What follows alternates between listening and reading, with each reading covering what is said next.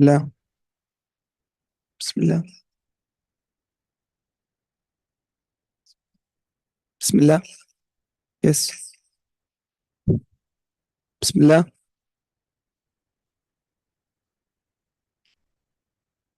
بسم الله. سامعني. Yes, we today we will start about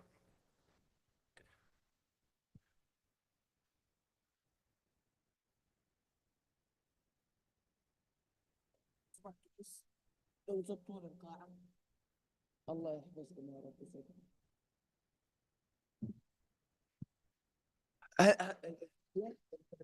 تشتغلوا معاكم؟ طيب بس ممكن ترسل لي واحدة انه انت فيها اوساخ، الله يكرمك بالارض. تمام تمام. الله يحفظك يا حبيبي، انت شكرا. يعطيك العافية حبيبي. بسم الله.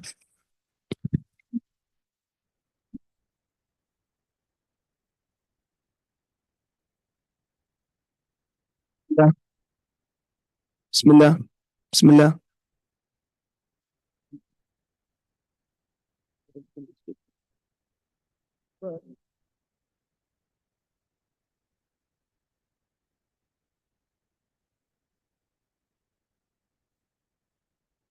Anything.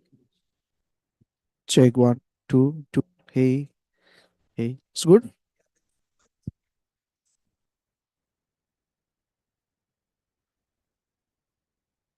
Check, check.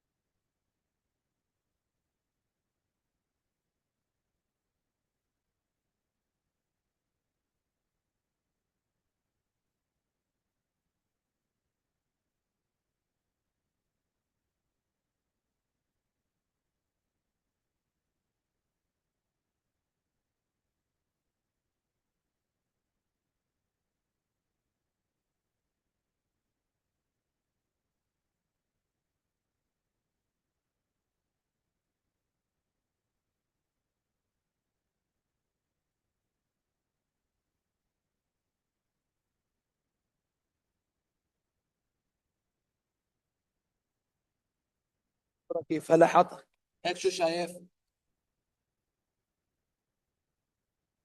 هيك شو شايف؟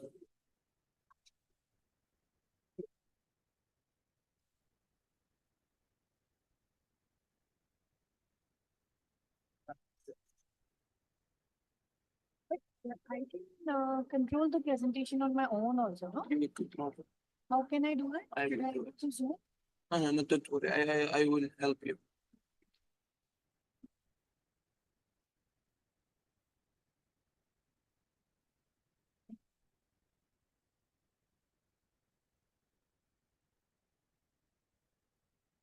عندك شيء؟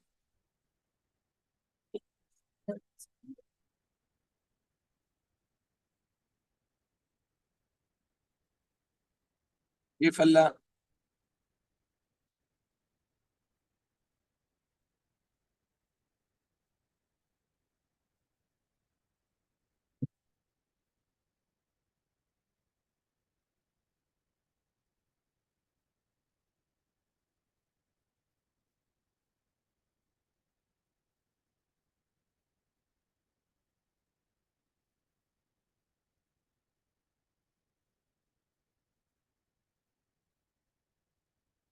بسم الله بسم الله بسم الله بسم الله. واضح باللي عندك بالميتنج دخل قلبك انت.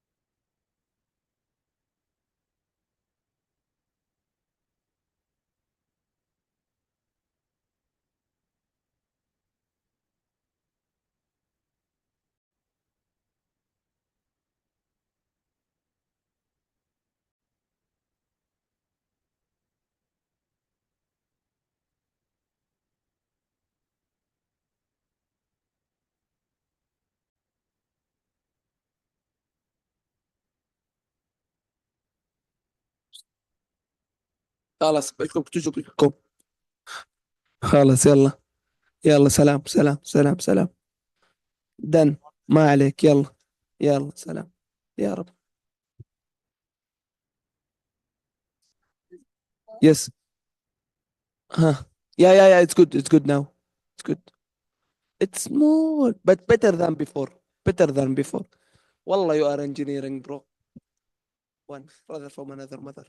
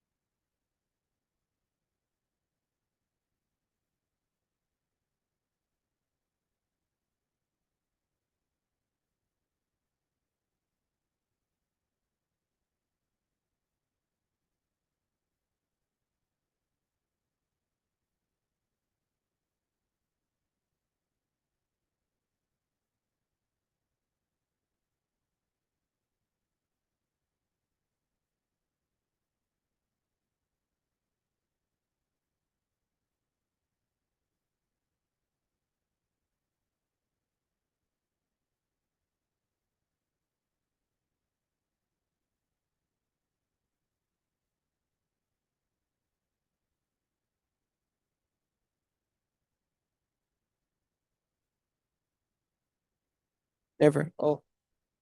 I could hear.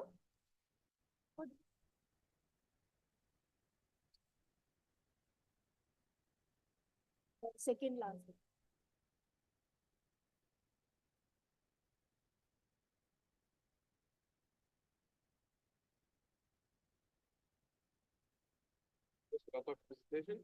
ايه بس اسمع في مشكلة بسيطة. ممكن هنا يا اخي شوف الحين الكلام ان شاء الله لازم يكون كمان مسموع مثلا في مايكات عندنا هنا هنا ما ينسمع. هنا ما ينسمع. شوف هنا مسموع في الجهاز طالع الصوت بس عندنا مو مسموع. فهمتني؟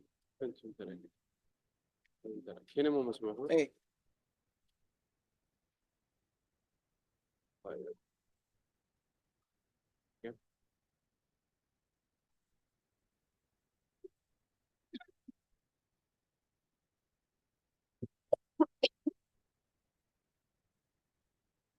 ايه هلا تعرف شو صاير اخوي؟ هلا نحن عندنا هون فيديو. يجي هذا صوت لا ولا؟ ما عندنا هون فيديو. الفيديو هذا مو مسموع إيه.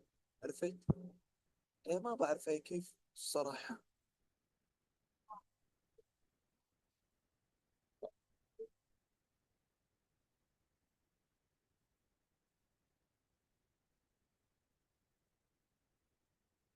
هلا ساوند تشيك.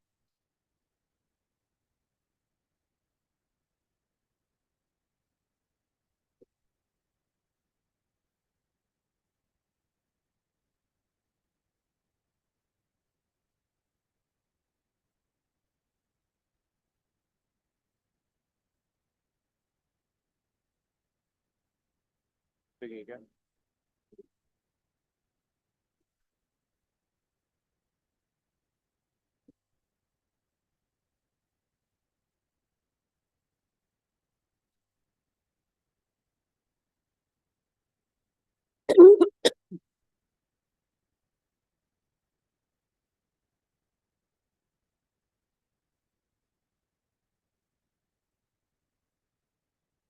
دائما بيبدأ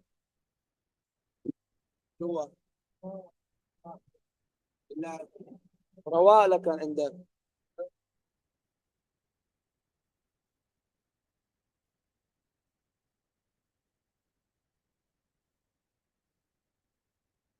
Who's next today?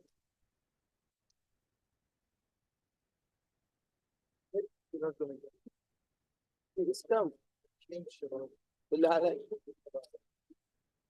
على اول يعني. أوه.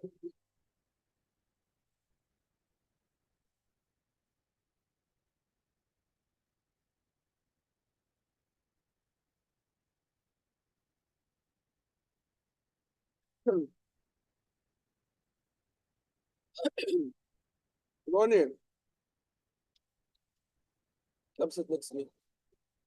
Look, here in the presentation, we have this فيديو. this video, and this video is not coming in in the headphone. but now It's normal. PowerPoint. PowerPoint. Yeah. No. Good. No. No. That's a red party. Red party. Red party. Now. No.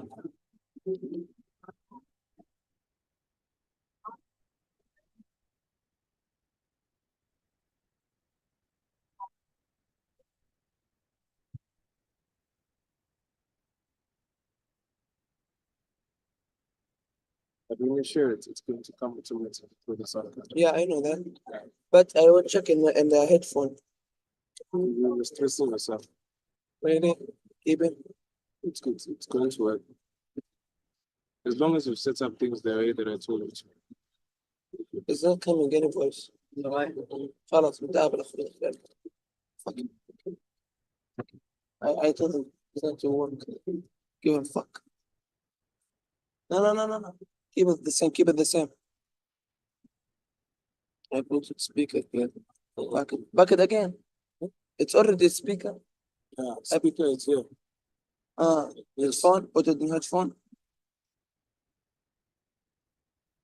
If you do not complicate things for you. Okay, should do it. Bro.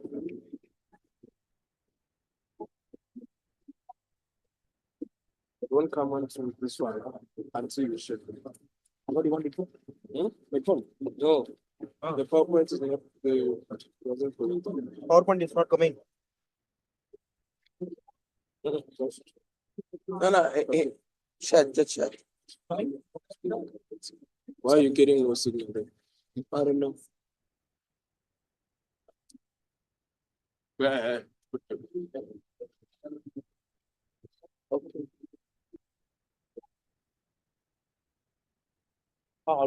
We have battery problem. 4K.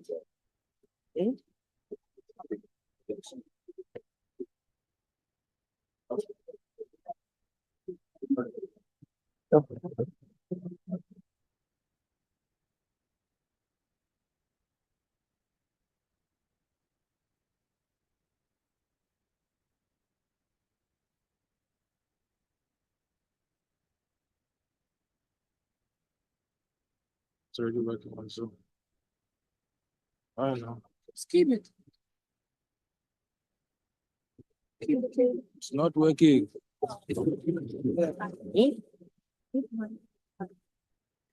So is it on 50?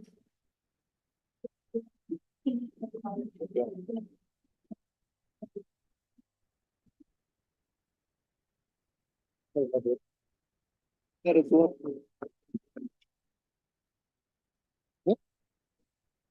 Iwazi bashokozile leyo khamera Behlukolozile.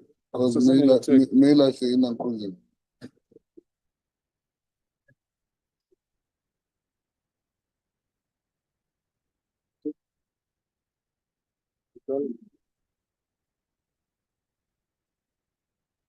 Which one is the sound card? Which one is the thing?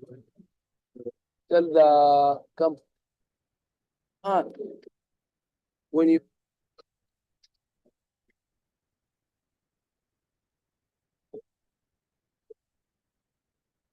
If it gives you color pass, it's not working.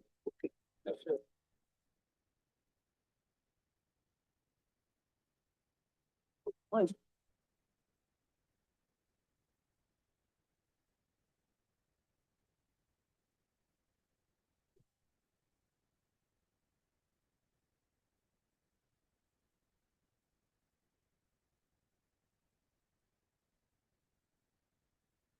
Remember, no? no. You can't do it while sharing. Go back.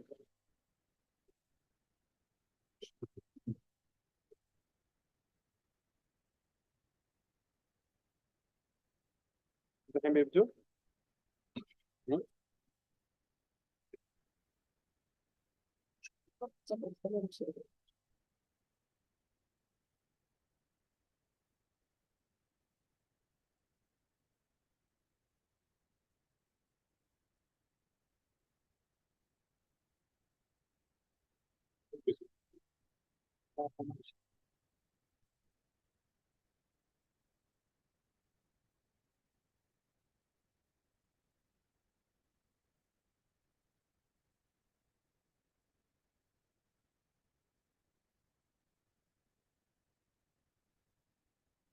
Forward.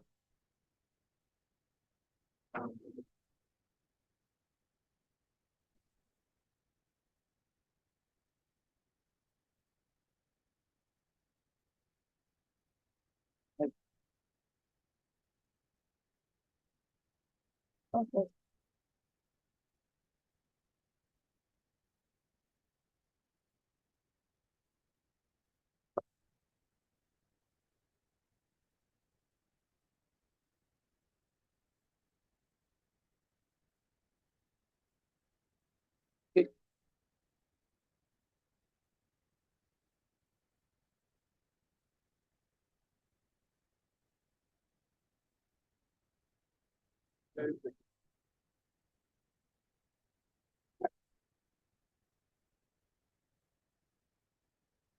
mean,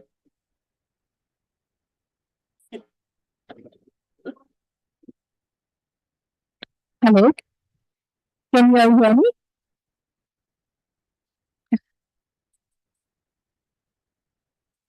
Hello? Okay. Cynthia, can you? So kindly use channel 1 for the session.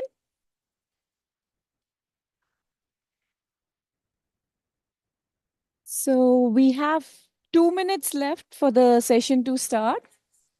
We are just doing our technical checks. Thank you for being here. We'll just start in a minute or so. Thank you.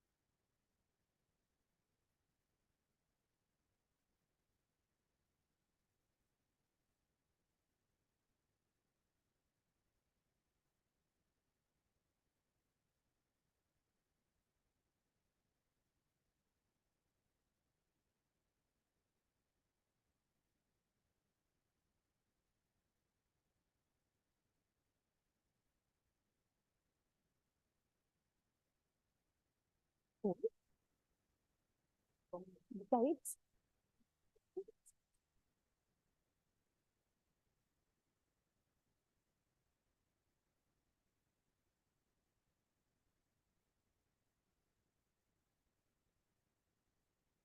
good morning, everybody, and thanks for joining us here physically in Riyadh. Maybe I'll just stand. And also to all the virtual participants who have joined us today. We do know that many of our colleagues who couldn't be here are with us virtually. So this is an open forum. If you notice on the website, we've listed quite a few speakers, but those are all of those who wish to make interventions. We already listed them as speakers online.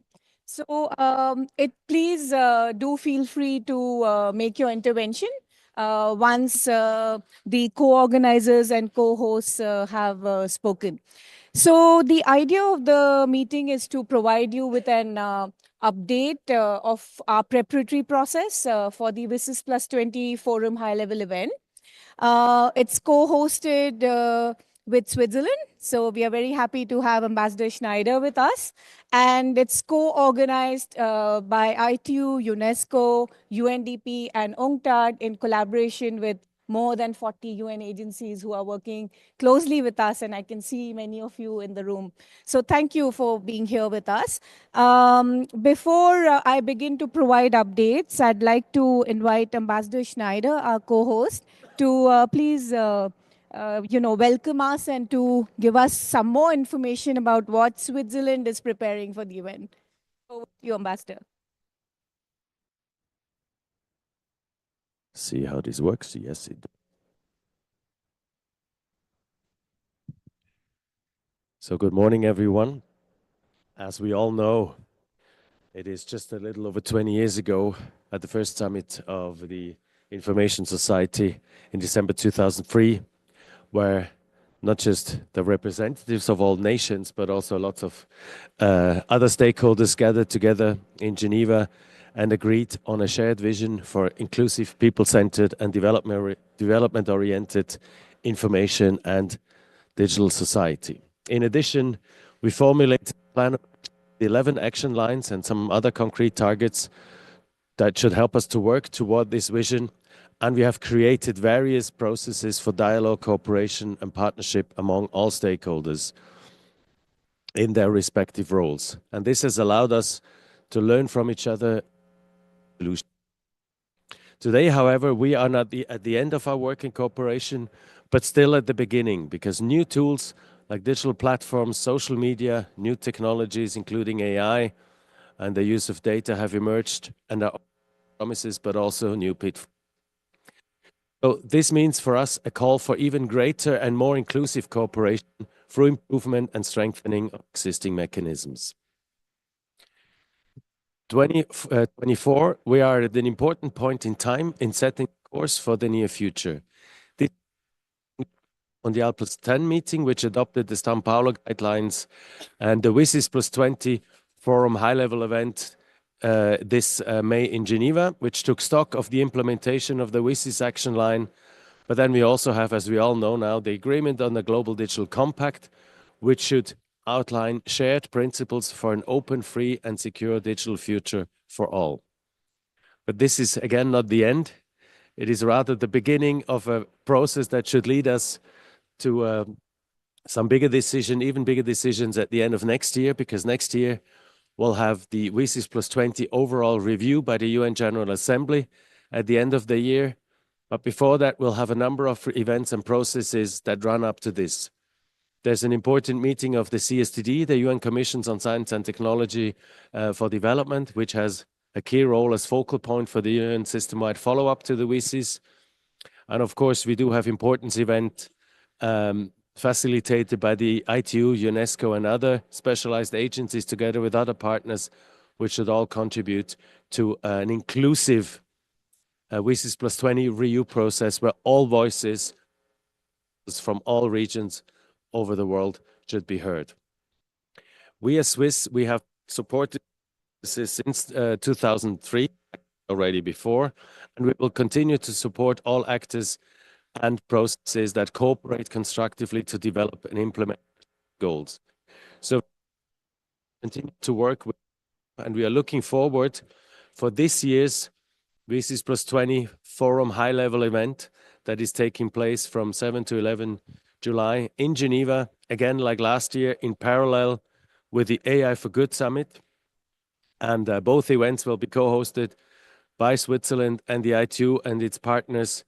And because there were so many people wanting to participate at these events, this year we had a queue that was going from the CICG, from the conference center, almost the Place des Nations, which is something I have never seen before in Geneva. So the whole thing will be moved to Palexpo, which is, Geneva is a small place, so it's just 5 minutes or 10 minutes away by bus, or 5 minutes by train near the airport, where we have much more space to accommodate all people wanting to participate physically. And of course, it is also possible to participate online. And again, I think the most important of all these processes and the measure that these, or the criteria that all the processes and events that we have leading up to the WSIS +20 review for us is really inclusivity. We do not want just to hear a few voices from a few powerful stakeholders. For us, it is important to give room that as many stakeholders can express their views, their needs, in particular the ones that may not have the resources to follow everything. We really have to be mindful to support those stakeholders that are less resourced, that are struggling to keep up with everything that's going on. And this again is why we strongly support the São Paulo guidelines, because they provide for some to support stakeholders that are normally not sitting at a table, that are normally not heard. For us, it's like this is the measurement for all the processes that we are seeing, that it's not just something that we call multi-stakeholder approach, but it's something that is actually a true, inclusive and meaningful multi-stakeholder approach involving everybody in their respective roles into these processes, because we believe this is the only way to find and identify solutions that actually create win-win situations for us all and not just for a few. Thank you very much. Thank you very much, Ambassador Schneider, and also for highlighting the real multi-stakeholder philosophy of the WSIS process. It's really in the DNA of the WSIS process, and we must continue to strengthen the WSIS forum as a platform for this kind of engagement. And for those of you who haven't read the chair's summary from the high-level event this year, I'd like to encourage you to read it. It's a really beautifully written document which also talks about the WSIS Plus. So please do have a look at it and do refer to it in your considerations of WSIS beyond 2025.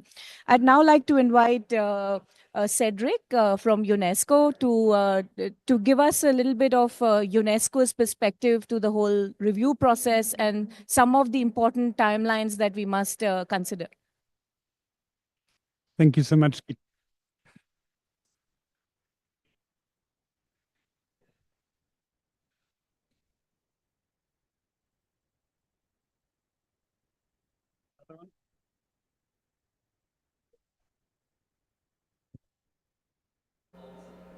Yes, now you can hear me. Okay.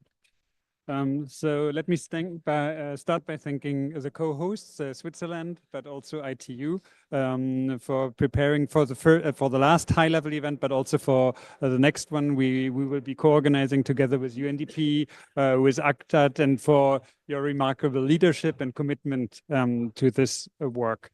I have here a full speech prepared for the ADT. We hear speech writers, but I'm asked to be short. And some of the elements actually Thomas covered already. For us, the multi-stakeholder nature of WSIS, I need to emphasize that is really important. And I'm very happy to see such a full room here.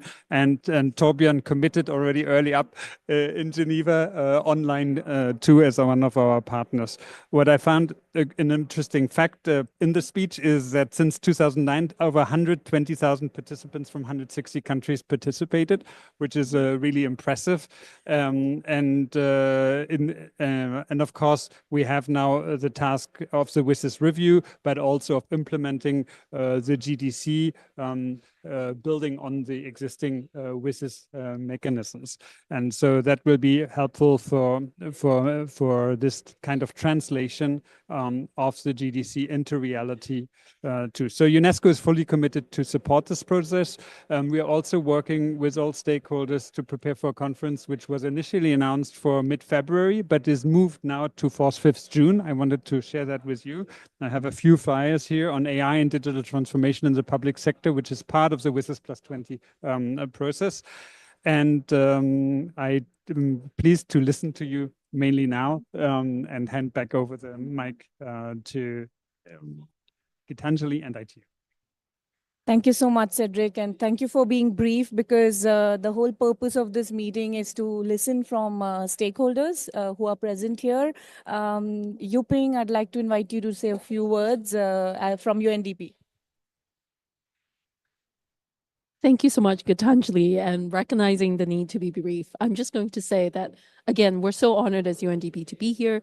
As Ambassador Schneider has said, we have new challenges. That's the Global Digital Compact. But what is really very important and critical to the conversation is the fact that the WSIS outcomes and the action lines are so much more relevant today than ever before.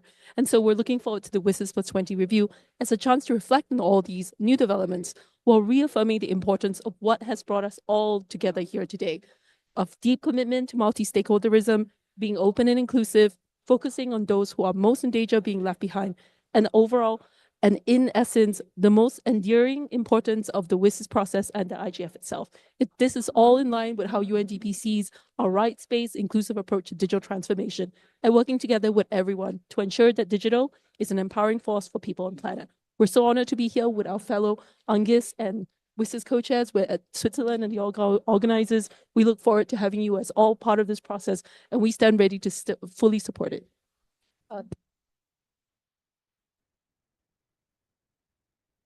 Yuping.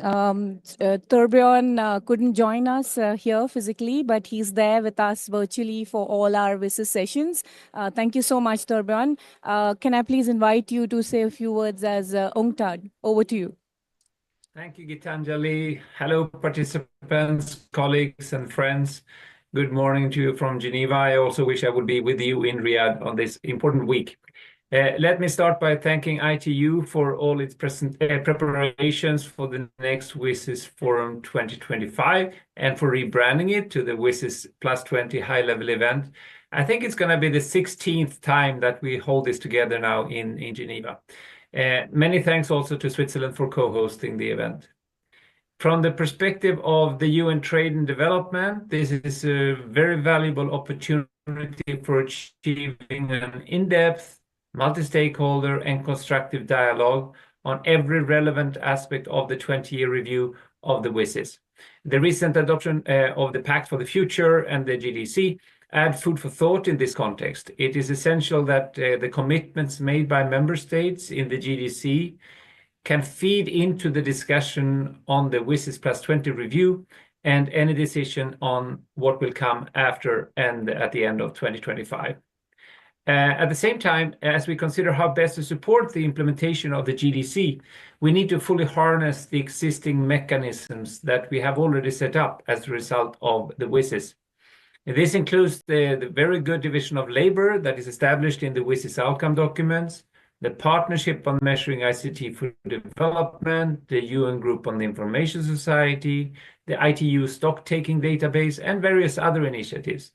And in the case of UNCTAD, we can also leverage the E-Trade for All initiative as well as E-Trade for Women in this context. The Commission on Science Technology for Development, which is responsible for the overall follow-up on the WSIS implementation, was also given a new role in the GDC. I would urge all stakeholders this year to focus attention on what should be done to make sure that we achieve effective results from these various mechanisms and forums. Our collective work towards building a, as we said, a people-centered, inclusive, and development-oriented information society is far from complete. Digital and e-commerce devices, for example, remain very wide, and some are actually growing. In the coming years, we need to give added attention to how to make the digital economy and society more inclusive and more sustainable.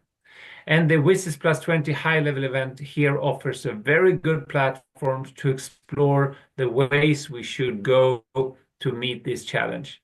We look forward to co-organizing it together with ITU, UNESCO, and the UNDP, co-hosted with Switzerland. Thank you very much. Thank you, Torbjörn. I'd now like to move on to my presentation, if put it in full screen. So we could put it in full screen presentation. Okay, so thank you very much. And the clicker doesn't seem to work. Okay, so colleagues, just a gentle reminder. In the room are very familiar with the WSIS process, but just to remind you of the important milestones that have brought us here. In 1998, in ITU's Plenipotentiary Conference in Minneapolis, Tunisia proposed this framework of the WSIS process. In 2001, there was a UN General Assembly resolution that requested that WSIS is organized in the two phases, one in Geneva and first one in Geneva that came up with the Geneva Plan of Action, and the other one in Tunisia in 2005. We started with the cluster of WSIS-related events. So this was the WSIS Forum, which was rebranded into the WSIS Forum in 2006. We had the UNGA Overall Review in 2015, where our mandate was decided to be updated till 2025. In 2020, of course, also in 2015, we had the SDGs. So we started aligning the WSIS goals. 25, we will have the WSIS event. We will have the UNGA review so the resolution says that there should be a high-level event.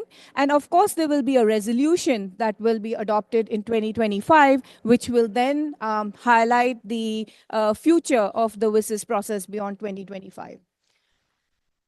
So the governance structure of WSIS, you often hear this myth in New York that WSIS doesn't have a governance structure. Of course it does, and it starts in New York. We have the UNGA resolutions, we have the ECOSOC resolutions, this chief executive board through the Nations Group on Information Society, the CSTD, the annual WSIS Forum, the annual IGF, the UN agencies mandated to implement the WSIS action lines, UN regional commissions on the ground, WSIS prizes, WSIS stock-taking database, the partnership, which is so crucial, UN DESA, UNESCO Statistical Committee, ITU, and so on and so forth, and the WSIS special initiatives.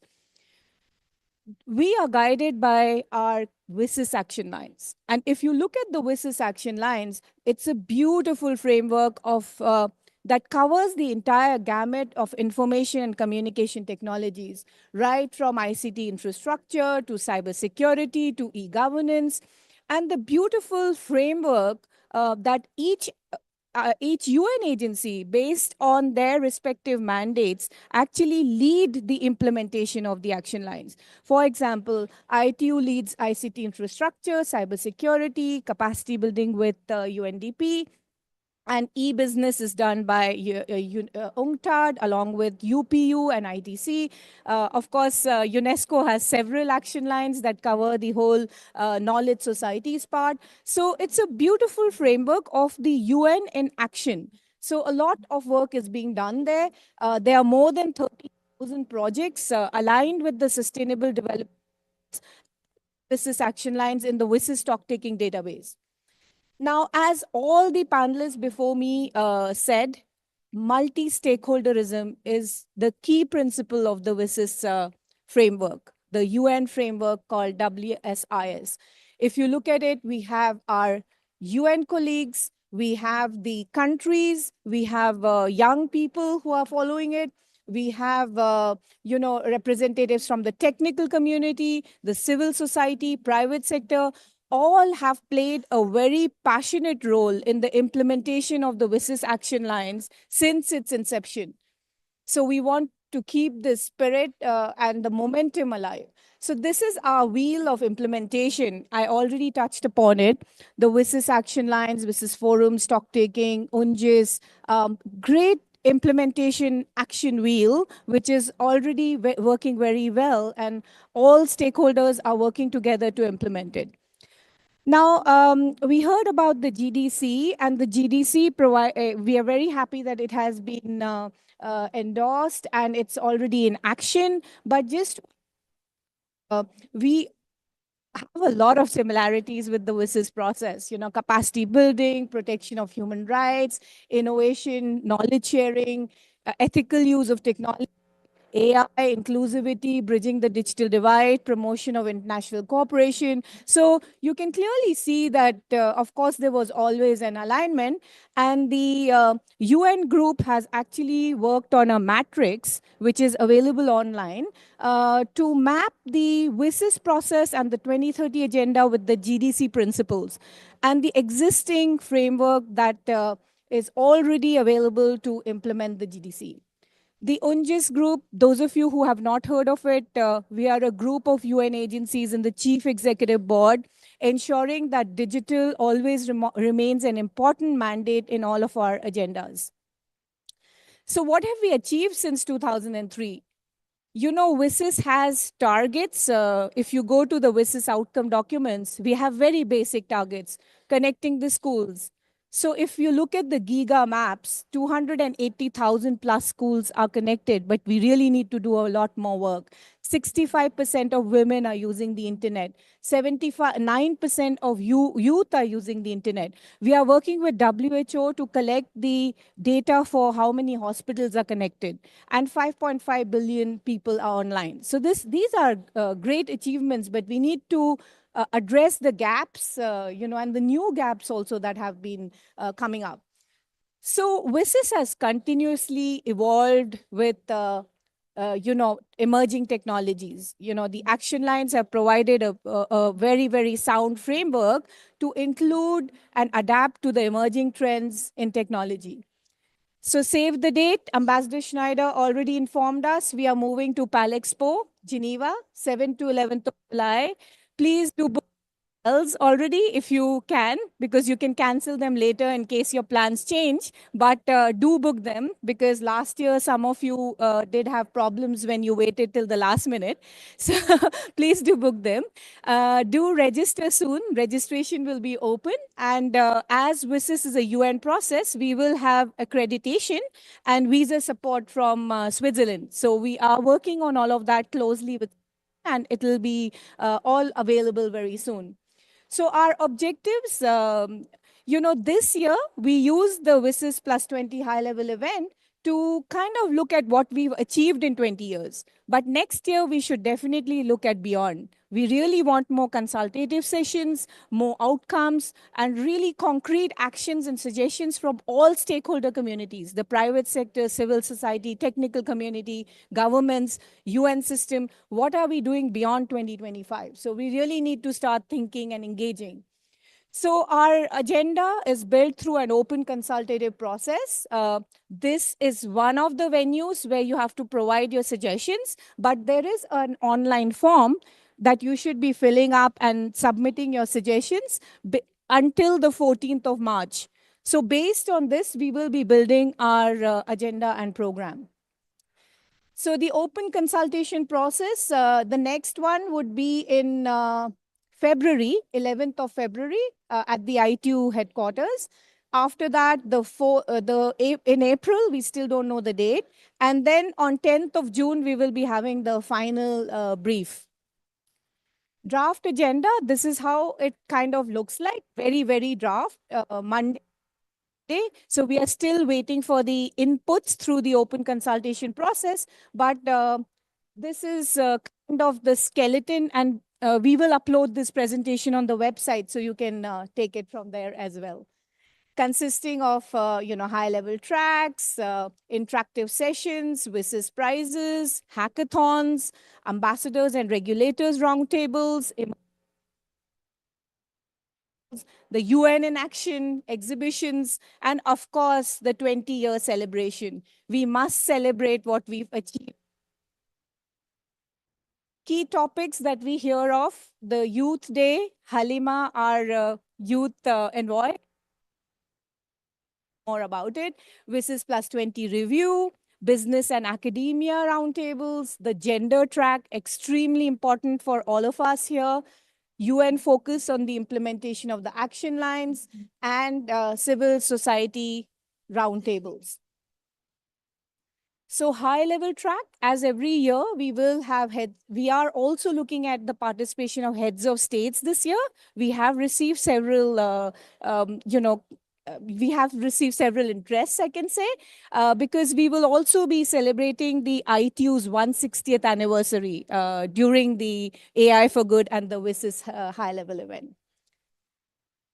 So, of course, you heard about the database. This is a beautiful database by the people and for the people. We are just the means to, we are just providing a platform. It's searchable by all these categories. It's really a wealth of information about what's going on in the ground. The WSIS prizes, I can already see so many of you have been champions and winners sitting in this room. Please do not forget to submit before the deadline. It's 10th of February. Very interesting. We want to capture your WSIS story. So please participate in this campaign. It's a social media campaign. Join us on what WSIS has done to impact you or your lives or your organization's lives in 20 years. So we did have this story from Marcus, but it doesn't work. Can we try it once, please? Colleagues, could we try to see if you could click on play and if people can hear it? Can you hear it? Okay, so I'll leave this presentation online. We had Marcus's story and we have Wendy's story from the Dominican Republic about how WSIS has impacted their lives and the lives of their organization's course, of course. So, colleagues, WSIS is extra budgetary at the ITU. We always look for partnerships. And in terms of the partnerships, we do give visibility at the WSIS forum. So we are very thankful to those of you who have already confirmed your sponsorships for WSIS, I don't think I can take your names yet because the agreements are being signed, but thank you so much. You know who I'm talking about. Some of them are still open, so please do get in touch with me in case you would like to be visible at the high-level event. Again, a quick reminder for the calls, the open consultation process. If you want workshops, exhibition spaces, if your high levels are coming, please do inform us. The WSIS stock taking database, register your new projects there, the WSIS prizes, the deadlines coming up, photo contest, which I didn't talk about, but we have a really wonderful repository of photos from the ground of people implementing WSIS on the ground. So if you'd like to use it for your presentations, for your reports, please feel free to use them. The WSIS special prizes, hackathon. We are planning to do a hackathon on gender disaggregated data on health. And if any of you are interested in it or have other suggestions, please with us. So I'll stop here now. Well, there are some slides on the review, which I can probably go through very quickly, but I'll leave this presentation online. So some of the important timelines identified during our weekly meetings, we have a joint preparatory process of ITU, UNESCO, UNCTAD, UNDP, and UNDESA. The milestones, of course, starting in SDG Digital in 2023. It goes on. The next one would be the IGF in Norway, then the CSTD review, the Paris phase, 4th to 5th June, that Cedric spoke about, Geneva WSIS Plus 20 high-level event, and culminating in New York. All of us are already doing a lot of work. The ITU already has a Secretary General's roadmap, WSIS Plus 20. The UNESCO has a report of the DG, and the CSTD will come up with the WSIS Plus 20 report very soon. Maybe I can then very smoothly pass on to Cynthia if our chair would like to explain. Thank you and good morning to everyone. Yes, colleagues, you will recall that in the 2024 council, the council members adopted a resolution. And in that resolution, we included an invitation to contribute their views on the work of the ITU in the WSIS Plus 20 ideas relating to the review of the WSIS action lines. And in that resolution, we also approved a timeline. And in terms of that timeline, the ITU was supposed to issue an online form, which was indeed launched in August 2024 for all stakeholders to then respond to the call. And the deadline for that is the 31st of January, 2025. And following that, we then had the first physical meeting, which took place in October 2024 of the Council Working Group, WSIS and STG. And the next item will then be happening in February 2025 with the Council Working Group on WSIS and SDG holding its second physical meeting. And then we will then move to the 7 to 11 July 2025, where we will be having a side event during the WSIS Plus 20 high level event in 2025. Thank you. Thank you, Cynthia, and South Africa for being such a close partner of the process. Also, just to remind all of you, the UN has been working on updating the action lines in terms of content. So each UN agency, based on their expertise, has already updated the action lines based on the evolution of the context, the 20 years of achievements. I would really like to encourage you to visit the page on WSIS Forum, WSIS 20 Plus 20, and have a look at this wonderful work that our colleagues have done.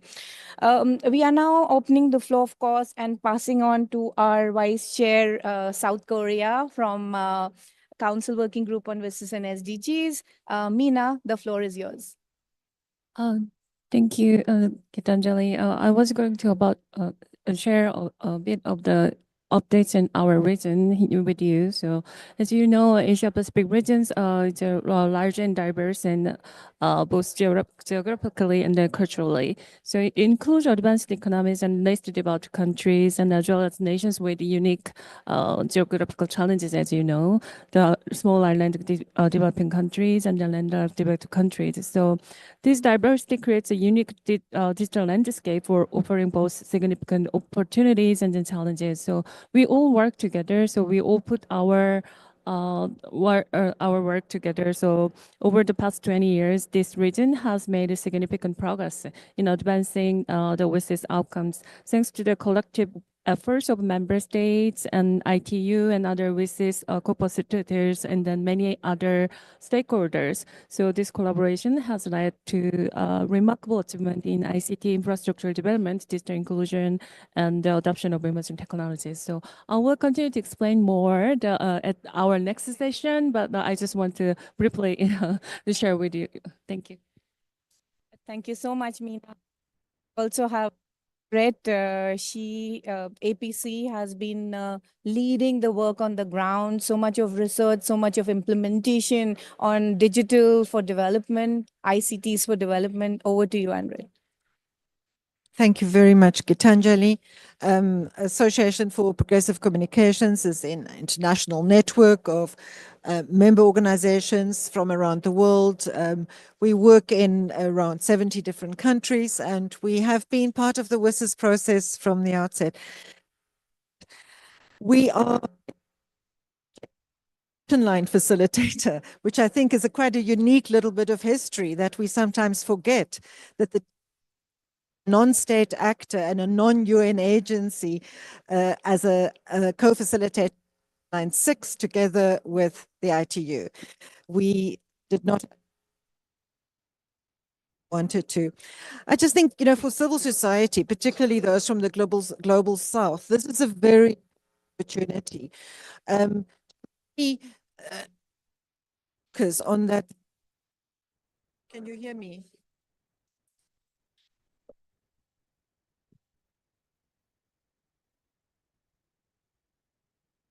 To refocus, can you hear me now? On what is so unique about the WSIS vision is that it integrates a human rights-based approach to development, to social and economic justice. It is about a people-centered information society, not a digitally centered information society. And already APC, along with IT for Change, has initiated a new forum called the Global Digital Justice Forum, which is bringing together primarily, but not exclusively, civil society from the Global South to use this opportunity to launch a revived digital justice agenda. I think WSIS is also for us as a multi-stakeholder community an opportunity to find the kind of community and collaboration, the North-South business, tech, civil society, UN, government, solidarity, which I think is important. It's not just about multi-stakeholder collaboration, it's also about international collaboration and international solidarity. Just to say that I think, one proposal I would make, I think it's incredible that that Angus has already done this analysis that combines the GDC objectives with the WSIS action lines. And one suggestion, we'll submit it, but I want to make it now already. I think to think of using the WSIS forum to have your high-level component, which is so useful to bring governments to the WSIS forum, but to have an event design approach where you actually work, rather than have lots of workshops, to bring the community together to validate the work that the action line facilitators have done in updating the action lines to assess how that relates to the GDC objectives, and have maybe an open space or a thematic track proposal where instead of people just all presenting their own workshops, they actually assess, analyze what have we achieved, where are the gaps, and then look at those action line updates that the UN agencies have prepared and comment critically and creatively on those, so that we leave the WSIS Forum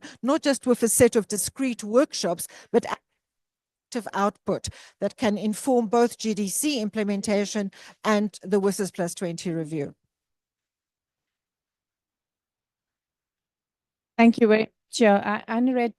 Indeed, we were thinking of doing that, some knowledge cafes, brainstorming sessions with the action line facilitators and this community to look at all this work that has been done. So thank you, but please do submit it through the form as well. Is Cheryl here? I do not see her here, but Cheryl from USCIB, because she had, no. Could you please check if she's online, Cheryl? In the meanwhile, we'll move on. I can already see many here. Many represents ICC, International Chamber of Commerce. This has been the private sector arm of the WSIS process right since its inception. So many, what are your plans and what is the vision of ICC for WSIS beyond? Over to you. Thank you, Gitanjali. And yes, as we just said, I'm from the International Chamber of Commerce. I'm a digital policy manager representing ICC, and we are the international business organization. We represent over 45 million businesses across 170 countries, and this has been a very long process that we have been part of since the outset, and we value extremely from a private sector perspective. We will be at the WSIS Forum next year. Of course, it's a crucial year as we are preparing ourselves ahead of the WSIS Plus 20 review. And we're really looking forward to make sure that we bring them at the sector, make sure that all the people are heard. And we really ensure a strong, let's say, preparation ahead of the review. So there are a few considerations that we really consider, let's say, crucial in the ahead of the WSIS Plus 20 review, on the importance of the information technologies and the internet, and how those really hold enormous potential for social and economic growth. And of course, that this very potential can only be unlocked when there's multi-stakeholder collaboration across governments, civil society, business, the technical and the academic community. And those all have held true through WSIS, through the WSIS Forum, that really tracks the progress made over the past year since the WSIS first took place in 2003 and then in 2005. And we really do see the WSIS Forum as a valuable component in the process of really tracking the progress made and making sure that we are headed to the right direction. So again, as business, we are really taking our role seriously in advancing the WSIS action lines, and we will make sure to be present at the WSIS Forum to work with the governments on the ground, to work with all the stakeholders on the ground, to inform and partner together, to inform the process and partner together for really ensuring outcomes that serve everyone's interests. So just to reiterate our support for the WSIS Forum next year, we will be there. And we're looking forward to the discussions that will be taking place. Thank you, Gitanjali. Thank you so much, Mani. We look forward to the private sector brainstormings and the consultative sessions. So Cheryl is from the United States Council for International Business. She was supposed to be here, but she's not here. But they have already informed us that with you, they will be doing some consultative sessions, bringing the business perspective to the WSIS Beyond 2025. So thank you so much for being here with us. I also see Renata from Brazil. Renata is also our vice chair representing the region. So Renata, some perspectives from your region, please. Hi, good morning, Fro. Actually from, can you hear me? Yes. Sorry, because my channel just changed here, sorry. From our perspective, we are also aligned about the need to update the action lines for this moment now. So we have new and emerging technologies that we need to be considered. and also the sustainable and green technologies, all of this, I think that we have to consider to make a good WSIS plus 20. And about the collaboration, I also believe that the multi-stakeholder environment is very important, and the collaboration between government and private sector and civil society, they are all very important to continue to have a unique, open, free internet. That's our goal, that we believe. So I think that is. Thank you very much. Thank you, Renata. We have a remote participant who wants to say something. Nandini, our remote participant. Nandini, if you could please bring her in. Hi, are you able to hear me? Can hear you. We Yeah. can hear you. I am Nandini from IT for Change. Thank you for the opportunity to contribute to this session. So we just wanted to say that in the context of the GDC adoption and when we are going into the WSIS Plus 20 review in this context, there are a set of issues which we feel the review process needs to look at. To begin with, I think it's important to again put on the table that the foundational principle is of governing the internet as a global public good and not as a utility, and this issue should be brought up again. And the second issue is that when we look at the question of the digital divide, we see that the digital divide is continuing to yawn wide. And today there are not just divides in connectivity, but there are also new divides in data capabilities, and the opportunity to design concrete targets for financing for development mechanisms to build digital infrastructure in the majority world must be put back on the table. When we look at the action line on the ethics in the information society, we need to reinvigorate this to look at how we can protect and promote human rights in the digital context effectively in the context of market concentration and corporate accountability for human rights violations in digital value chains.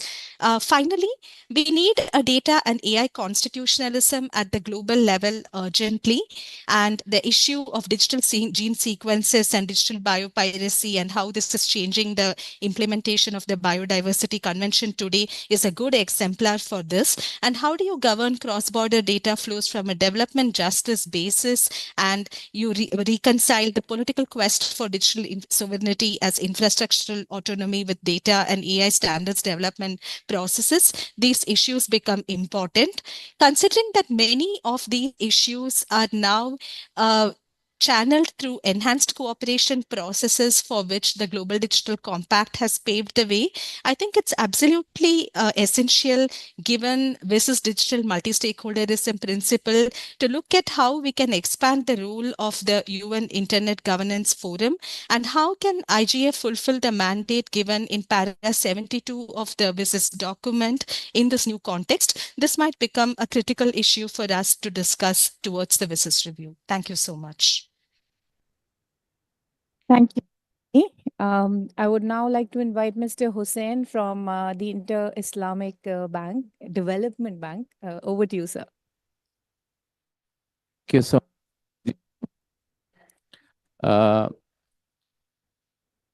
thank you, first of all, for inviting the Islamic Development Bank to this open consultation process. And as one of the MDBs, we are so concerned about the ICT and digitization sector, and the bank has drafted its ICT sector policies, which have four main pillars, including infrastructure and regulations and mainstreaming ICT in all development sector. And this is the pillars of the policy is fully aligned with the WSIS action plan. And if you see the listed action lines in the first presentation, and our main focus areas is fully aligned with this action lines of WSIS.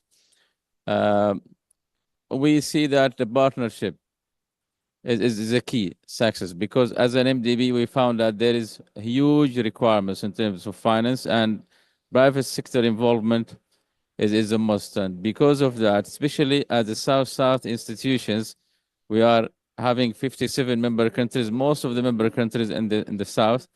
So we see that capacity building and development regulations for promoting private investment is a key. And because of that, we have many programs in the capacity development and in development the capacity and the regulations of the least developed countries to promote the private investment in the sector. And also we have some modality for the partnership and sharing of expertise from the countries in the north or even in the south to some of the least developed countries in this sector. So with that, we see that private investment and development of regulations, in addition to building some of infrastructure, is a key for development of the sector. Thank you so much. Thank you. Thank you, sir. And we look forward to seeing you at room. Sweden has the floor. Felix, over to you.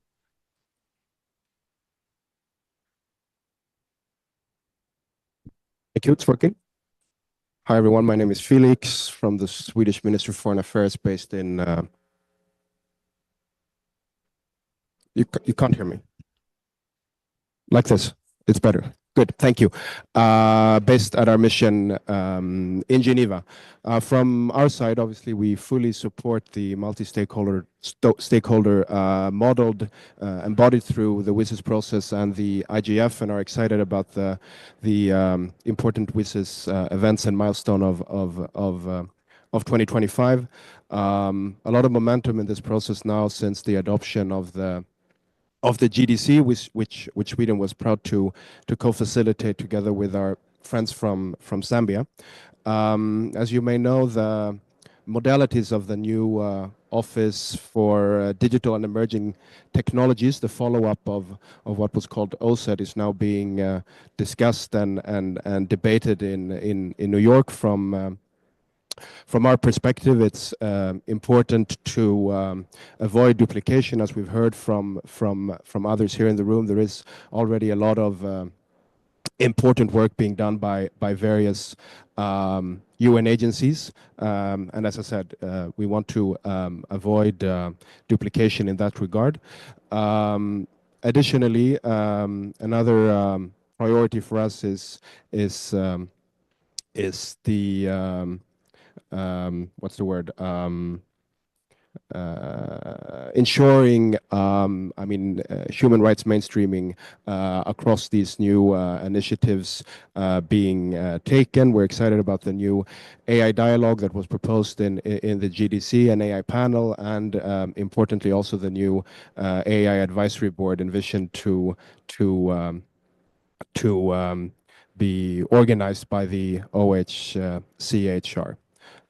So that's it for me. Thank you. Thank you very much, Felix. I think UK has the floor. Craig? Thank you, Gitanjali. Good morning, everyone. My name is Craig Sandy Adamson. I am the Head of Internet Governance at the UK Department for Science, Innovation and Technology. My comments are largely going to be around the process, particularly in the run-up to the high-level events next year, but I would like to touch upon a couple of the points that have been made today. First of all, just to say that I fully agree with my Swedish colleague and many others around the room about avoiding the duplication of the GDC. But of course, we accept that WSIS will play a strong role in implementing this process, as well as delivering against other processes, such as the SDGs. I want to touch upon some of the comments that were made on the action lines. Whilst these are obviously crucial, and of course these were made 20 years ago, we should be a little bit cautious about how we approach them. For example, they were designed as deliberately agile and tech neutral at the time, which means that they can stay current to this present day and beyond. So instead, we need to sort of look at how we frame the outcome of WSIS document around the impacts of these technologies in a particularly future-focused and action-oriented way, which can also ensure that these action lines remain current going forwards beyond 2025. So touching upon the process that we were talking about earlier, thank you, Gitanjali, for your presentation. The UK hugely welcomes the fact that the UN family is fully joined up during this process, which is a great start. We obviously fully support the multi-stakeholder process participation behind this. And I think for us, the crucial element to this, alongside all of these events that are going to take place over 2025, is the role of the co-facilitators. Of course, they're not we don't know who they will be just yet, but whomever they are will play a key role in this process. So one thing that I think could be really important for the high-level event in July next year is for them to be present at this event, alongside all the other events that are taking place, including the IGF. They need to make sure that they get a true audience with the multi-stakeholder community.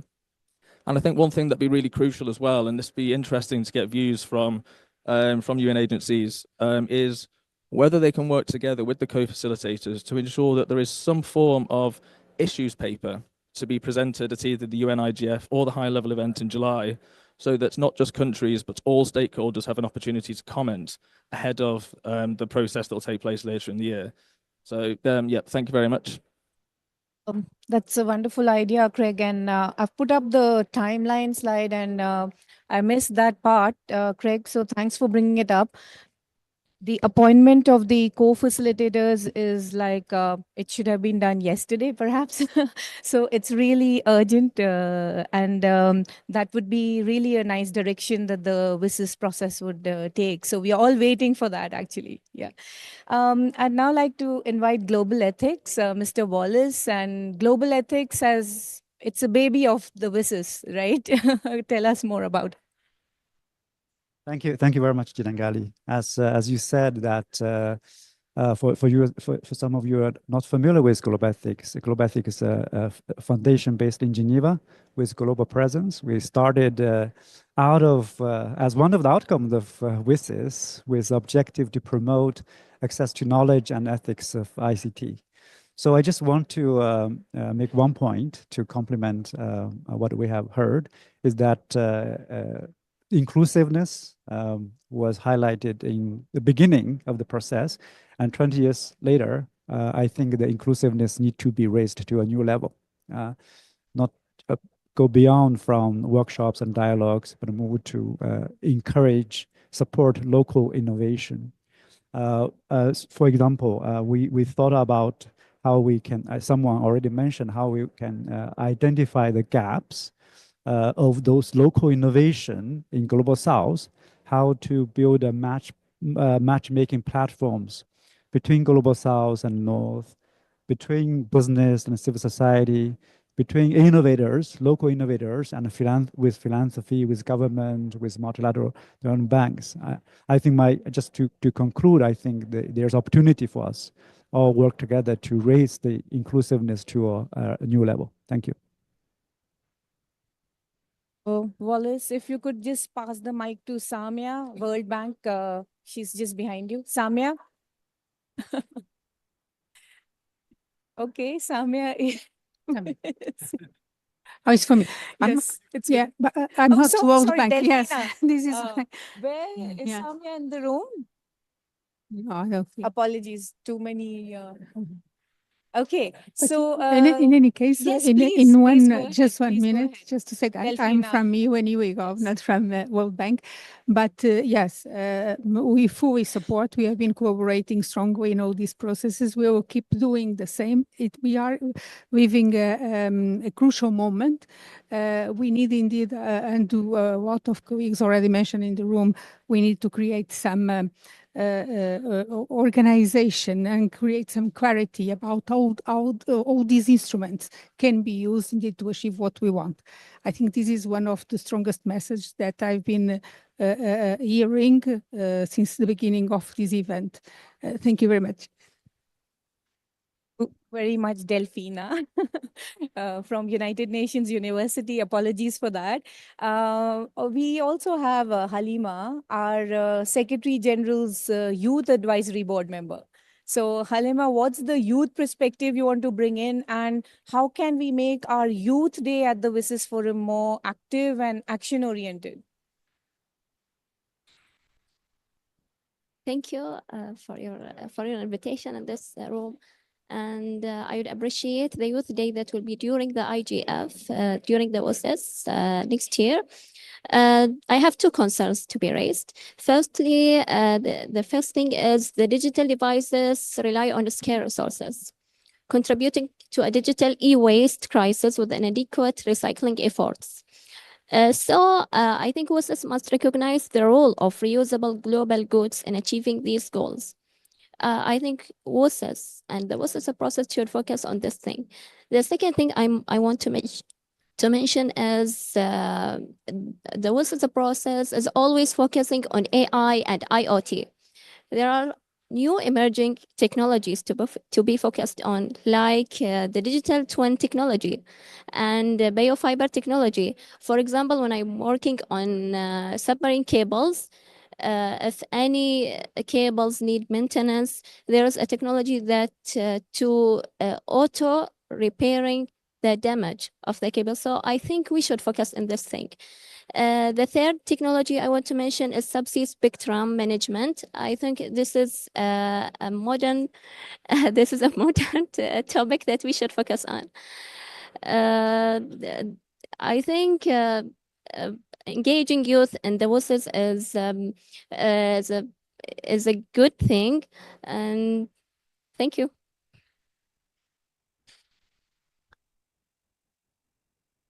Thank you so much, Halima.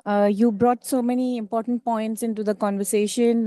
So please submit your inputs through the open consultation process, because that's how the agenda is built. It has a bottom-up approach. And oh, hello, Muad. I just noticed that you were here. Thank you.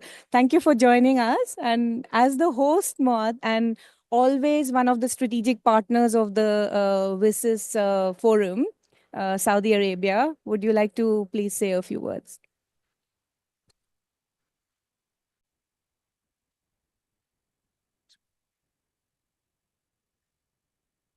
Thank you so much, Gitanjali, and good morning, everyone. It's good to be here with you, and I see many familiar faces here in Riyadh. I welcome all of you again, and I hope all of you enjoy your good time.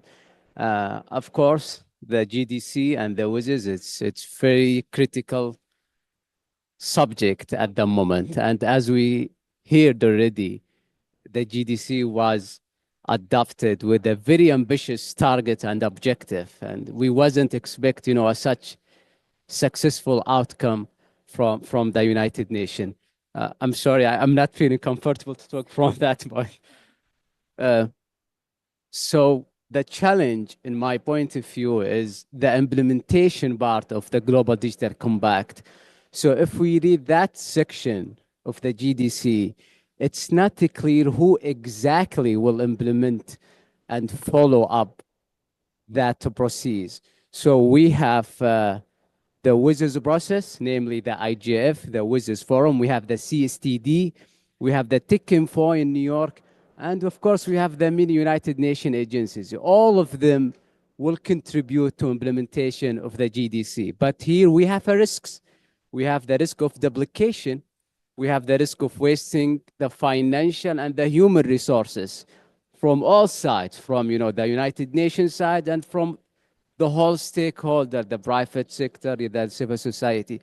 So it will be quite difficult for all of us, to streamline and to follow up the implementation of the GDC. So now we have the WSIS Plus 20 review.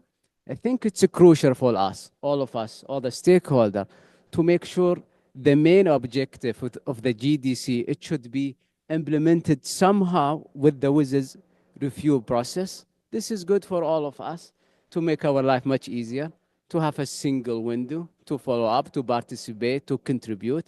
And of course, the many agencies and the Tech Convoy could be a part of this. So as you said, Gitanjali, and many experts here, there will be assignment for the co-facilitator. And from my point of view, it's good to focus. One of the good aspects to be focused on is how to streamline or how to maximize the collective effort between the different agencies. I'm sorry, Gitanjali, dear colleague, I wasn't prepared, to take the floor, but this is a valuable chance to take any deliverable. Thank you so much. Thank you very much, Muad. And Saudi Arabia has had a very crucial role in the WSIS process, the success of the 20 years of implementation. So thank you very much for that. Ambassador Schneider, you want to? Yes, thank you. And I think it is very obvious looking at this or listening to this discussion that the expectations are very high, also diverse, that we have a limited amount of time and a limited amount of resources to actually accomplish what we are hoping or trying to achieve. So I think it is, and just to follow up on what our Saudi colleague has said, we need to concentrate and focus resources. We need to try and bring the different threats together. Of course, you can't, there's no one size fits all, but I think it is crucial that we build on the existing structure, on the expertise of the UN specialized agencies in their fields, with their partners in all the countries, and the network that has been grown, facilitated by a number of partners over the past 20 years, that the political vision of the GDC, if we create a new structure to try and implement this, it will take us another 10 years just to create the structure. So we have no choice than building on the WSIS process and in an inclusive way, and inclusive and efficient, sometimes not easy to combine, but I think we have to find a way. We have 20 years of experience with the WSIS framework. We know more or less what works, what is more difficult, and we really have to concentrate on using this framework. In terms of substance, we will not have too much time to discuss about which action lines we need to transform or renew, but we may have to have some discussions on this so that the framework is up to date. But I agree with many that it's actually fairly technologically neutral, so we may not have to reinvent the wheel. But there are some new issues also identified in the GDC. But this has already been mainstreamed into the work of the ITU, of UNESCO, of UNDP, of other institutions. We just need to bring this together in an open and transparent way. It's not going to be easy, but I think together we can do it. We have to do it. Thank you very much. Thank you, Ambassador Schneider, and for the passion. And you can, this is the reason why the WSIS process is so effective, because of the passion of all the stakeholders working for more than 20 years. And we were reminded in the previous session, we started from community radios, the open source movement, narrowcasting, like basic technologies, and we moved to AI, Meta. So it's really the world has evolved, and because of this passion and hard work of the community here. Sir, you had asked for the floor. Please introduce yourself. Qusay Al-Shati from Kuwait. First, I would like to commend my dear colleague,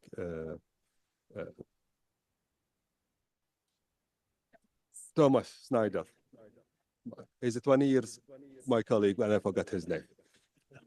And right, we're getting older, Thomas. We're getting older. And of course, let me second the comments that has been said from our dear brothers from Saudi Arabia on focusing and concentrating the efforts. And of course, it was the comment also supported by my dear colleague Thomas. In that regard, I just need a clarification. You have mentioned that there will be open consultations in 11th of February. And that consultation will be during the work group meeting on the WSIS and the SDG, the ITU work group meeting. Usually, the work group meeting is only for member states and sector members. Is the open consultation on 11th of February that will take place in Geneva will be multi-stakeholder, or it will be only elected? Just a clarification. Thank you, sir. So basically, we use the opportunity of all of you being in Geneva, and we will have like 1 hour outside the council working group to expand it to the community to be present. So it will be not part of the council working group on WSIS and SDG. Yes, you can just come in.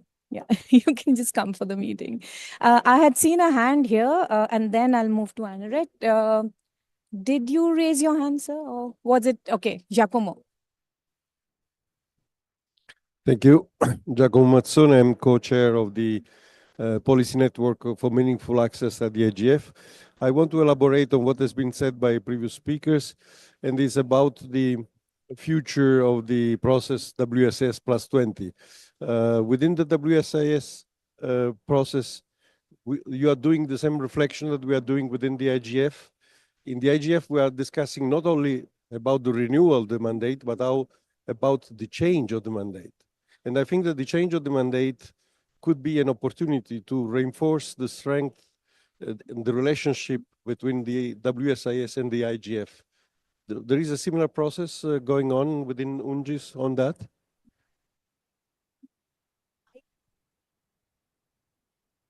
Good morning, everyone. Mike Walton from UNHCR, UN Refugee Agency. Just say we welcome this process, really looking forward to supporting as much as we can.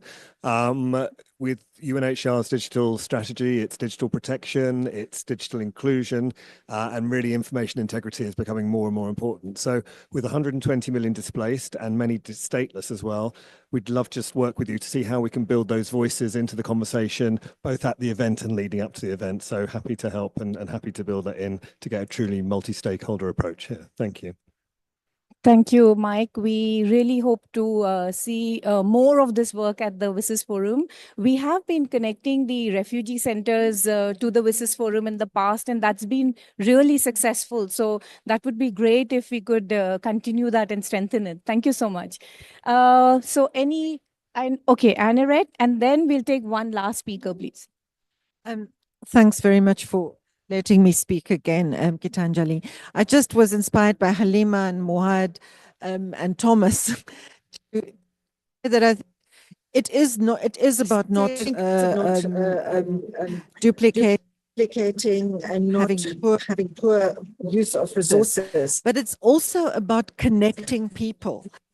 It's people and the institutions that they are in that implement. And I think what would we have with the WSIS? I just look at this room. I see Tijani, I see Desiree, I see Fuad. You all know who you are. Raquel, there are many of you, Avis, who have been with this process since 2003, 2005. And are you not hearing me? And are you not hearing me? Sorry. Hearing you twice. Yes, we are hearing you twice. Is there another mic around? This is sorry, apologies.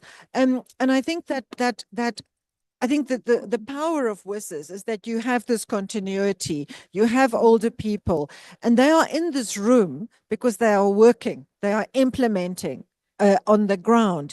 And then I'm here. We work a lot in spectrum and dynamic management about spectrum and with community networks. When I hear Halima talk about the power of undersea spectrum, I think that's incredible. Small island developing states, what is there? There's a potential. And I think we do need to bring new voices in. We do need to innovate. But I think our real power is this intergenerational, interinstitutional, and I suppose also inter-tech. The fact that the WSIS represents people that are still working in basic digital equality and access, but also engaging with new and emerging challenges. But then I just wanted to make one other reflection, which is more procedural. The WSIS has two outcome documents. It has the Geneva documents, the plan of action, which has the action lines. It also has the Tunis agenda, which includes financing mechanisms.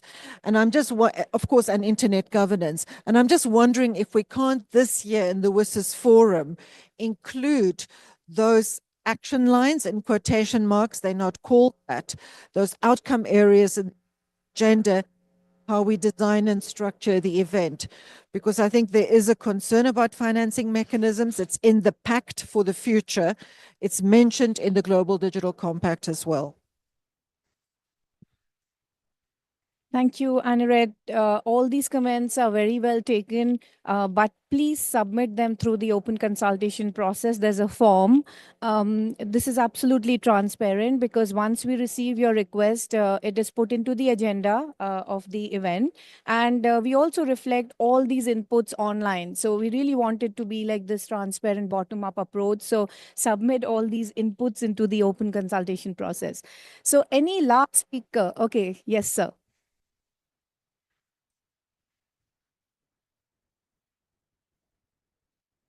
Thank you. I think driving home the new faces approach, then we started participating in the WSIS only a few years ago. My name is Hian. We are from the Brazilian Association of Internet Service Providers, so small operators, and we really would like to participate in the consultations and make sure we also bringing the small and medium enterprises approach and view to the WISEs as well, because we play, at least in Brazil, we play a very important part, not only on ICT, but on infrastructure as well. Thank you so much. This has been an important track at the WISES Forum, small and medium enterprises. So you're most welcome. We also do a hackathon every year, like I mentioned. So we have many innovations coming up, and we are looking for incubators as well for all those. So if any of you are interested in, incubating these really young, interesting talents that come out of the hackathons, we'll be very, very happy to connect all of you. I maybe will close with the young lady I met during breakfast, and she's doing such amazing work mentoring young women and girls. Over to you. In Peru and in Paris. Thanks so much. Good morning to everyone. My name is Paola Galvez. I'm Peruvian. I'm still young and under the UN definition. I've been participating in the Youth Observatory of ISOC. I was youth ambassador in 2019. And I want to bring the perspective of South America as a Peruvian living now in Paris, but contributing from the Latino perspective. There is a lot to do still in terms of our future digital era. I truly believe that the future of the AI is in our hands. I think the Council of Europe AI Convention, it's a huge milestone and sets the first step on having global standards on AI regulation, but there is a lot to do. And when I met Jitangali during breakfast, she gave me a light in terms of, Paula, we need to think beyond 2025, right? And with that being said, the gender digital gap, it's a topic that was brought by Miss Doreen, by our host, our minister that did amazing presentation on the open ceremony. So the numbers are there. I will not repeat them, but what can we do for that? My small piece is, yes, mentoring girls, because I do think we need to change the mindset so that they can go out of school thinking, yes, I can be part of the STEM sector. But if it's possible, I would like to raise my voice and ask all the ambassadors that are here and policymakers so that we can have an action line on gender gap. I think it's necessary. I have not seen it in WISES. If it's not in the declaration, maybe having as an annex or I don't really know the exact word that the policy can make, but let's think about gender gap as a very important topic, because only 3 out of 10 professionals working in AI are women.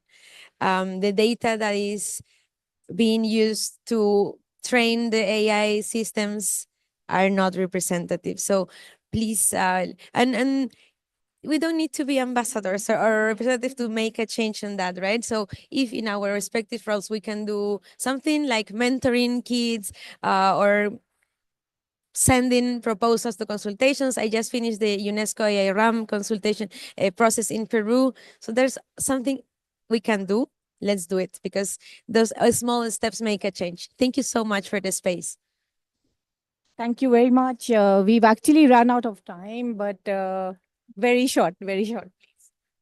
Good morning. Assalamu alaikum. This is Fawad Bajwa. I'm from Pakistan. I had an organization which is called Digital Data, which connects rural communities to the internet and helps them capitalize on the power that the internet has brought. I've been with this community for over 20 years now, as old as the visas process. So over the years, one thing there's so many developments, there's so many representatives, like, all my friends over here, including Thomas. But one community which still feels left out is our rural communities. And our rural community in my part of the world is 65% of the population. So a few years back, when we went down to connecting these villages to the internet, we found that there was so much talent and so many perspectives that have never been heard. So the review process also encourages us to look at, what things have been either left out, been neglected, or haven't been adequately included. And those are our rural communities. I would request the host country as well as, the international stakeholders to have specific, a village or an activity over there, which highlights the rural struggle to connect to the internet. Despite our 4G, 5G, 6G efforts, rural communities still to date remain disconnected, and they require an extraordinary attention because they're the other billions that we're trying to work for and connect. So their representative is a must. The second thing I would like to offer is I've been part of the National Incubation Centers in Pakistan and the United Nations Population Fund and ITU mentoring for startups.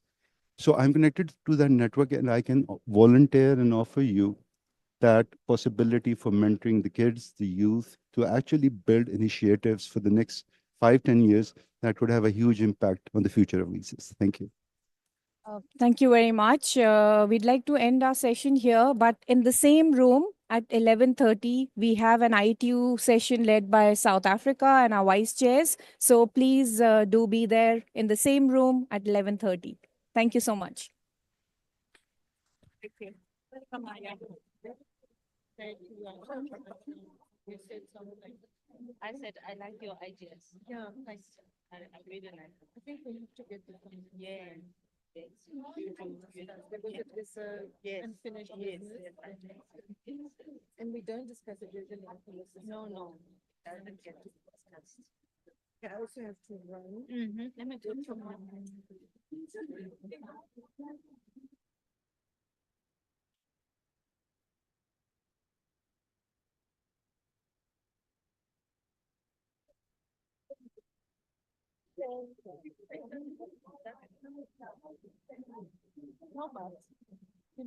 Sorry to interrupt you. Did you see I sent you? Yeah, I'm just reading it now. You've already seen it. Jordan sent it.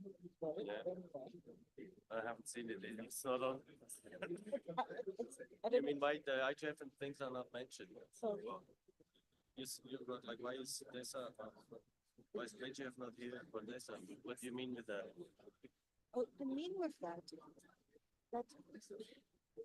IGF, we constantly say that the IGF needs to connect with business plus 20. Yeah, yeah. But the IGF plays a very passive role in this. It plays a very passive role in, yeah.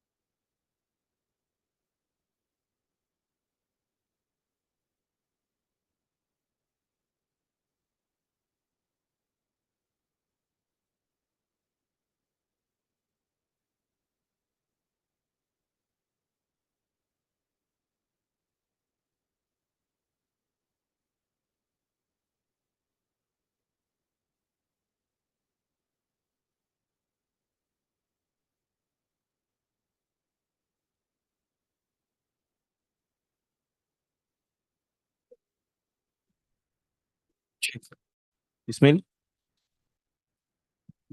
Ismail? Ismail?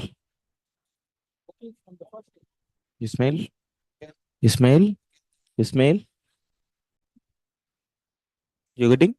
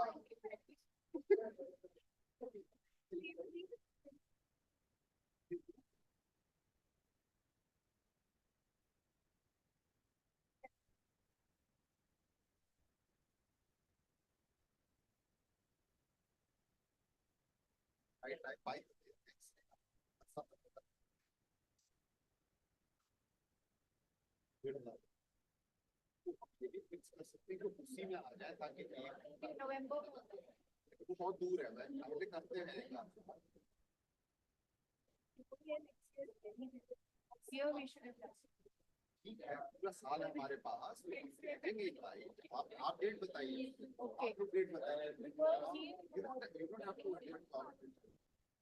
exactly you know I am बातें और ये पता है DF के ऊपर हम शुरू कर PhD एक ने लिख दिया PhD दो हमारे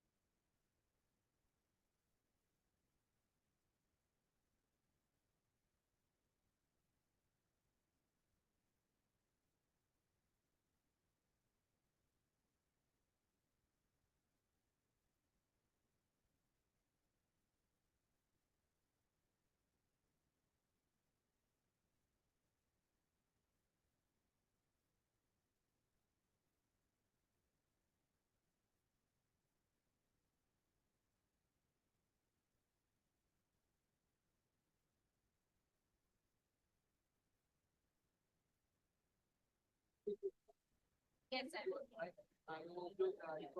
Okay, thank you.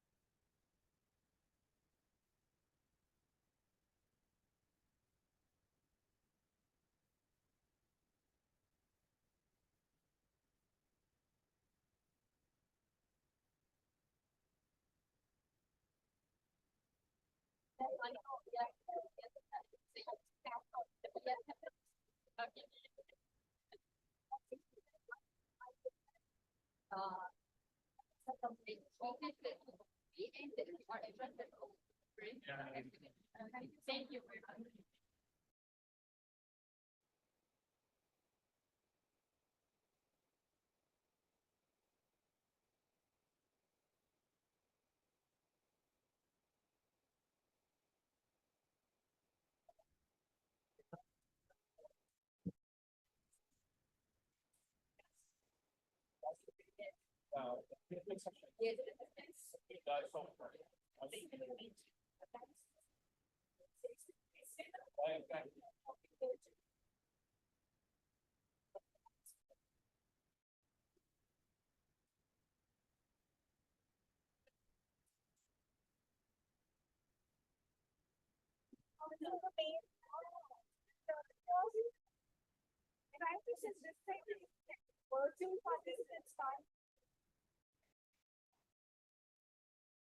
On a bench. But I was also very uncomfortable sitting like this. Here it is the virtual participants can't see oh my God, I need to take a photo. I thought I was the only one.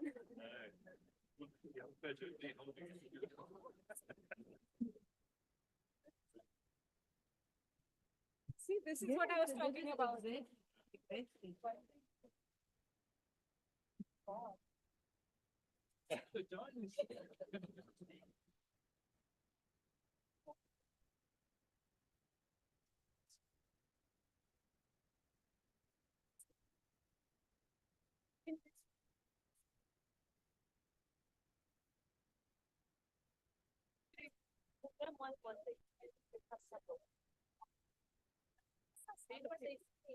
The online, I won't be able to see. You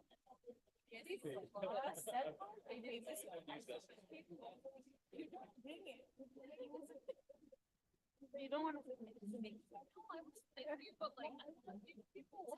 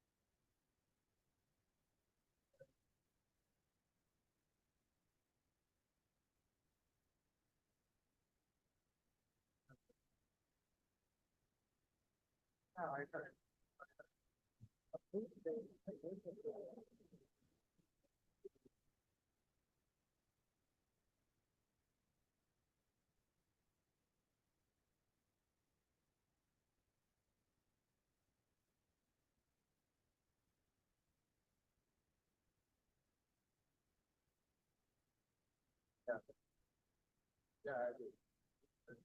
I'm important.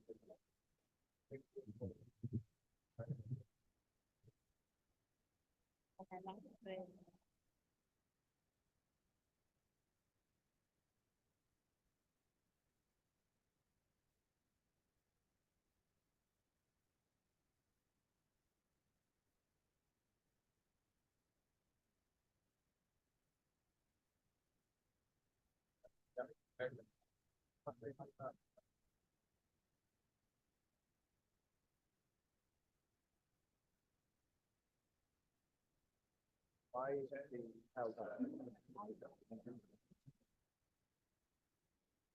is the participation thing.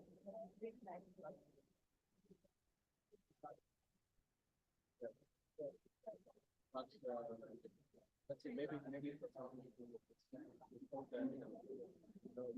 did you hear that?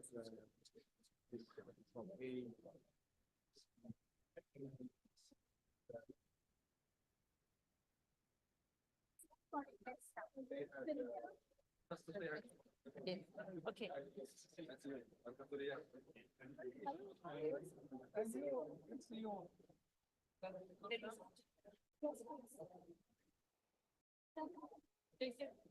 They can sit. They won't see you virtually. But where?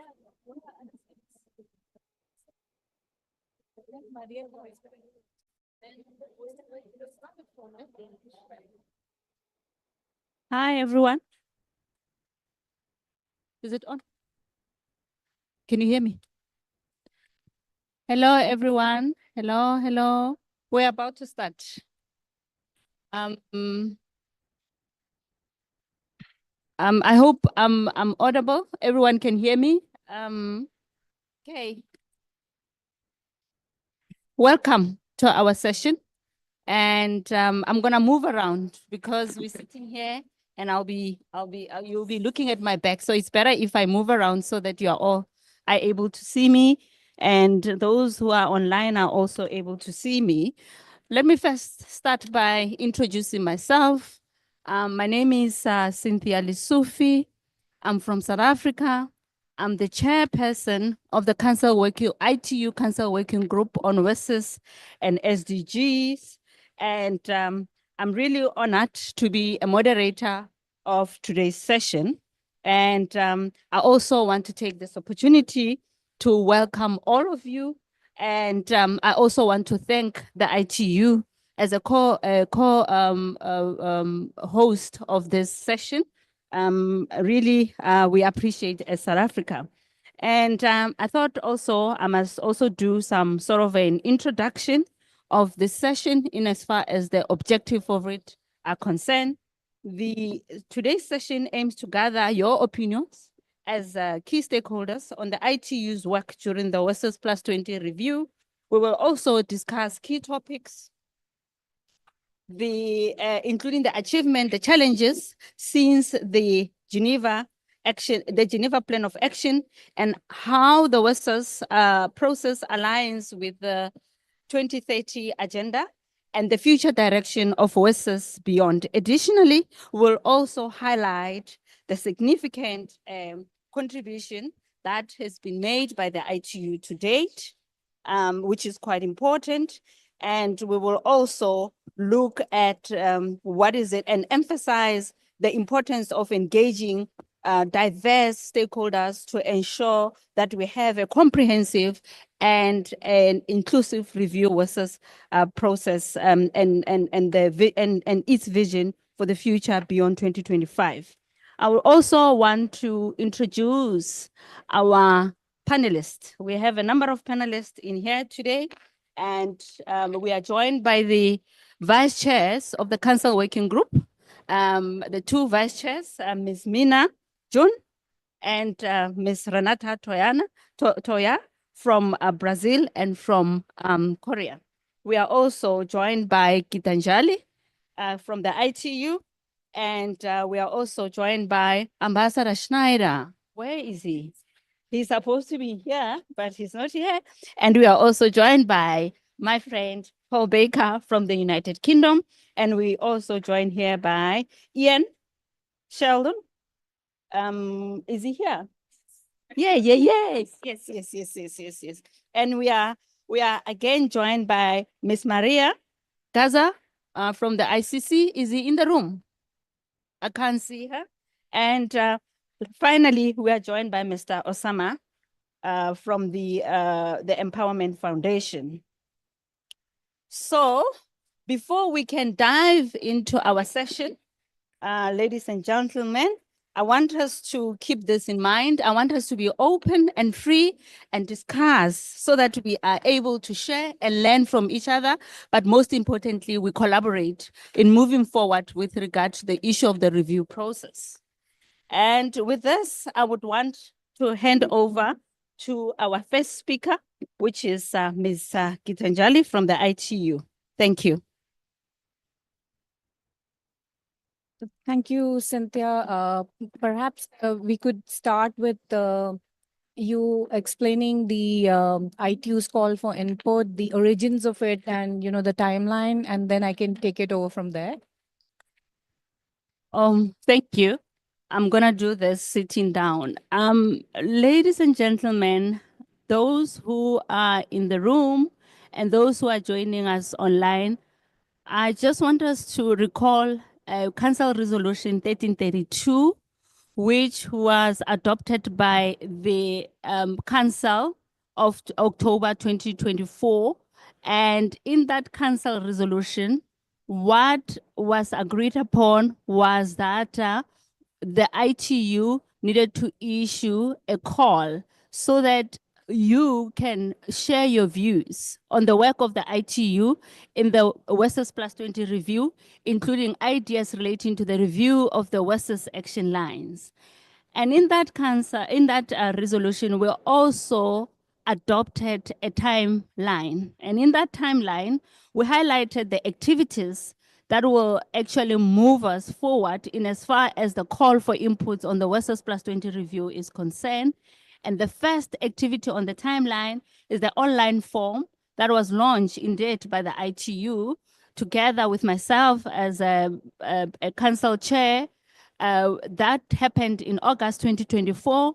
And the deadline for the submission on that call is on the 31st of January 2025. And following that, as I've said, we also had a council working group on WESUS and SDG, which is the first meeting, the first physical meeting that we've had in October 2024. And following that, we're gonna have in February 2025, an ITU Council Working Group and SDG second physical meeting. And that will then be followed by a side event during the WESUS Plus 20 high-level event in 2025, and that is going to happen between the 7th and 11th of July 2025. I now want to hand over to Gitanjali to take us through the presentation. Thanks. I apologize. I thought we are done. Yes, now I think on this slide, we have the outline of the call, which is divided into four main themes. The first theme is on the implementation of the WESUS process. And it includes a number of activities, or I would say questions in it. They range from what are the main achievements of the implementation of WESUS process in the past 20 years? What are the ITU main contribution towards the implementation of WESUS process in 20 years? And also, what are the challenges that remain in the implementation of WESUS process? And the next, I would say, thematic area is the WESUS action lines themselves. And with regard to this one, the question there is which specific action lines have had the most significant impact and why? And also, we do have a question under that which says that how can the alignment between the WESUS action lines and the SDG be strengthened towards the achievement of the 2030 Agenda for Sustainable Development? And we do have another thematic area in terms of the call, which is on the WESUS action lines for advancing SDGs. And under that thematic area, we have a question which says, how can the alignment between the WESUS action lines and SDG be strengthened towards achievement of the 2030 Agenda for Sustainable Development? And lastly, we do have a thematic area on the future vision and the WESUS beyond 2025, which has 3 questions in it.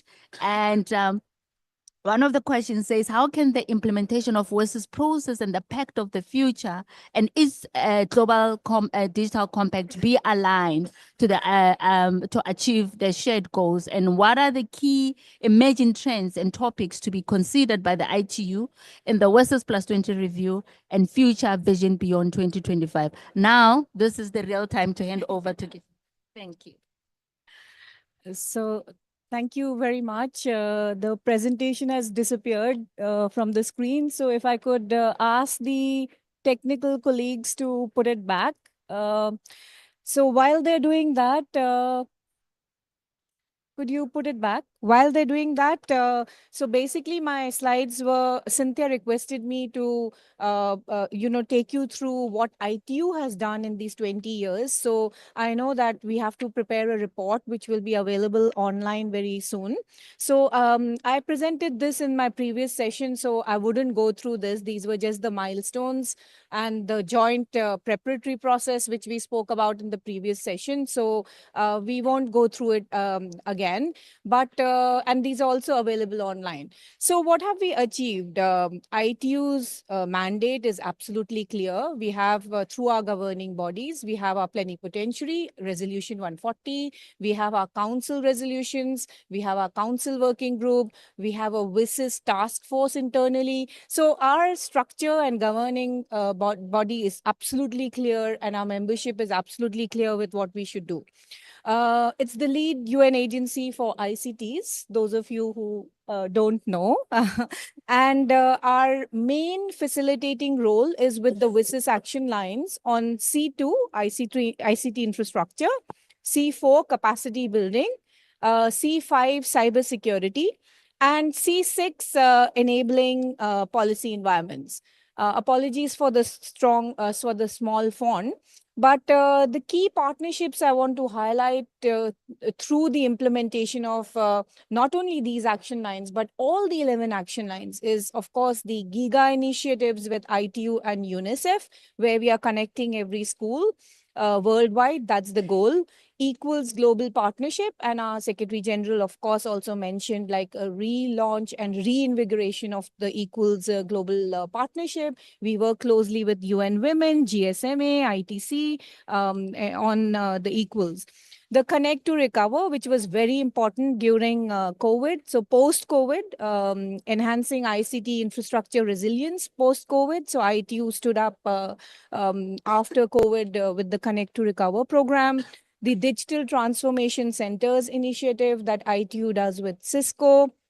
AI for Global Good Summit, ITU and 40 UN partners partnering with tech leaders and the UN to harness AI for health, climate change, disaster management, and so on. The Partner to Connect Digital Coalition, most of you know about the pledges there. The Broadband Commission for Sustainable Development, ITU and UNESCO co-chair. The child online protection activities that we have with many countries here and many multi-stakeholders who are present. Of course, the partnership on measuring ICT for development. So we often, forget out about that one, but that's a very important activity that the statistics divisions of our respective organizations do to measure the impact. Now, for us as ITU, some of the key contributions of WSIS have been the WSIS Forum, a multi-stakeholder platform for convening everyone, the IGF, where we are here today. We can see the impact of the IGF, growing, the multi-stakeholder communities coming in, the WSIS stock-taking database, which is our database of more than 13,000 projects that we have with us. And innovative challenges like the hackathons, the WSIS prizes, and all of that we have been doing. Getting the UN together in under one umbrella, UN in Action. You heard us yesterday. So many of us spoke about that as also one of the successes. Some examples of collaborative projects that ITU has been doing: smart villages, smart islands with local governments and private sectors, Be Healthy, Be Mobile with WHO, cybersecurity initiatives with so many countries, and digital skills for job campaign with ILO. So we cannot talk about 20 years in this short time, but just to give you a glimpse of, all these activities, our report will be available very soon as well. Back to you, Cynthia. Thank you, Gitanjali, for this elaborate presentation on what is it that the ITU has been doing for the past 20 years and the partnership that you've also highlighted on your presentation. Let me first start by giving the floor to Mr. Osama Manza, the representative of the civil society. And we all know how the civil society is playing a critical role in implementing WSIS Plus 20 at the grassroots level. But we know that you are doing that in partnering together with the ITU. And I also want to believe that WSIS is a success story because of the strong support that we get from the civil society. Please share with us your vision or that of the civil society with regard to the WSIS for the past 20 years and beyond. Thank you.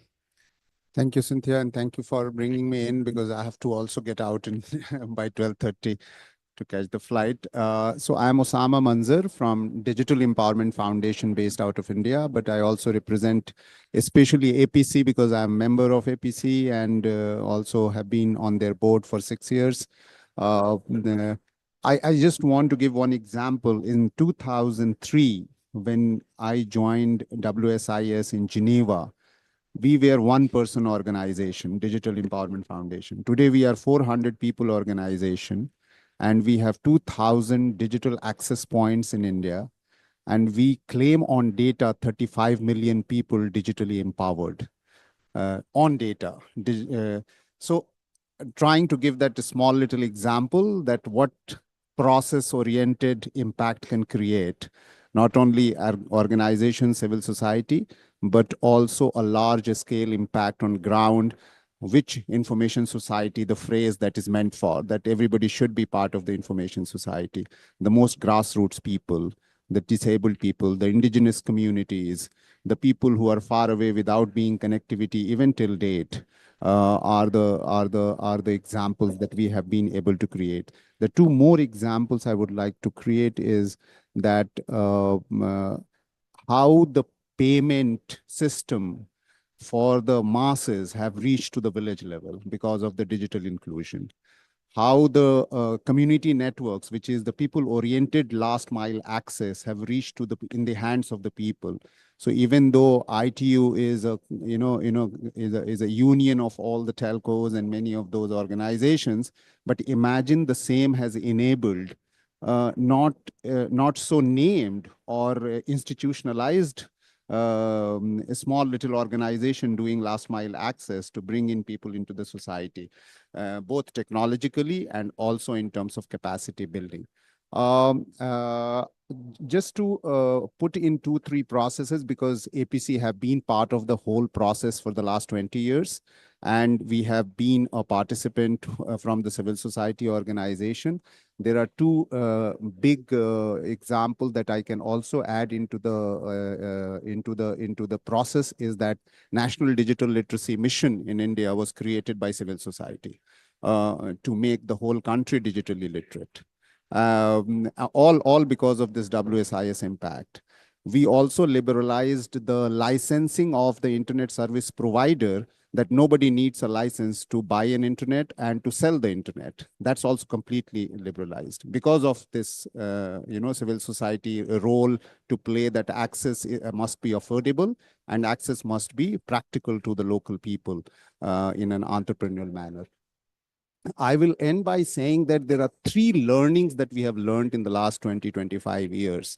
That while we always talk the WSIS process about digital inclusion, creating information society, but it is also time that our also wants to consider that there is something that happens because of digital exclusion. Difference between the phrase. When you say digital inclusion, you always say that we have included 100 today, then 200, then it's progressive. And you feel happy that we have achieved a lot.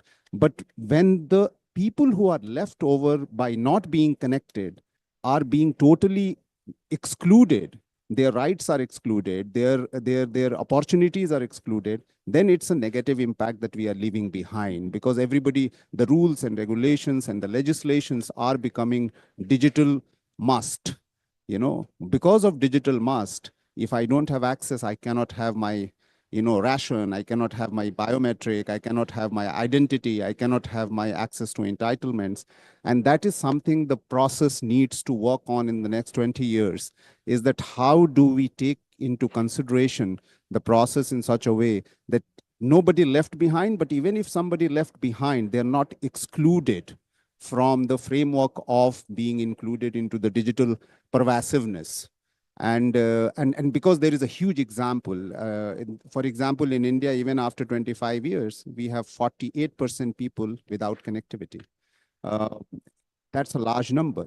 Beside, out of those 50% who are connected, large number are facing misinformation, digital narratives. How do we take care of that? Are the things that we need to take into consideration in the WSIS process. Thank you very much. Thank you, Osama, for sharing such a beautiful story. But however, we also appreciate the learnings that you are also sharing with us. And I think this was going to help a great deal going forward. Let me take this opportunity to give the floor to my vice chair, who is about to leave, but she really wants to speak before she leaves. Amina, please, you can take the floor. Thank you, Cynthia. I hope you can hear me well. So I will try to be still. I realize if I move around, my sound is breaking. So I'm Mina Minjam from Republic of Korea, and I'm representing our region here as a vice chair for the Council Working Group on WSIS and SDG. So in Asia Pacific, we have 39 countries. I briefly mentioned this morning. We have diverse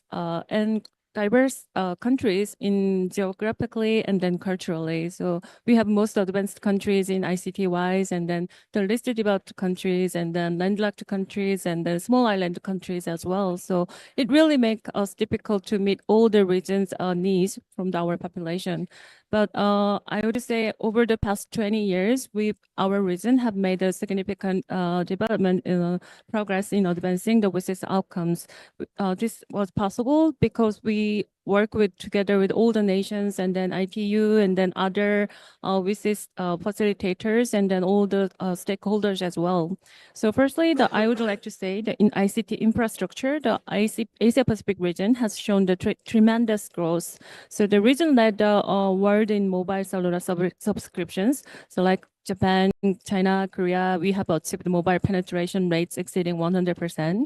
But at the same time, the countries such as Bhutan, Myanmar, and Laos have made a significant progress in expanding mobile connectivity and then improving access to ICT.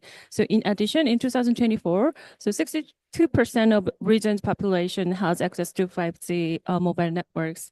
And secondly, and that effort to promote digital inclusion and capacity building has been a core focus in our region.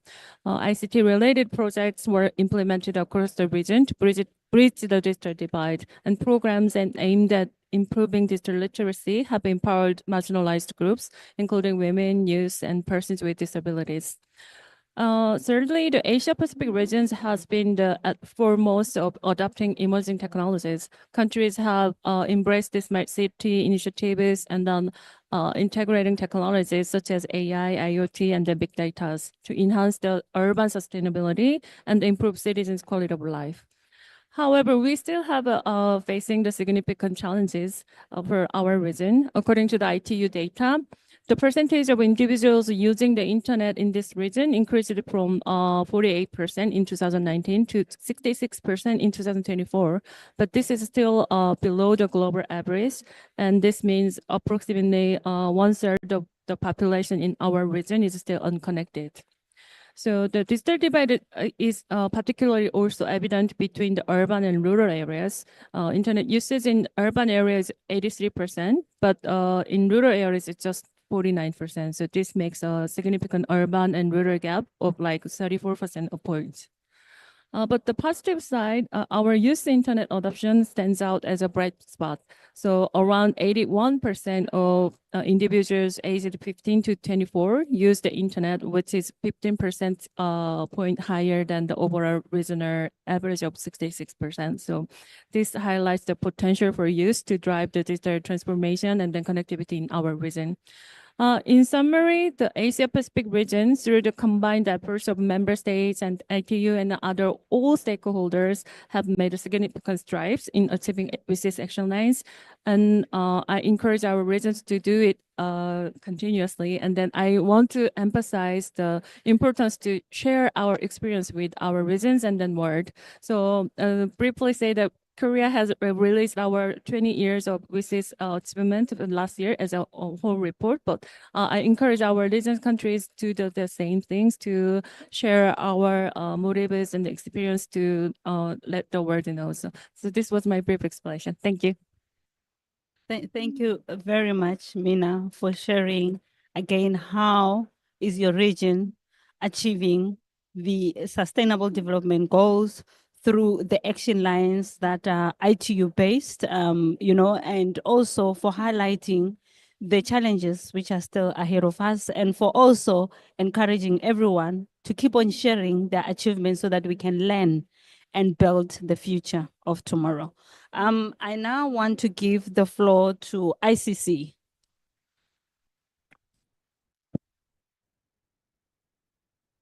Thank you very much. Is it okay, the mic? Perfect. ICC is the institutional representative of more than 45 million companies located in over 170 countries.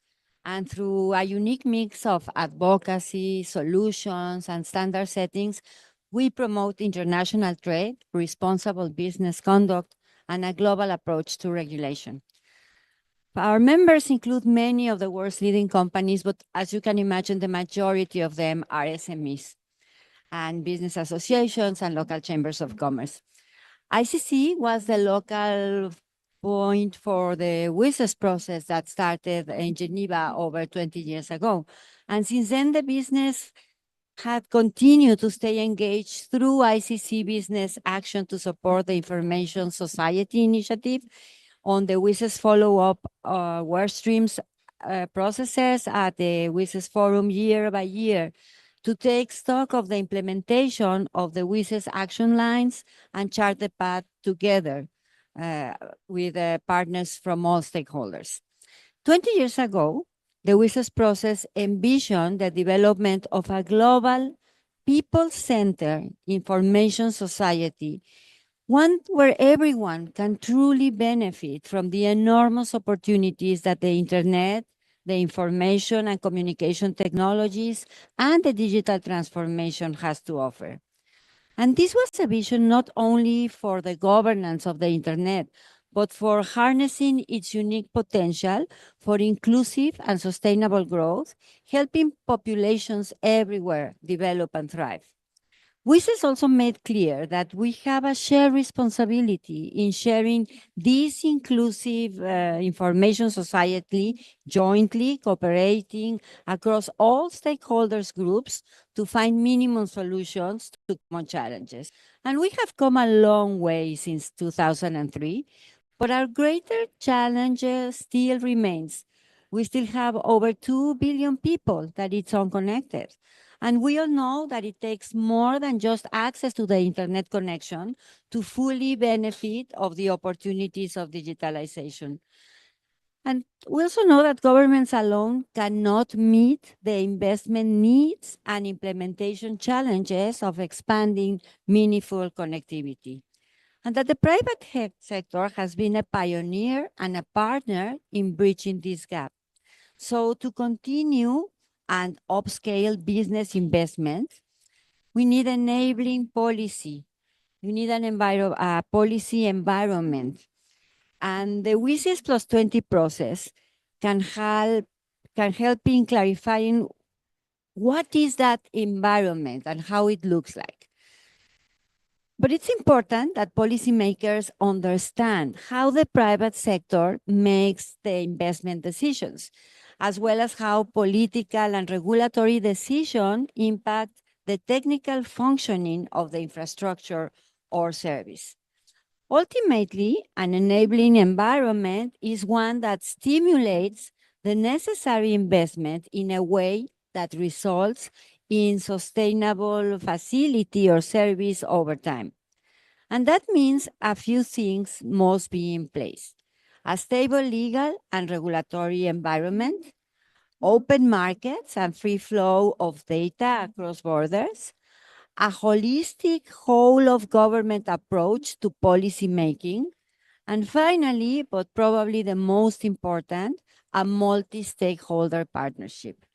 Close cooperation with businesses and other stakeholders is beneficial to ensure that implemented policies pave the way for them to maximize opportunities while addressing issues that are relevant locally and respecting the local culture and the social norms.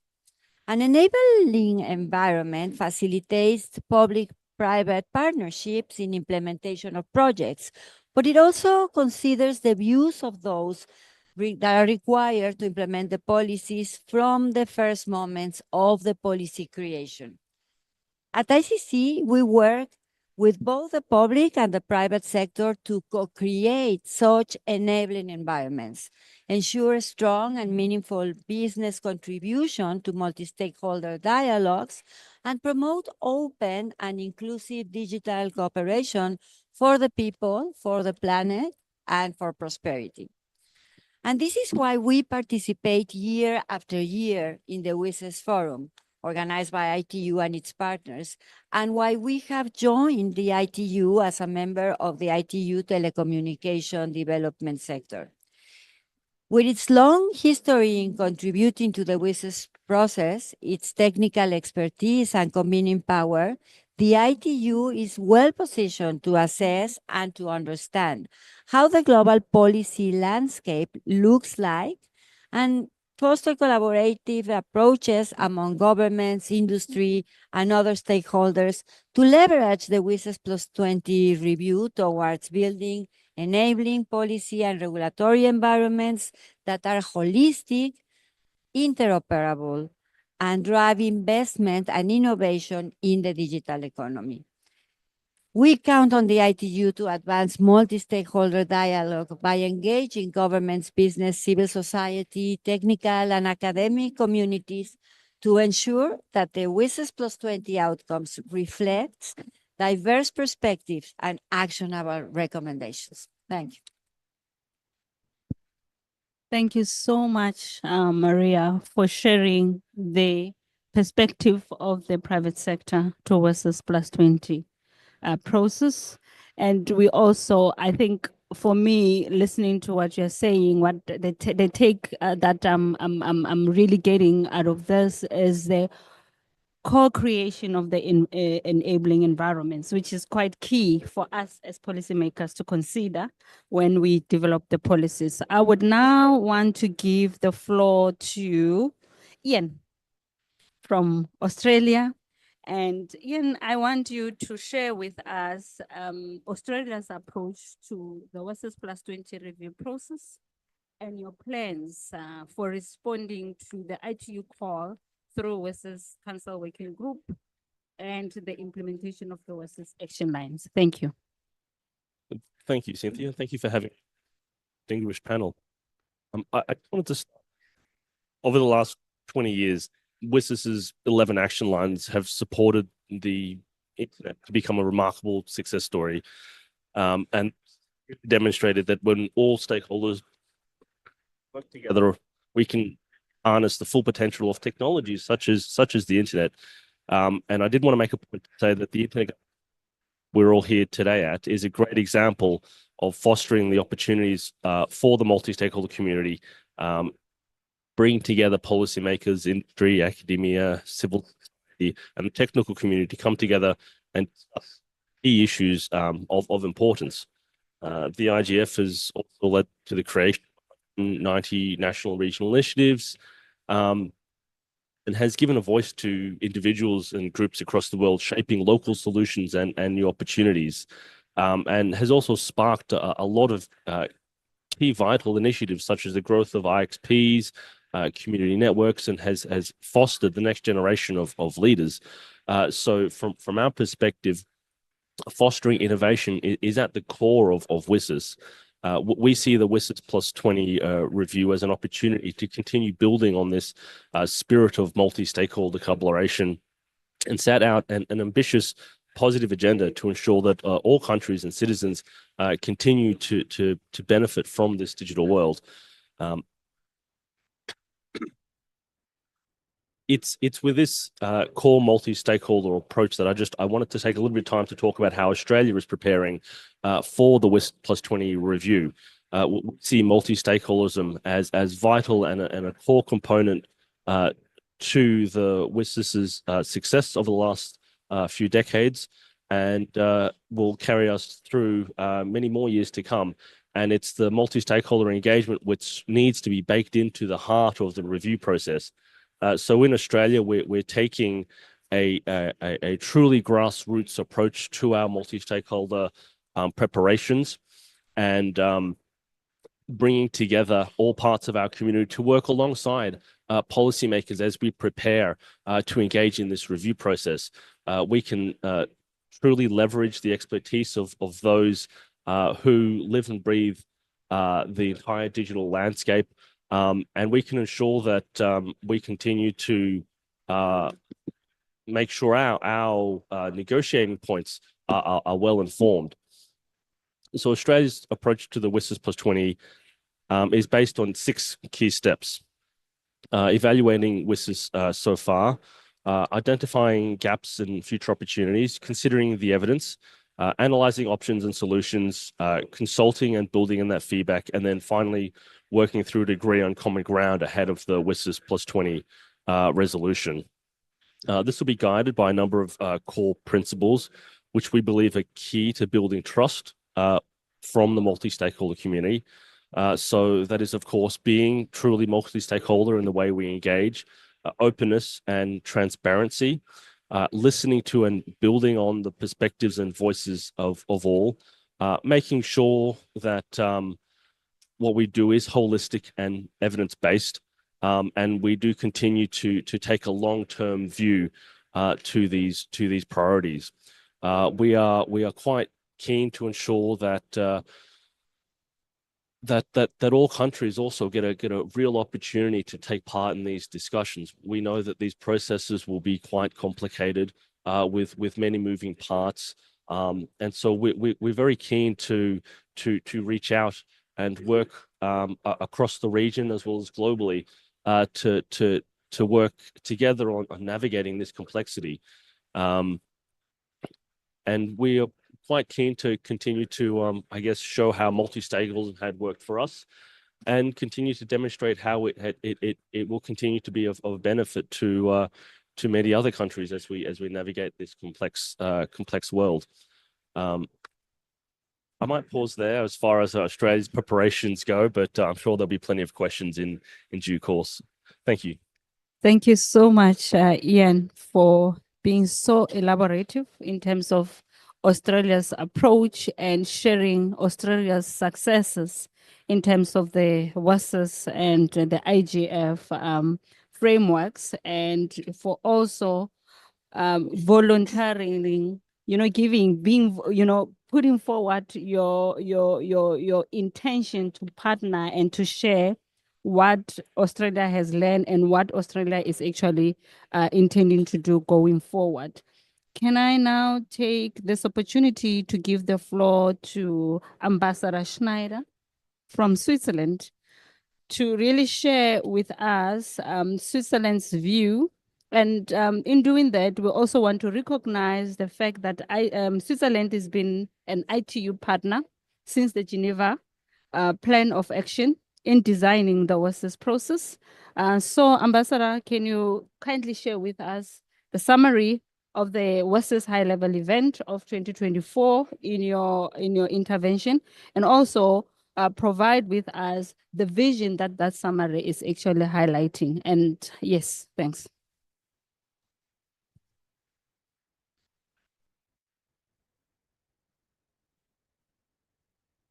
Yes. Does it work? Can you hear me? Yes. Thank you very much. I've already spoken quite a number of times here. I think we should give voices. We should walk the talk and should give voices to others. I will try to be brief. Chitanjali has already mentioned earlier this morning that the chairman summary is available on a website. It's easy to read. I think I can only encourage you to quickly go through it on the ITU's website.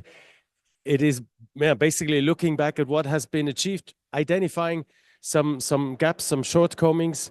And what I would like to use like 1 or 2 minutes of my intervention now is actually to try and trigger a common understanding of not just the WSIS process per se, but also what the particular function of the WSIS forum, the high-level event next year should be, because some people, there's some uncertainty.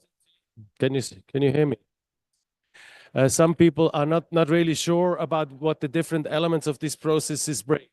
So let me just share with you our understanding, and I hope that helps. And then, of course, yeah, let's see to what extent you agree. But in our view, the annual WSIS forum, its main role is to look at the action lines of the Geneva phase, but actually also at the Tunis agenda and the agreements of the second phase, and to see to what extent we have achieved these goals, and to what extent there are gaps that need to be filled. And actually, if we look at the action lines, some of them are substantive, but others are rather more process orientated, where probably it is obvious that there's no end to this. For instance, if you look at the first action line, it is about the role of governments and all stakeholders in the promotion of ICTs for development. And this is something that never ends. We have to continuously discuss the role of all stakeholders in using digital tools to achieve the SDGs. So for instance, this is of a different nature than, for instance, action line 3, access to information and knowledge. But also there's never an end, because we have new tools, we have platforms, we have social media that can help us give access to information and knowledge, but they can also be, let's say, give us access to disinformation and other kinds of data. So I think in our view, the WSIS forum should be used to look back and see what have we achieved of these goals. How are we supposed to understand them now? What are the gaps? Like we have done last year to some extent, but I think that there's more to come. But, and I think this is the difference now that we have the GDC.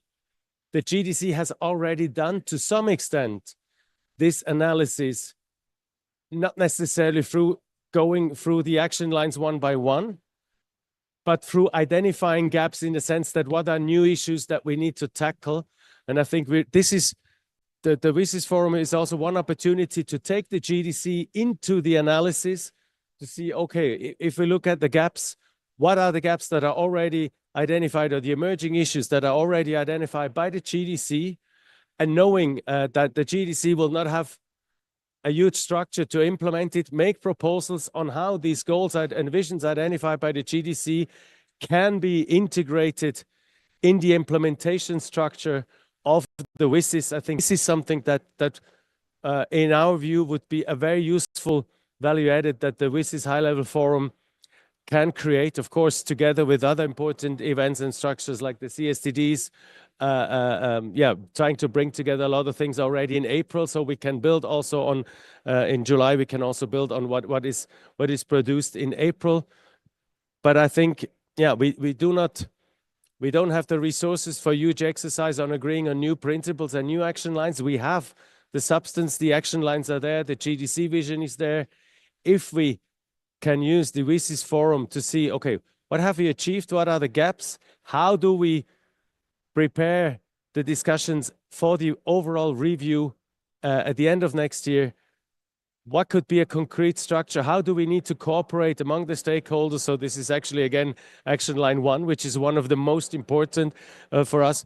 How do we cooperate? What is the structure? What is our vision on cooperation in order to implement the outstanding WSIS or the never-ending WSIS action lines and goals of the Tunis agenda and the GDC? For us, this is really the core, that we use the processes next year to bring everything together and not to create more new diverse tracks that we all struggle with to somehow know what is going on. How does this all play together? I think the WSIS forum next year could really be a catalyst in trying to bring all of this together, looking back, looking at what we've achieved, what are the gaps, which gaps and visions have already identified in the new text, and how do we bring all of this together? That would be, let's say, the the plea from our side on how to best use the processes next year. Thank you very much.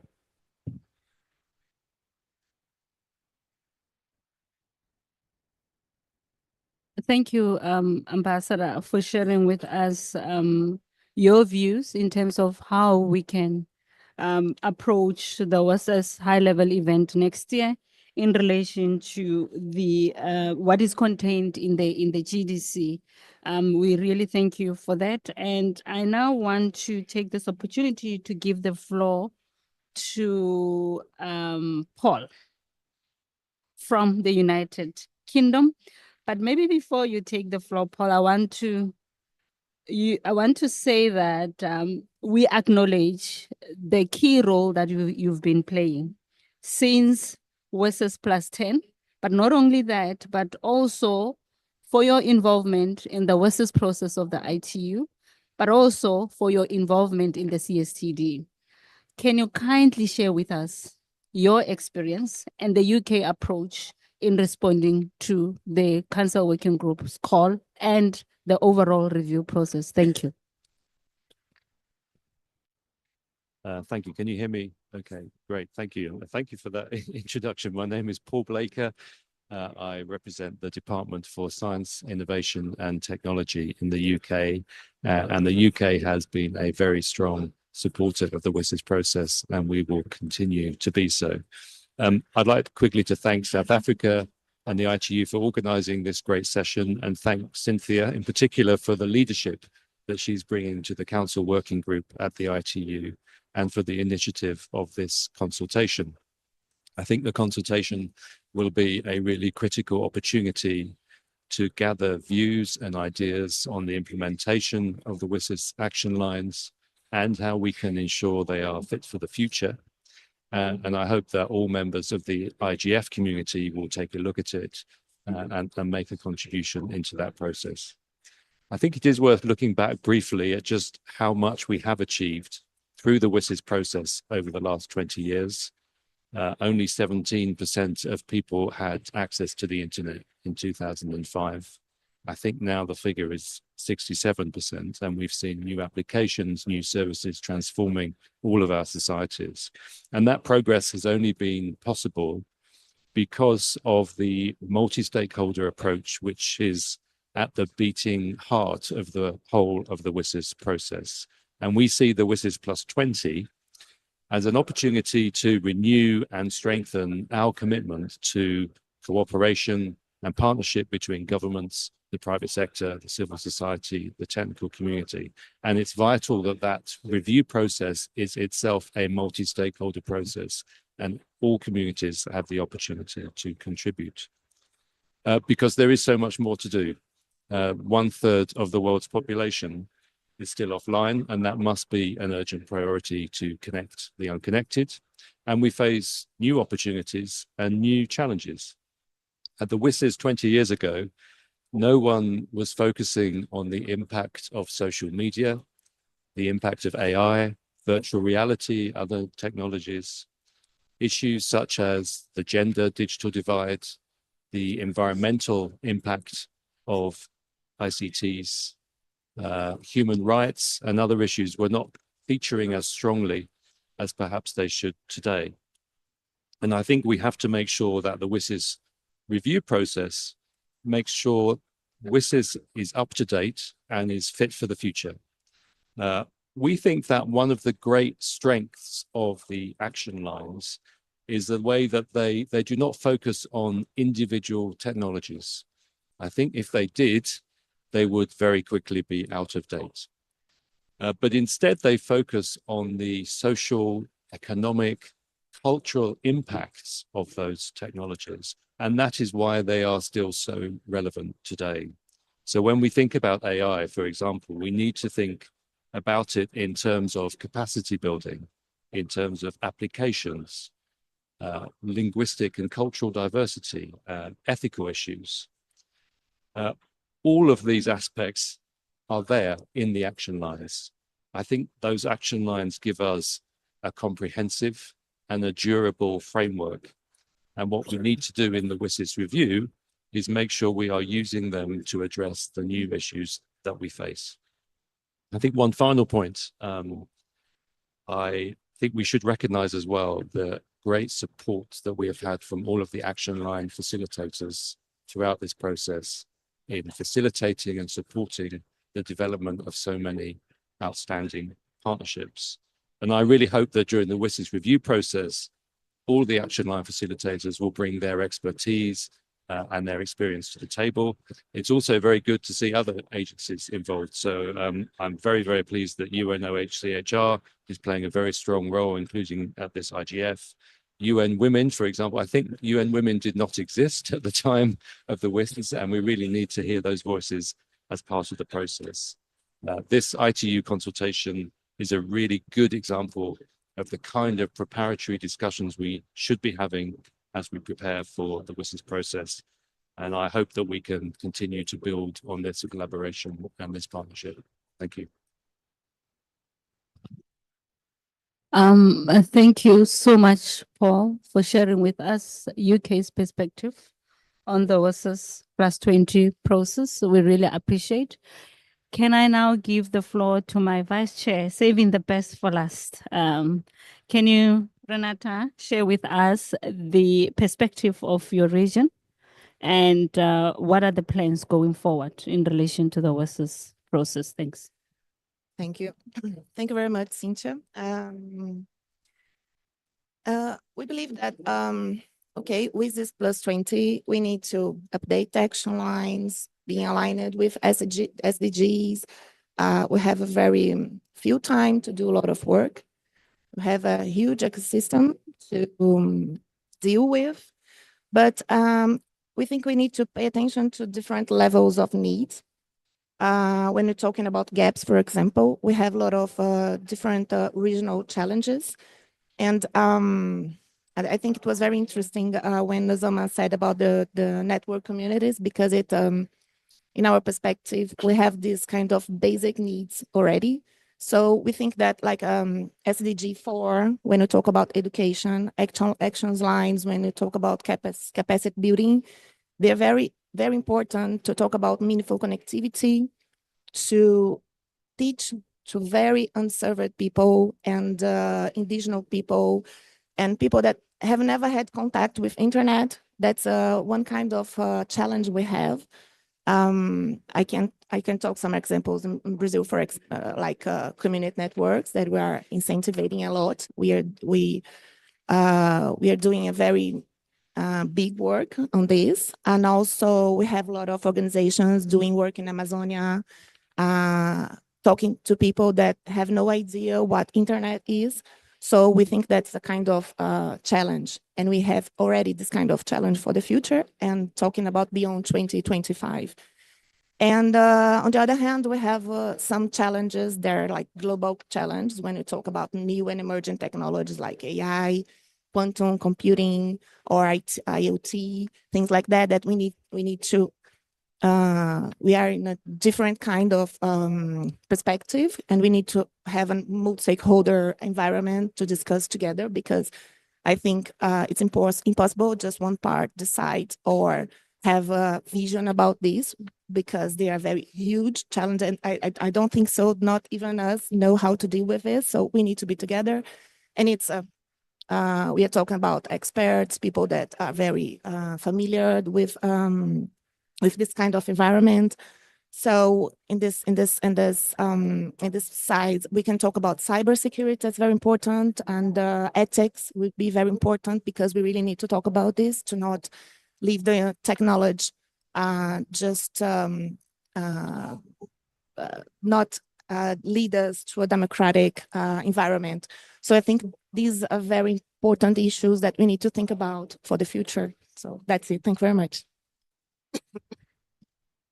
Thank you very much, Renata, for sharing with us the Brazil's perspective into how we need to look at the WSIS +20 review, and for highlighting something that I keep on hearing of, not only focusing on one technology. I heard UK talking about it. Even in the previous session, there was a mention of that from one of the panelists, which is quite interesting to hear. I now want to, because now we have heard from all our speakers, I want to open the floor for your comments as the participants in the room, and I'll also give an opportunity for those who are joining us online to also share their views on what they have heard to date coming from our speakers. I now open the floor. Anyone who wants to take the floor and share their views or have questions? Okay, I give the Barata. Thank you, Cynthia. My name is Baratang Mia. I am from South Africa. I represent Girl Hype Women Who Code, and we work a lot with women in the digital space. I literally had this meeting saved as the first meeting on my agenda because I wanted to come here and say I would prefer if WSIS could be clear when they do the WSIS 20 + 20 review about what is it they want to achieve for women and girls. Because sometimes it's so broad. Things we talk about equity, digital, what we should be specifically using, and the word gender is very broad. I think we should say for women and girls, this is what's going to happen. And that's what I would like to see when the review happens. Thank you, Baratang. ITU wants to respond to that. Thank you so much for bringing this up. Just to update you that during the Summit of the Future, there were many meetings held by UN Women that ITU supported, where there was this call that the same call that gender should be better highlighted in the next review process, and WSIS vision of WSIS beyond 2025. And there was this strong call from several participants to have an action line on gender, which is, of course, this decision will be only taken in the General Assembly. But what we can do is to already start working on a framework, together. Just highlighting exactly what you're saying, that what do we want to see if there was an action line on gender. Perhaps we could already start working with UN Women and ITU and other agencies involved, just to provide a framework that, the action line on gender could have these kind of aspects. So we'll be very looking forward to working with you. Thank you, Kijantali. And I see Renata okay. Is there anyone? Okay. Yes, I see the gentleman over there.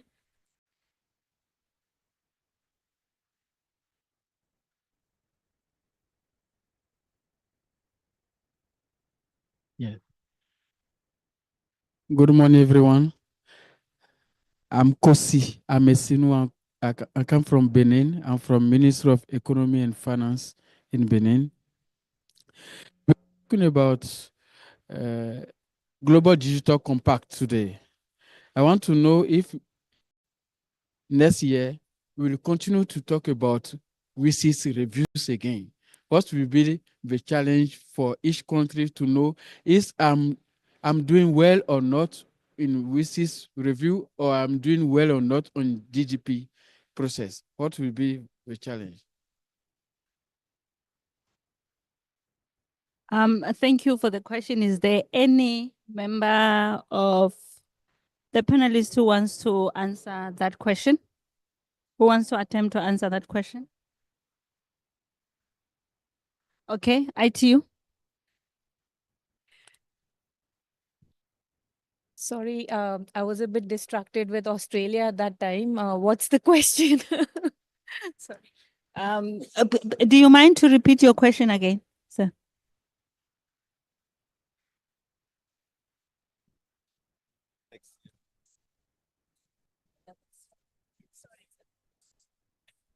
Okay, I'm Kosi. I'm a senior from Benin. We are talking about digital global compact now. I want to know if next year we will talk about WSIS reviews again. For me, as ministry, may I evaluate WSIS review process or GDP process? Thank you for that question. We are reviewing the WSIS process, and GDC, I believe, has its own process. I think it has this 2-year assessment. Someone who's more knowledgeable, so Canada is nodding. So the WSIS has a UN resolution which says that the process should be reviewed, and in 2025 there would be a new vision, basically for WSIS beyond 2025. So we are all working in a joint preparatory process: ITU, UNESCO, UNDP, UNDESA, the CSTD, which we presented to basically gather multi-stakeholder views on the vision of WSIS beyond 2025. So to answer your question, the two processes are a bit different in the UN system. The WSIS process will be reviewed in 2025, and the GDC has this 2-year thing. Maybe, Dave, do you want to add something to that? Because I'm not very knowledgeable on the GDC.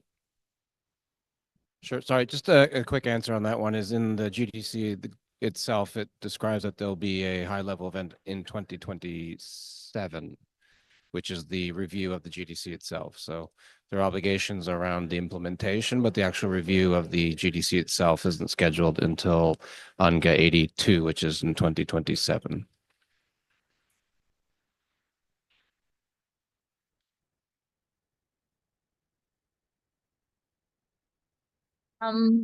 I see. Okay, Paul, can I just give Thank you so much. My name is Damilare Oyedele. I work with Library Aid Africa. Thank you so much for your presentation. Very clear and good one. So my comments I have is how, as we progress from here, okay, what are the pathways to leveraging libraries as key partners and access point towards achieving digital future? Because leveraging libraries assisting staff and infrastructure, and also upscaling library digital infrastructure as we progress. Thank you. Thank you for the question. ITU, perhaps you want to take this one in terms of how can we incorporate the issues that they are raising? Because I think this is about maybe the responding to the call for, yes. So you're raising a very important point. And if you look at the document, the WSIS outcome document that Paul is carrying, libraries have been given a very important status. And one of the targets of WSIS was actually to connect libraries. And UNESCO, ITU, and a couple of other UN agencies who are part of the Partnership on Measuring ICT for Development, they will be looking at this aspect of connect libraries, like what have we achieved. UNESCO definitely takes the lead on this, and you must bring this up into the formal process by inputting into the ITU's call for inputs and to the WSIS forum inputs, so that we can take it in formally as your suggestion into the process. So this is an opportunity that all stakeholders have to contribute to these consultations, so that we can take in your views seriously and build on them. So please do fill into the process and put this important point across. Thank you. Thank you, Kijantali. Maybe before I give Paul, let me give you the. Thank you very much, Valeria Betancourt from the Association for Progressive Communication. Just a very brief expression of support to the proposals of our integration of the WSIS and the GDC. I think I want to react to one of the questions that came from the floor in relation to the additional burden and confusion that having two separate processes could create. As we know, monitoring the implementation and assessing the contribution to the implementation of the WSIS action lines is already capacity and resource demanding and intensive. If we are adding another framework that runs in parallel to a framework that is still completely relevant, as the panel has pointed out, we are going to as I was saying, add an additional burden to an area that is already stressed in terms of, not only to keeping update, but addressing the persistent challenges that we have. So I just wanted to say that I think it would be very important for the different stakeholders to get together and support this idea and explore the most effective ways to integrate the WSIS framework and the GDC under the WSIS mechanisms and structures, including the review and monitoring and follow-up process, a mechanism, sorry. Thank you for sharing your perspective. Paul, you can take the floor.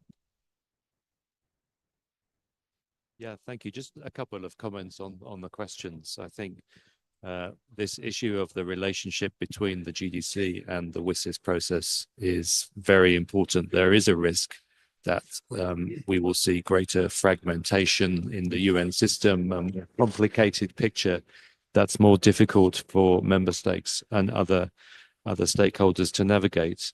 It's so important that we use our resources effectively. So I hope that the WSIS process will also help us to make sure that the two complement one another, that they promote cooperation between agencies and clarity around the roles of different parts of the UN system.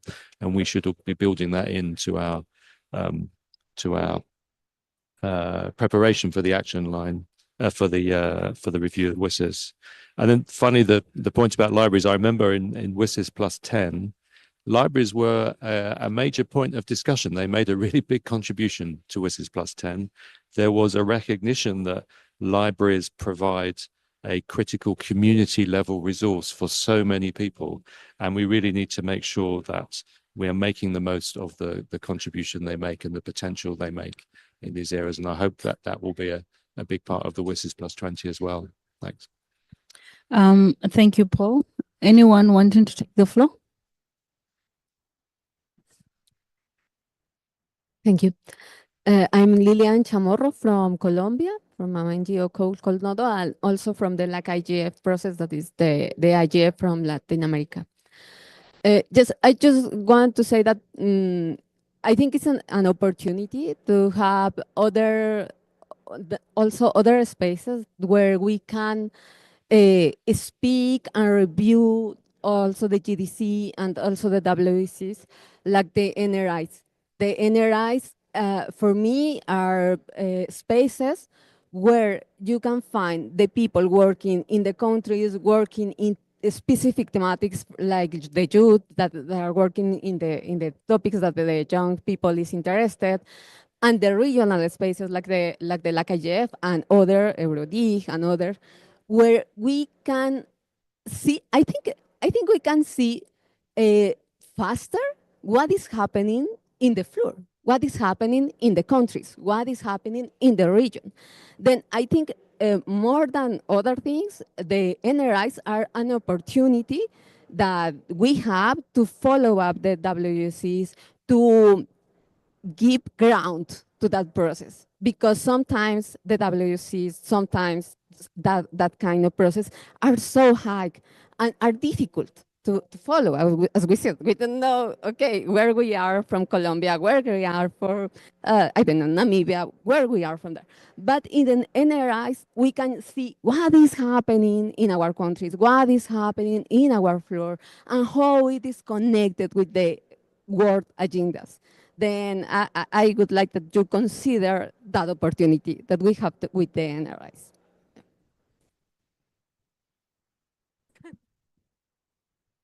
Thank you for sharing Colombia's perspective on this. And I think the ITU, we have noted this. Anyone asking for the floor? Do we have anyone on the online? I don't see. Okay. Thank you to giving me the word. I think the matrix of the, say the Mr. of UK, the matrix of the action plan we need to be revised and adapted, because if you see maybe same SDC already need also to revise, And what I suggest, we need to work deeply in the matrix of the action plan. Thank you. Thank you for sharing your perspective with us in terms of what is it that needs to happen. I don't see any other person asking. Okay, all right. Thank you for giving me a floor again. I just want to have a question also try to mobilize collective intelligence. I remember that Gitanjali spoke about incubator ideas, GDC or WSIS incubator. I think that was a great idea. Do you know, is there anything already existing that we can pull them together, or any suggestions to implement these kind of ideas? And we need innovations. Thank you. Thank you. I'll give the floor to Gijantal. We have been trying to get investors and supporters, UN agencies to kind of, so we've been to kind of take these young innovators under their wing. So we did get some UN agencies who gave them internships and sort of involved them in the work, or the work that they're already doing. But there are so many more, like at least from our hackathons every year. We did one on indigenous languages. We did one on healthy aging for older persons. Such brilliant applications were developed by these young people all over the world. But we really are still missing that hub, where we can get all these young innovators together and kind of incubate them, provide. There is one in Geneva, in the University of Geneva, with Professor Francois Gray. We are trying to also try to do something. But if you all have any ideas, we really need you to step up and take these young startups or innovators under your wing. So really, this would be something great, and it's missing currently. Thank you, Kijantali. Any other question? I see no one asking for the floor, so this should bring us to the end of our session. And I really want to take this opportunity to thank all the participants, including the speakers, and thank you again, and looking forward to seeing you at our future session. Thank you very much. Okay, and can we do a group photo, please?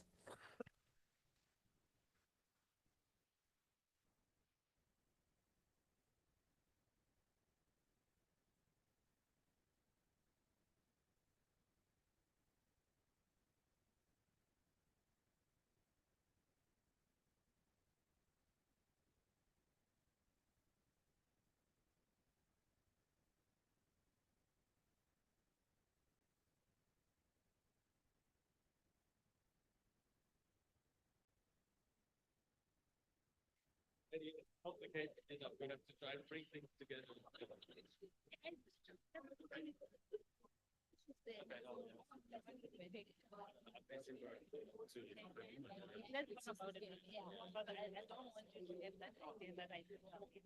Because there were a lot of people coming from there. Oh, the one the politics say that. Yeah, please join us.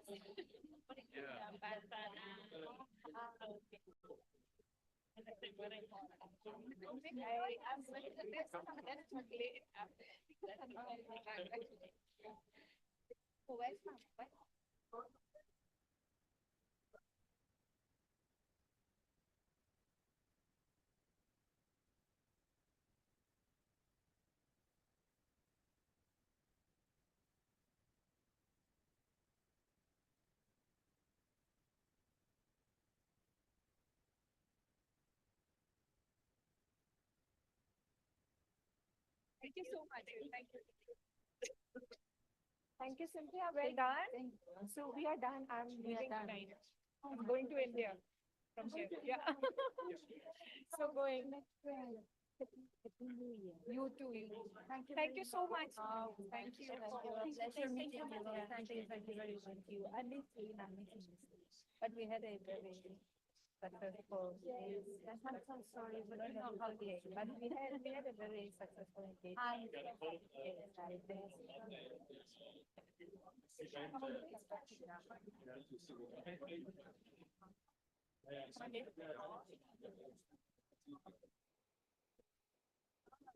And then we will then be in the different exactly. I will probably be there. Okay. No, it's fine, my dear. But then what do you think of the session? It was great. Whole ideas on what the what do you want to see, beyond the how are we going together beyond that? If you could please that would be really. Moses, that's exactly what I was asking for. Thank you so much. Thank you for being here.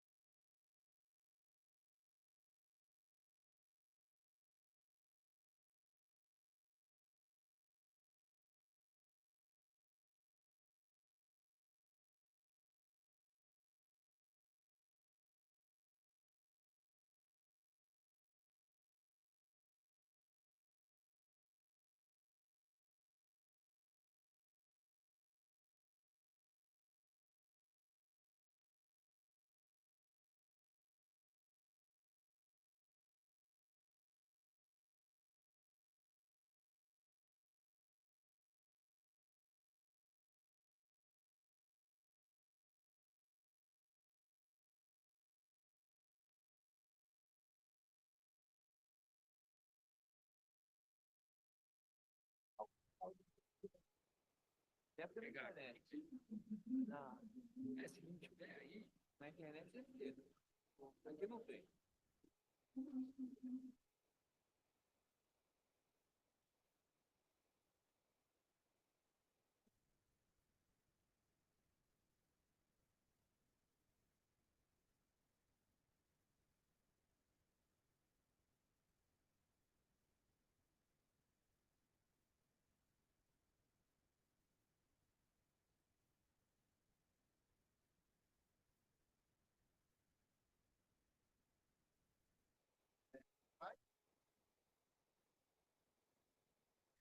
Qual que é o seu telefone?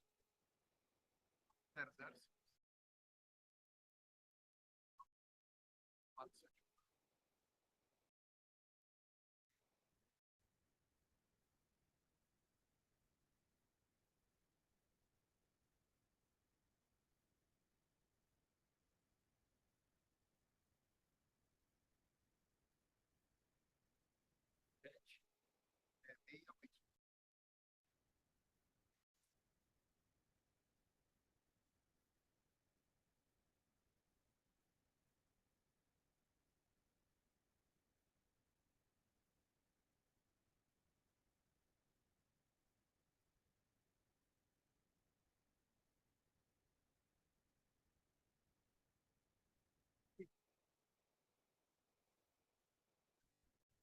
Júlio, eu e a Juliana temos uma apresentação aqui, né? Para entregar lá para o cara. O primeiro slide é sobre os objetivos. O Júlio mandou texto sobre os objetivos para você falar. Não sei se você vai. Eu peguei o que ela mandou e eu já fiz com a edição, vou usar. Ah, que a gente Na pensou verdade, em você falar esse primeiro slide. Hoje. Vem aqui, vem aqui. Vê se tem aí objetivos. E daí eu falo para o cara colocar esse slide enquanto você está falando.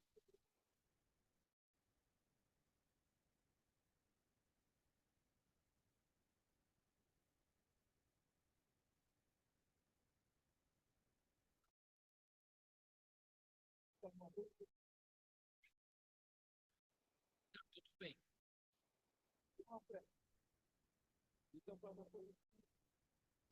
Alô.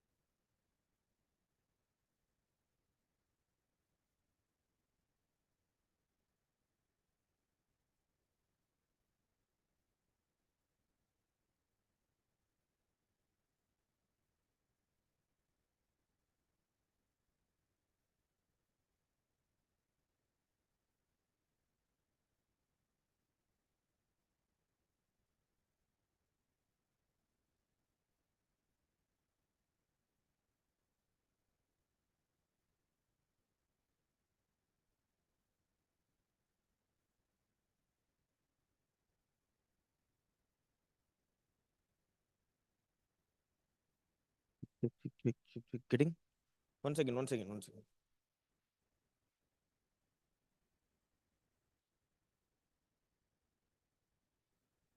Check. Getting?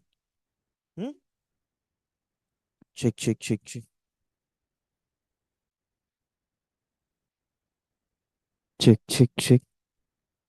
Hey.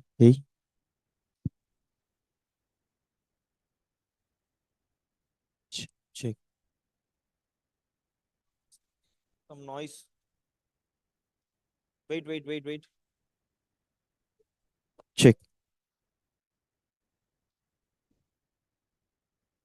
Check. Hey. Hey. Check.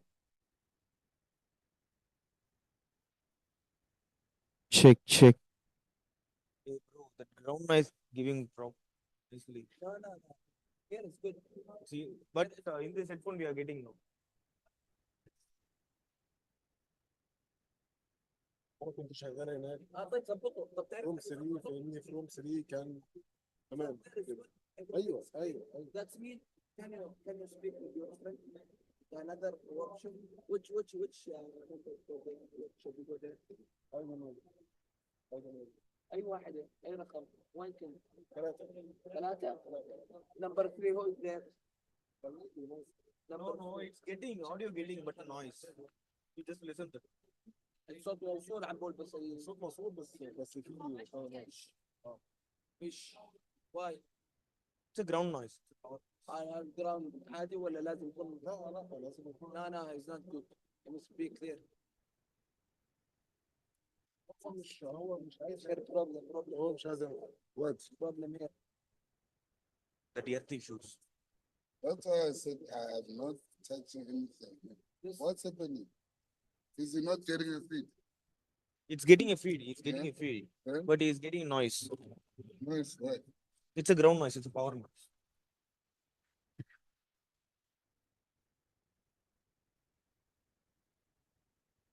Wait. Sorry. هو مش عايز هو مش عارف الباقي. هو مش عارف هو ايش يعمل لا هو مش عارف هو مش عارف كيف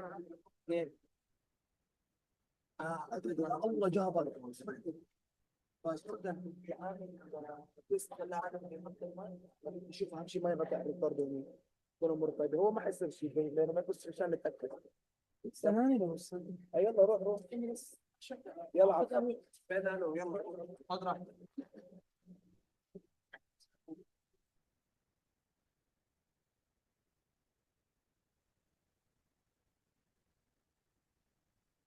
تقطع presentation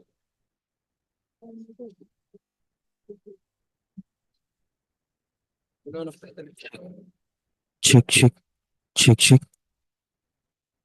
Check. لو سمحت Check.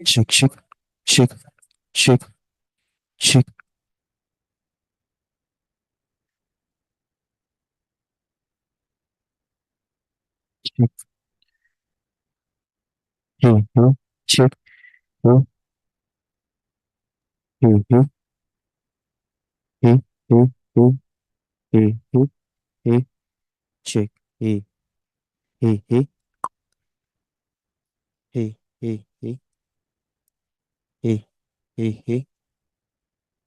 Hey.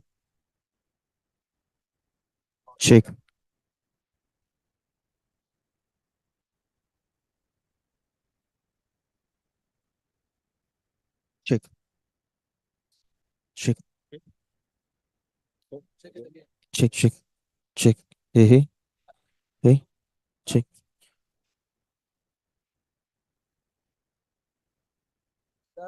اذا ما هو جابه كويس يجيب لك المدير اكيد اهم شيء انت مرتاح حبيبي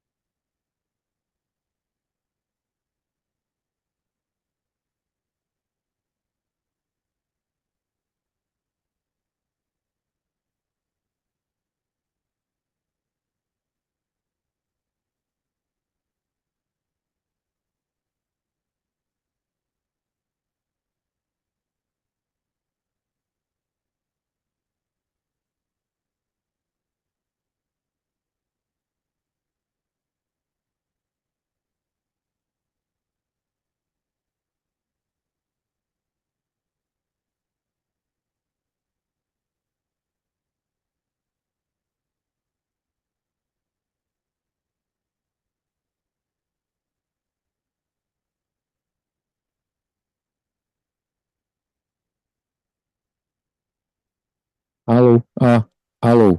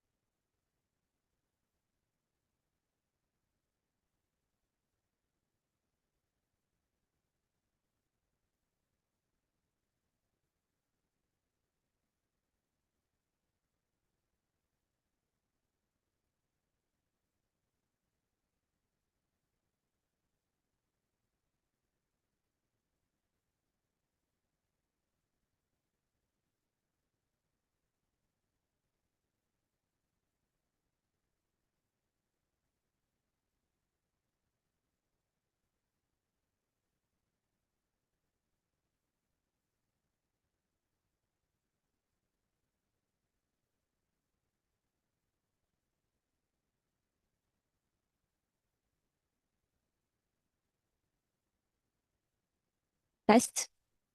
I forgot to.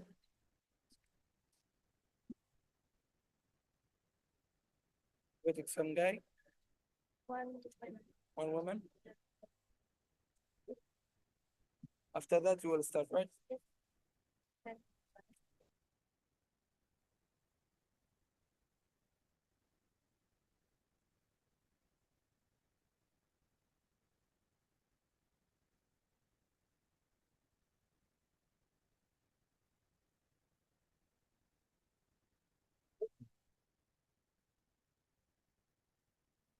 Hello. Hello.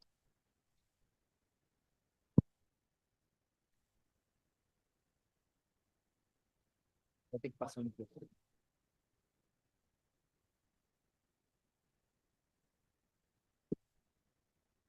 A Bia não tá na mesa, né? Vai começar na hora, hein?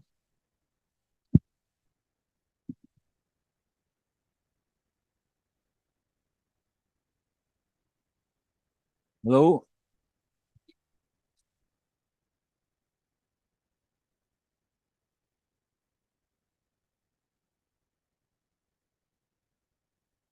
Hello, hello. Tá? Hello.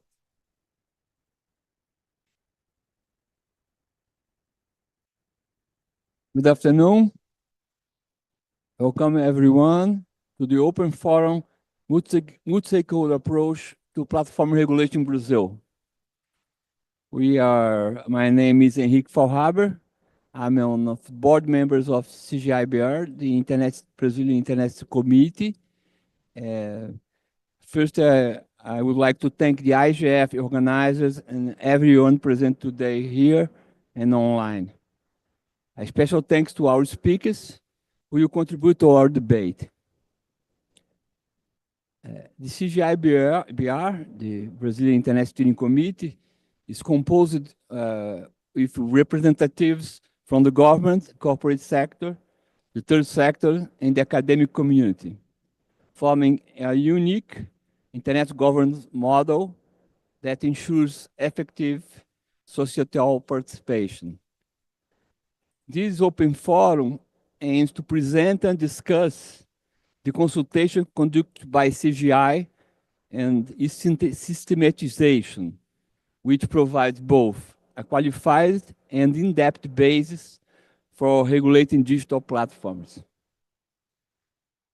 As you know, the regulation of digital platforms has gained global relevance in recent years, with various countries approving or debating regulatory models. However, due to their complexity and scope, reaching consensus has proven difficult, particularly in developing countries like Brazil.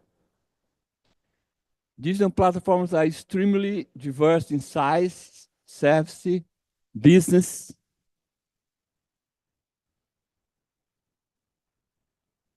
in models and impacts, both positive and negative. While platforms play important roles such as connecting business and users, they also pose significant risks, both presumed and proven, that affect markets, economies, human rights, democracy, public health, and many other areas. Concerns are especially focused on large platforms that provide indispensable services such as search, and search engines, and social networks. The complexity and scope of platform activities, coupled with the diverse interests involved, make it challenging to agree on an ideal regulatory model. In this context of ongoing disputes and disagreements, ensuring broad societal participation to achieve a multi-stakeholder consensus is utmost important. With this in mind, CGIBR decided to conduct an open consultation in the regulation of digital platforms in Brazil. This consultation is the result of over 2 years of work by CGIBR, Platform Regulation Work Group, this group here, which I coordinate. It has engaged with society through seminars, workshops, and studies, and we launched and systematized through 2023. This consultation that we present today address platform definitions and classification, maps the risks posed by platform activities, explores regulatory measures to mitigate these risks, and outlines the actors and mechanisms necessary for implementation regulation. We hope that CGIBR historical role in fostering multi-stakeholder dialogue and consensus building on internet-related issues will contribute to developing a consensus regulatory framework for platform regulation in Brazil. Today, our open forum features six speakers. First, you have Juliano Capi and Juliana Oms from the CGIBR Secretariat. After that, you have Marcelo Formazin, a colleague of mine, representing the academic and technical sector. After that, Bia Barbosa, also a CGIBR board member, representing civil society. After that, Eugênio Garcia from Brazil, Ministry of Foreign Affairs, who holds a permanent invite position on our board. And at the end, Monica Guise from Meta, representing the private sector on those discussions. This CGIBR advisory team will briefly present the structure and main results of the consultation. This will be followed by contribution from the other speakers here, from the four sectors that participate in the building the consultation. We are also very happy to launch here the publication of the systematization of the consultation here at the IGF. We provide some copies to you if you want to know more deeply the details of the consultation by itself. So, Juliano will start. Juliano and Juliana will start with a summary of the consultation, please.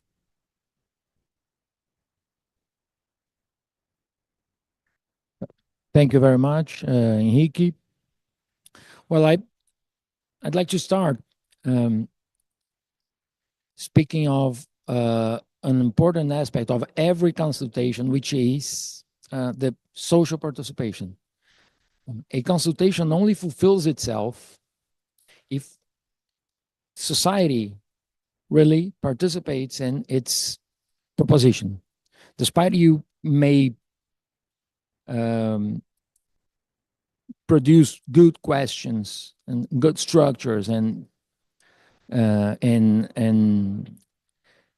good dynamic for the consultation, if the social participation doesn't happen, consultation fails. Then I'd like to highlight that this consultation had really high rates of social participation. It received nearly 1,400 inputs from 140 organizations from the four sectors that comprises the Brazilian Internet Steering Committee, the CGI-LBR, the government sector, third sector, business sector, and the scientific and technical community.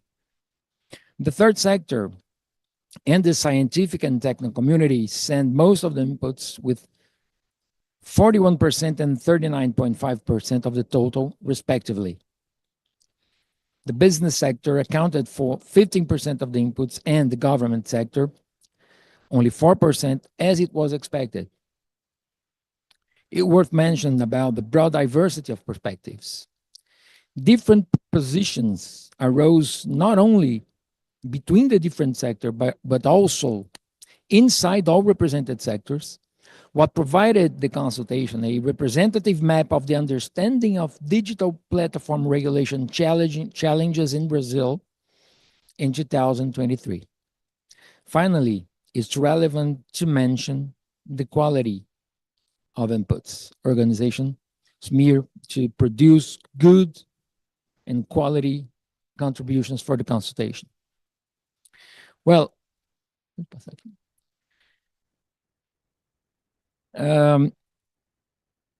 CGI.br aimed at providing a meaningful contribution to the challenge of producing a piece of regulation for digital platforms in Brazil. So it was defined three essential elements to the task. The first element was the definition of the regulated entity. The second element was to have a good definition of the problems that should be addressed. For that, we use the first stage of a risk-based regulation model, which is to map risks the regulated entity activities poses to society. The third element was to establish a governance model to implement the regulation. Then we defined three main questions, one for each axis of the consultation structure. First, who to regulate, define the regulated entity.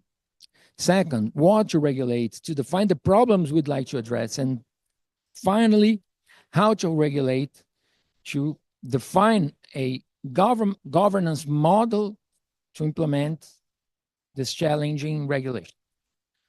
So the consultation was structured into these three axes. In axis 1,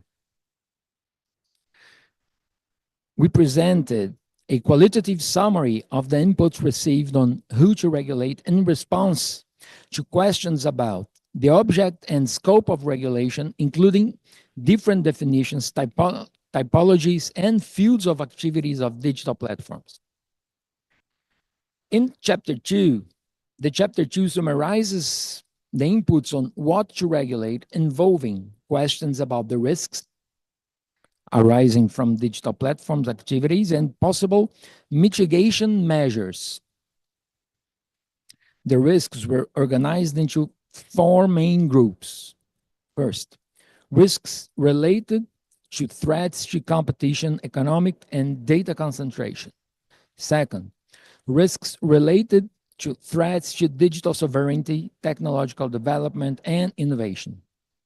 Third, risks related to threats to decent work. And the last one, but not least important, risks related to threats to democracy and human rights. In the chapter 3, presented a quantitative and qualitative synthesis of the inputs on how to regulate digital platforms and the possible institutional arrangements to regulate them, considering both state regulation models and different approaches to self-regulation. Next, please. Thank you, Juliano and Henrique. I'll talk a little bit about the first axis. The inputs were about the scope of the regulation. So they were debating about definitions of platform regulation and also which platforms to regulate. We divided these inputs in three categories. The first was definition, and inside this, these also were divided in three categories. The first is infrastructure. The participants mentioned that platforms need a technological infrastructure and usually use a variety of terminologies such as digital, electronic, and internet. The second characteristic is actors and their relationship on the platforms. In this part, the participants highlighted that platforms are characterized by connecting groups and producing benefits to each group participants in the platform, and on network effects and also highlighting the market.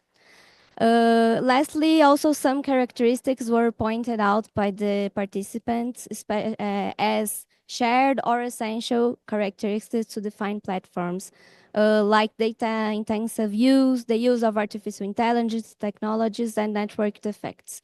These characteristics were also highlighted later in the risks mapping as something that would intensify the risks.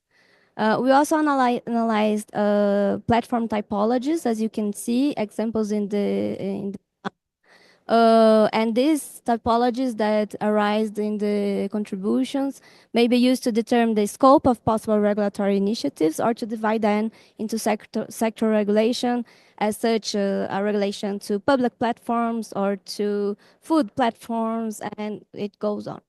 Lastly, the third part of this axis 1 is a discussion about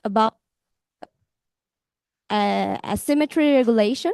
And there was a broad consensus in the consultation that regulation must be asymmetric, except with representations of large platforms associations.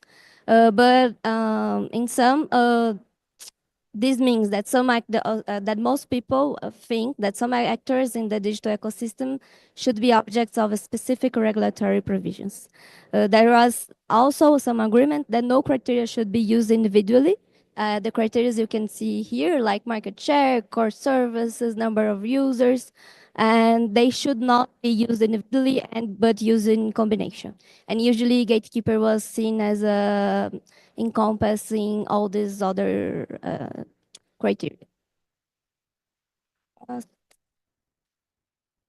Sorry. What? Thank you. Sorry. This was for axis on. In axis 2, that is what to the. Tá ruim.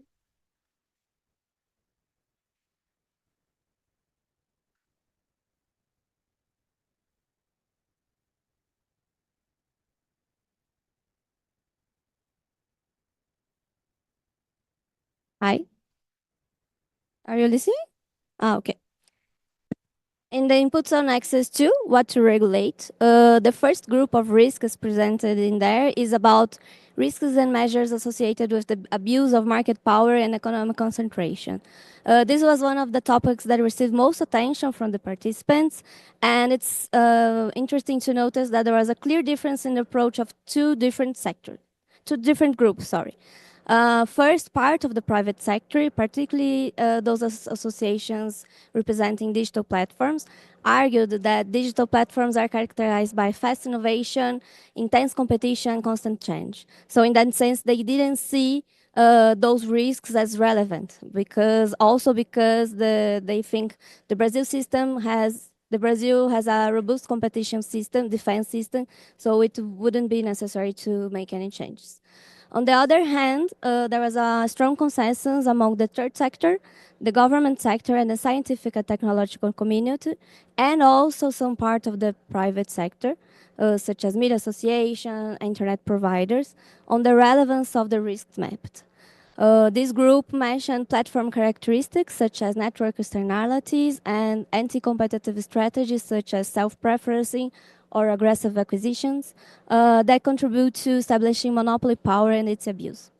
It was also highlighted an interesting dynamic between those risks, that data processing and infrastructure concentration is seen as a risk that contributes to another risk that is market concentration and economic power abuse.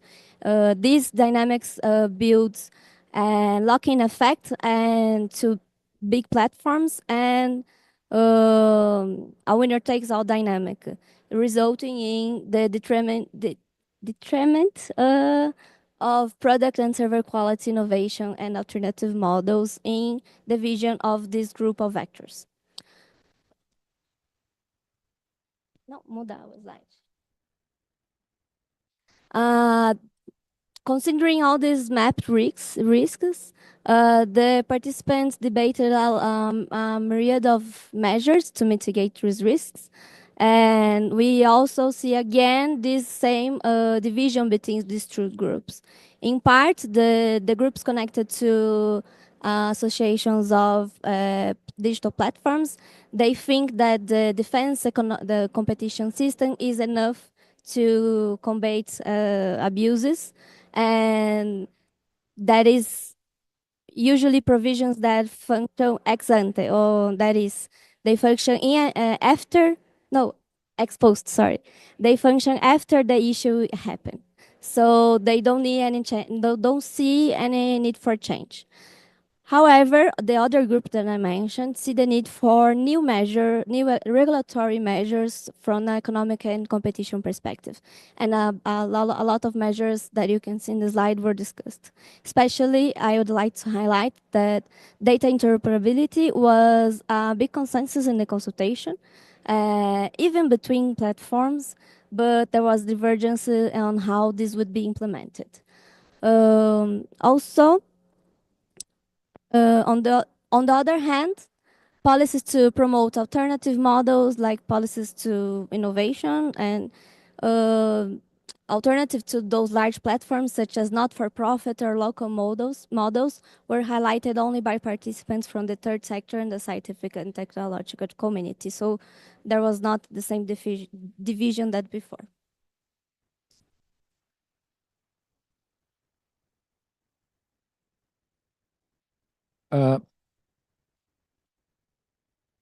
Considering the human right, no, hold on. What? The human rights structure, and the vast majority of inputs mention threats to freedom of expression, access to reliable information, cultural diversity, and democracy, expressed by several challenging issues, such as disinformation, the rise of extremism, hate speech, and incitement of violence. Risks to quality journalism were also highlighted. There was a consensus that fighting infodemics involves strengthening journalism, an important mechanism to ensure the citizen access to information. Regarding democracy and the electoral process, there was a broad consensus on the relevance of digital platforms in the construction of public debate. The powerful influence of digital social media on public debate poses risks domination of public discourse. Relative to children and adolescents, several inputs address the vulnerability of this group, of this age group, to digital platforms' business models, emphasizing the absolute priority of protecting their rights. From the point of view of counterfeiting measure, there were three issues that could be highlighted. Restrictions on data collection and profiling, considering principles and specific contexts. For example, child use of digital platforms. Restriction on programmatic advertising. Transparency measures and intermediary liability based on the principle of systemic risks of the platform activities. Finally, the last axis on governance. We analyzed that the inputs suggested that approaches are essentially defined by two conceptual vectors. The first vector discusses whether states or private sector should have a protagonist role, while the second consider whether the locus of decision-making should be concentrated in a single institution or decentralized across several entities and actors. Strict self-regulation, for instance, would have little or no state protagonism and a decentralized decision-making locus, as it would be dispersed across digital platforms.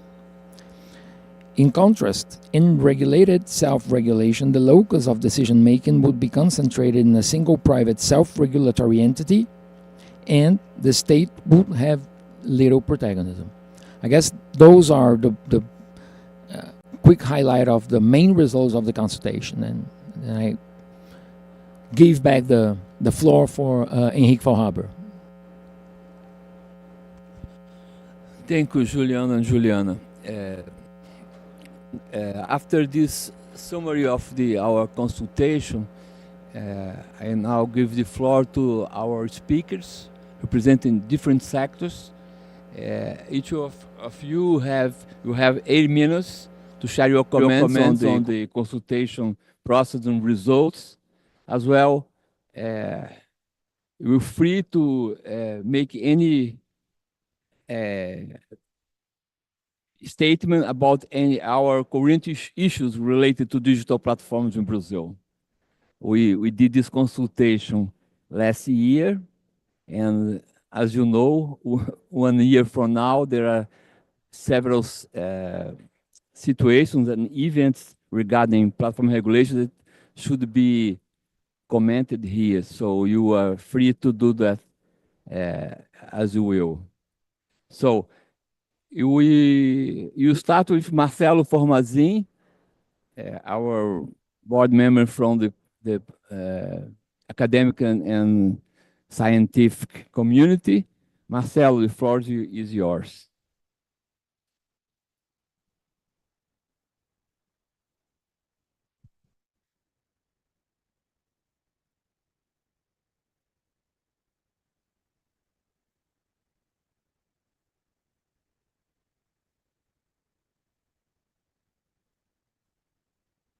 Thank you, Enrique. Good afternoon, everyone. My name is Marcelo Fornazin. I'm in the board of members at the Brazilian Internet Steering Committee, the CGE.br, representing the scientific community. And I'm also a researcher at the National School of Public Health of the Oswaldo Cruz Foundation, Fiocruz. I'm here replacing our colleague, Rafael Evangelista, who could not join us today due to visa issues while traveling from São Paulo to Riyadh.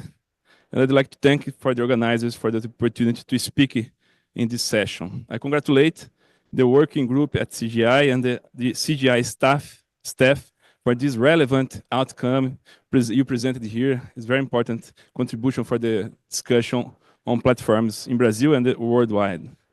And just to point some comments here, beyond this amazing study on platform regulation, the Brazilian CGI also conducted other studies on digital platforms. One focus on the role of platforms in education, analyzing the growing presence of platforms in public education systems and other countries.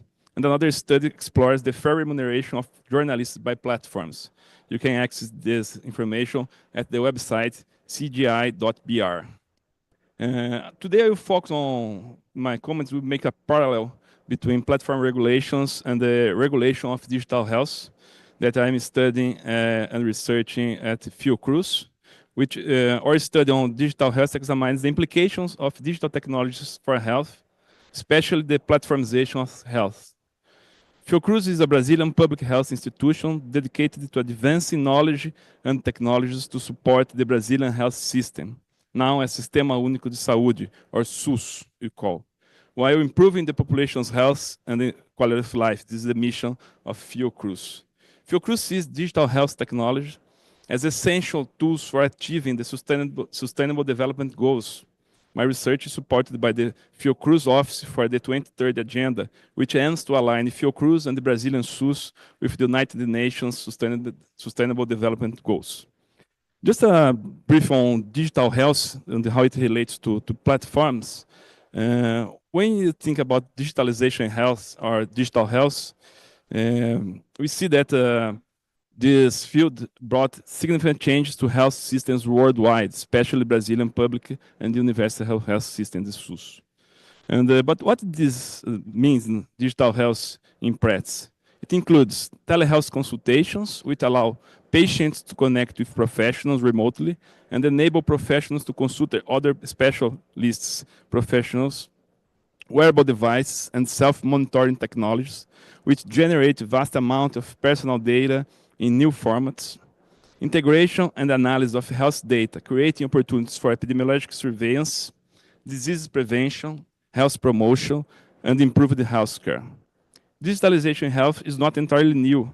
It began in the 1960s and has evolved over the decades.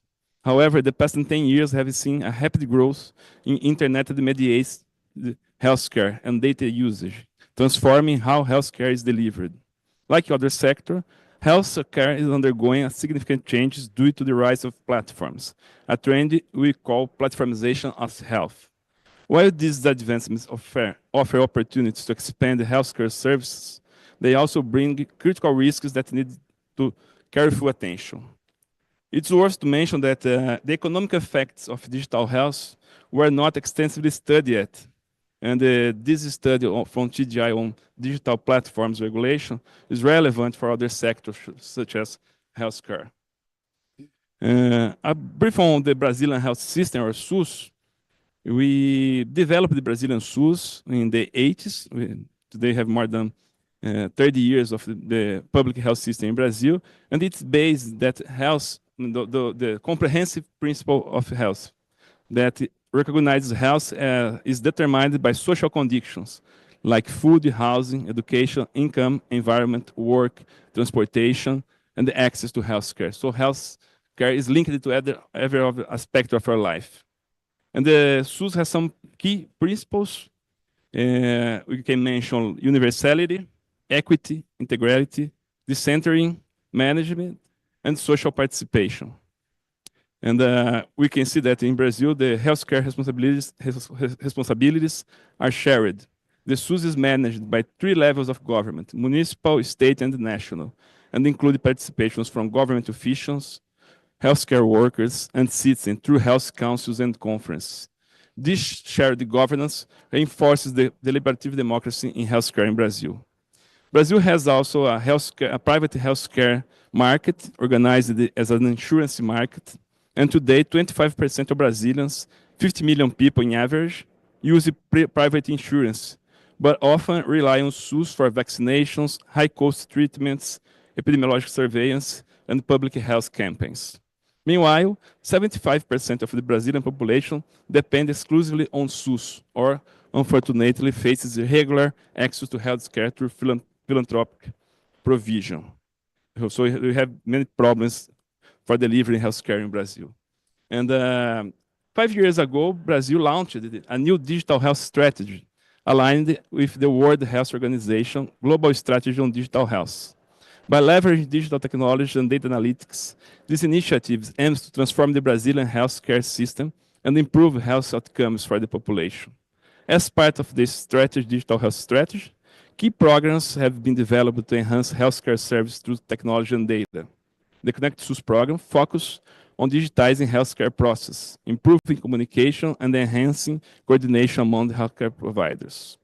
Informatics in primary care supports primary care providers by offering digital tools and resources to improve patient care and management at local level. And the National Health Data Network centralizes and standardizes personal health data, potentially enabling better decision-making and data interoperability. Finally, the digital health strategy promotes mobile applications to provide citizens with easier access to healthcare services and information. This will understand that's going to the direction of platformization of healthcare. And while digital tools bring potential benefits, we must ask some questions. Who owns the infrastructure and data?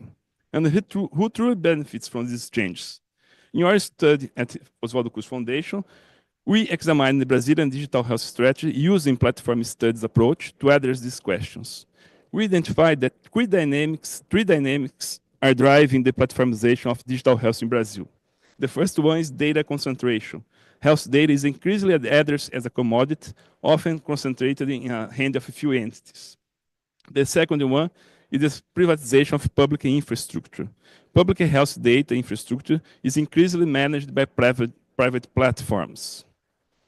The third one is the shift as the user as a consumer. Citizens are shifting from active participants in public health governance to consumers of healthcare services. These dynamics risks fragment healthcare practices and undermine the integrity of healthcare system. Moreover, offering digital services in a country with unequal internet access could create barriers to access universal health system. Our research also highlights parallels between Brazil and the other countries, such as United Kingdom and Denmark, where public health systems are influenced by private interests. In Brazil, the public health data today is stored on Amazon Web Services, without a clear evidence of compliance with national data protection law. Similarly, in the UK, the company Palantir, known for its links to intelligence service, manages NHS data, raising concerns about how this data is being used. Social participation is also a key principle of the Brazilian healthcare systems, designed to involve the population in policy-making process related to healthcare services. This principle highlights the importance of community engagement and empowerment in promoting health and ensuring that services meet the needs of the population. In recent years, discussion about digital health in Brazil have primarily taken place in two spaces. One is the Manager Committee on Digital Health, currently limited to government officials' representations, and the second one is the Committee of Information Standards in Private Health, which included private health insurance companies and healthcare providers, unions, with no participations of users. With the digitalization of services and prominence of these technocratic forums we may see that participation has shifted. Instead of fostering knowledge, collective decision-making, users are increasingly interacted as consumers who evaluate and engage in digital health service, limiting opportunities for democratic governance. Social movements in Brazil have pushed back against this trend. For instance, the Coalizão Direitos na Rede has campaigned for stronger safeguards on personal data protection and against risks of associated with data sharing. In the last year, civil society organizations proposed a free conference on information and digital health, presenting proposals for the National Health Conference that happened in the last July. And this year, under the pressure of social movements, the National Health Council established a technical chamber on digital health. This new space bringing together government, academia, workers, and the user associations to discuss and shape digital health policies. This evolution highlights the value of multi-stakeholder approaches in platform regulation and digital health governance. Diverse perspectives from government, academia, civil society, and public health works are essential for ensuring transparency, accountability, and the protection of citizen rights. So, finishing, thank you for your attention, and be happy to discuss with you about the regulation of platforms. Thank you, Marcelo, for the overview of digital health systems in Brazil. We believe that our work on digital platform regulation should be applied in some respects to that particular field. So next, I will have Eugenio Garcia from the Foreign Affairs Minister, that you have the floor. Thank you. Thank you so much.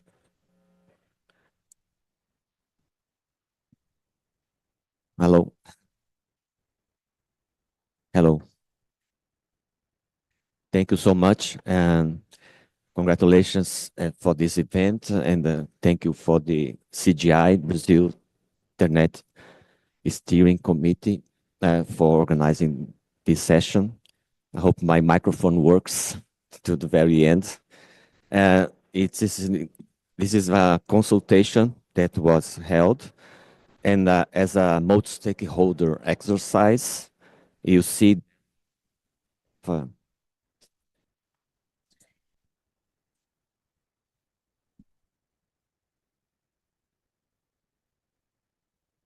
let's go back and start all over again. Now, thank you so much for this invitation, and congratulations on this event.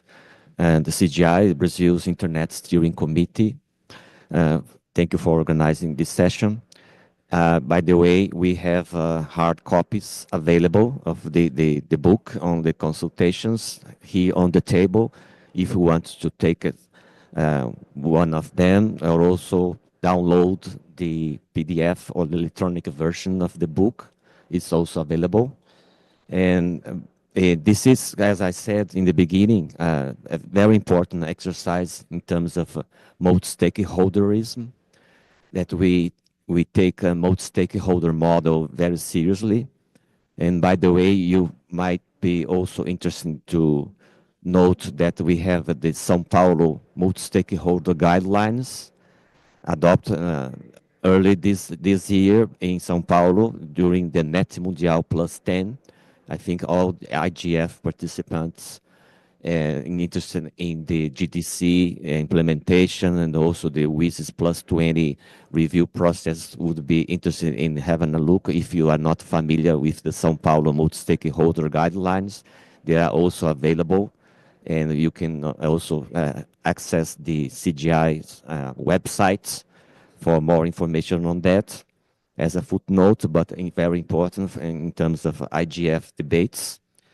And we have been busy in Brazil this year with the G20, as you know, including the working group on the digital economy, where some issues were discussed, including universal and meaningful connectivity, electronic e-government, and also digital public infrastructure and artificial intelligence with an approach that is development oriented, seeking to reduce inequalities. And I mentioned the G20 because we introduced in this working group on the digital economy the topic of information integrity, which is extremely important as we are discussing digital platforms. And this was the first time the G20 addressed the issue, information integrity, including misinformation, disinformation, fake news, everything in between. And we reached a consensus within the G20, and it was adopted by the end of during the ministerial meeting, concluding the work of the digital economy working group. And this is something that we also feel that is not only important topic to discuss, but also if you see during these consultations, there is a topic that is related to that, which I'd like to highlight. It's that digital sovereignty. And if you take the chapter 3 of Access 2 of the book, you see there is a chapter on risks related to threats to digital sovereignty, technological development, and innovation. So everything is related, not only information integrity, but also regulation of digital platforms and digital sovereignty. It's not there is no consensual definition of a digital sovereignty. And it's clear that in the different contributions from academia, civil society, the private sector, and other stakeholders, this is clear in the consultation and the outcome. But this is a very rich debate that I invite you to have a look at this chapter 3 of Access 2. And for example, one possible definition, but not the only one, was submitted during the consultations, defining digital sovereignty as the capacity to exercise power and control over digital infrastructure and data, and implies understanding the effects, both positive and negative, of each technological choice. Of course, there are many other definitions that were submitted or suggested during the consultation. And in my view, digital sovereignty is related to the rights of self-determination and control over your own digital future. But this is my personal view. So as a contribution to these debates, in this case, it doesn't mean digital sovereignty closing your borders or any sort of isolation from international networks or global supply chains. For example, data centers. Let's suppose a data center run by a national government with control over the national data or the data of the citizens of this country. Sometimes in Brazil, we call it sovereign cloud. In this case, you can also even you can buy hardware from a foreign company, but only you have access to the data within the geographical boundaries of your national territory or jurisdiction. So that in terms of, it's also related to data sovereignty. Even if you talk about software, it should reflect your local needs and linguistic and cultural background.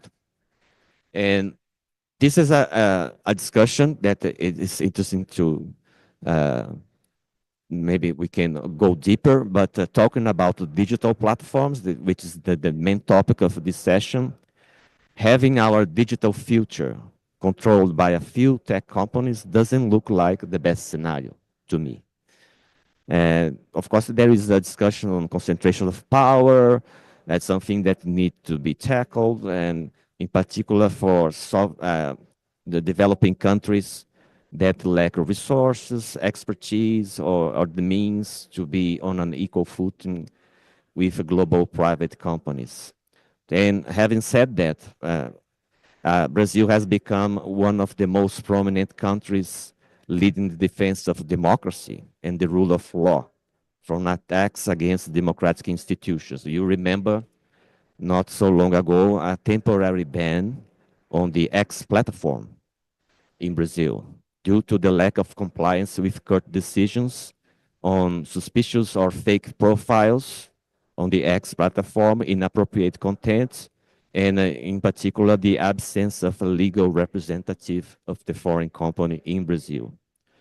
And this was not a question of free speech, but self-defense of democracy and Brazilian institutions under attack by politically motivated actors. Freedom of speech is guaranteed by the Brazilian Constitution. When we have the decision by the Brazilian Federal Supreme Court, it was pretty clear that the lack of compliance was undisputed.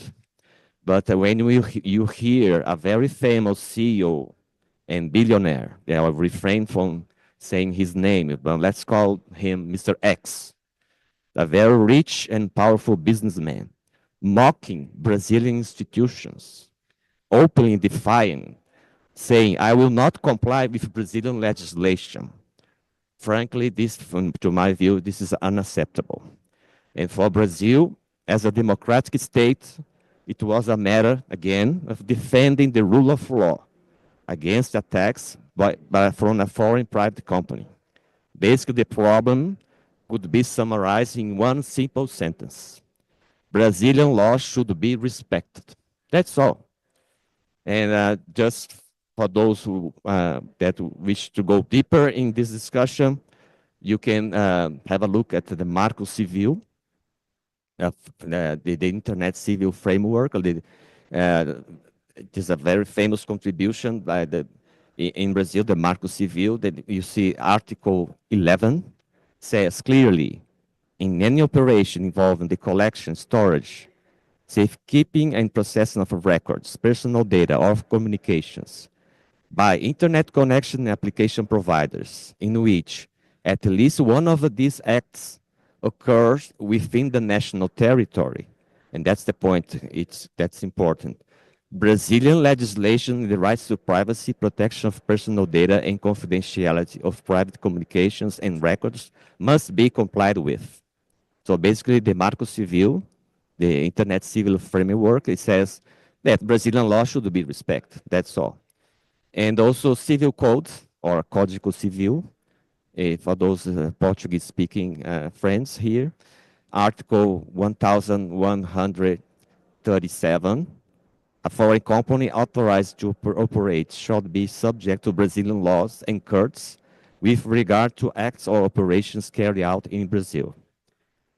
And there is more. Article 1138, a foreign company authorized to operate is required to have a permanent representative in Brazil with powers to resolve any issues and receive legal summons on behalf of the company. So maybe to conclude, as I said, freedom of speech is guaranteed by the Brazilian Constitution. And happily, that this problem was resolved in terms of compliance. The company, in this case, the X platform, decide to pay the fines and then appoint a legal representative in Brazil, and finally comply with the court decisions by the Brazilian Federal Supreme Court. Meanwhile, other foreign companies and digital platforms had no problem at all with the judiciary, and they have continued their operations normally in Brazil. Like, for example, Meta is doing great in Brazil. You know that Brazilians love WhatsApp. They Facebook, they are all operating normally, so have no problems at all. So this is to say that this was very particular and a very specific case because it's relevant for the discussion on digital platform regulation, and a very famous, let's say, CEO that is well known everywhere. And then was the result of the problem that we had to deal with, and I'm not going to repeat myself, but anyway, not only Brazilian law should be respected, but also that's the almost the creating an obligation of self-defense, of democracy, and the rule of law. And this is something that, in terms of lessons learned, I think it's relevant for us to discuss and to see how we can avoid, or perhaps try to see if such problems don't happen again. I'll stop here. Thank you so much. Thank you, Eugenio, for your comments on very recent situation that we had in Brazil. In fact, these geopolitical issues regarding action of digital platforms should be discussed deeply, and in fact, it's part of the whole chart of our platform regulation working group. So I will follow to Bia Barbosa. She's also a board member of CGIBR, represents civil society. Please, Bia, you have your 8 minutes to give your give your talk. Thank you.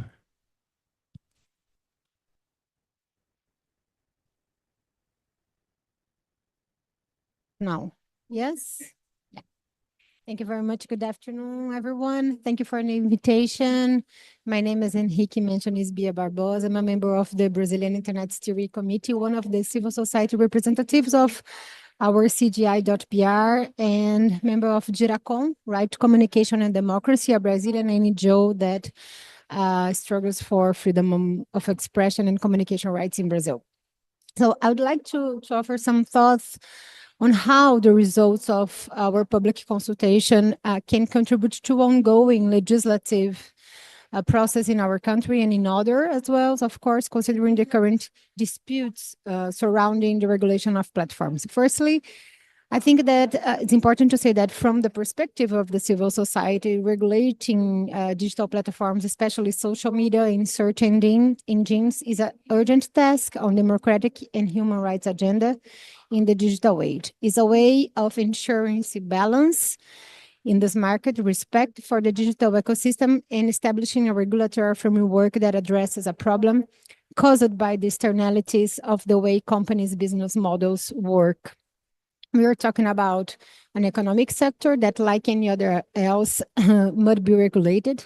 And we are talking about sovereignty, not from the perspective of states closing down the internet or fragmenting the internet, but in the sense that these are global companies that need to respect democratic legislation adopted by states.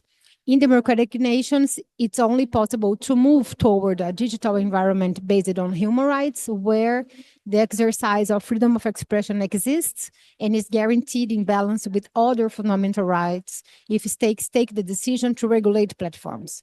Regulate not through judicial decisions, which are legitimate and can exist, but through a regulatory framework debated in the parliament, involving all the stakeholders, and this is not even happening currently in our country. I'd like to mention a first legislative initiative under discussion in Brazil, which may consider the results of the public consultation, but which is in large part has already reflected its concerns and deals with the regulation of social media in relation to transparency and due process in the moderation of harmful and illicit content. The bill 2630, which has been debated since 2020 in Brazil, has been the subject of dozens of hearings and hundreds of contributions from experts in the field.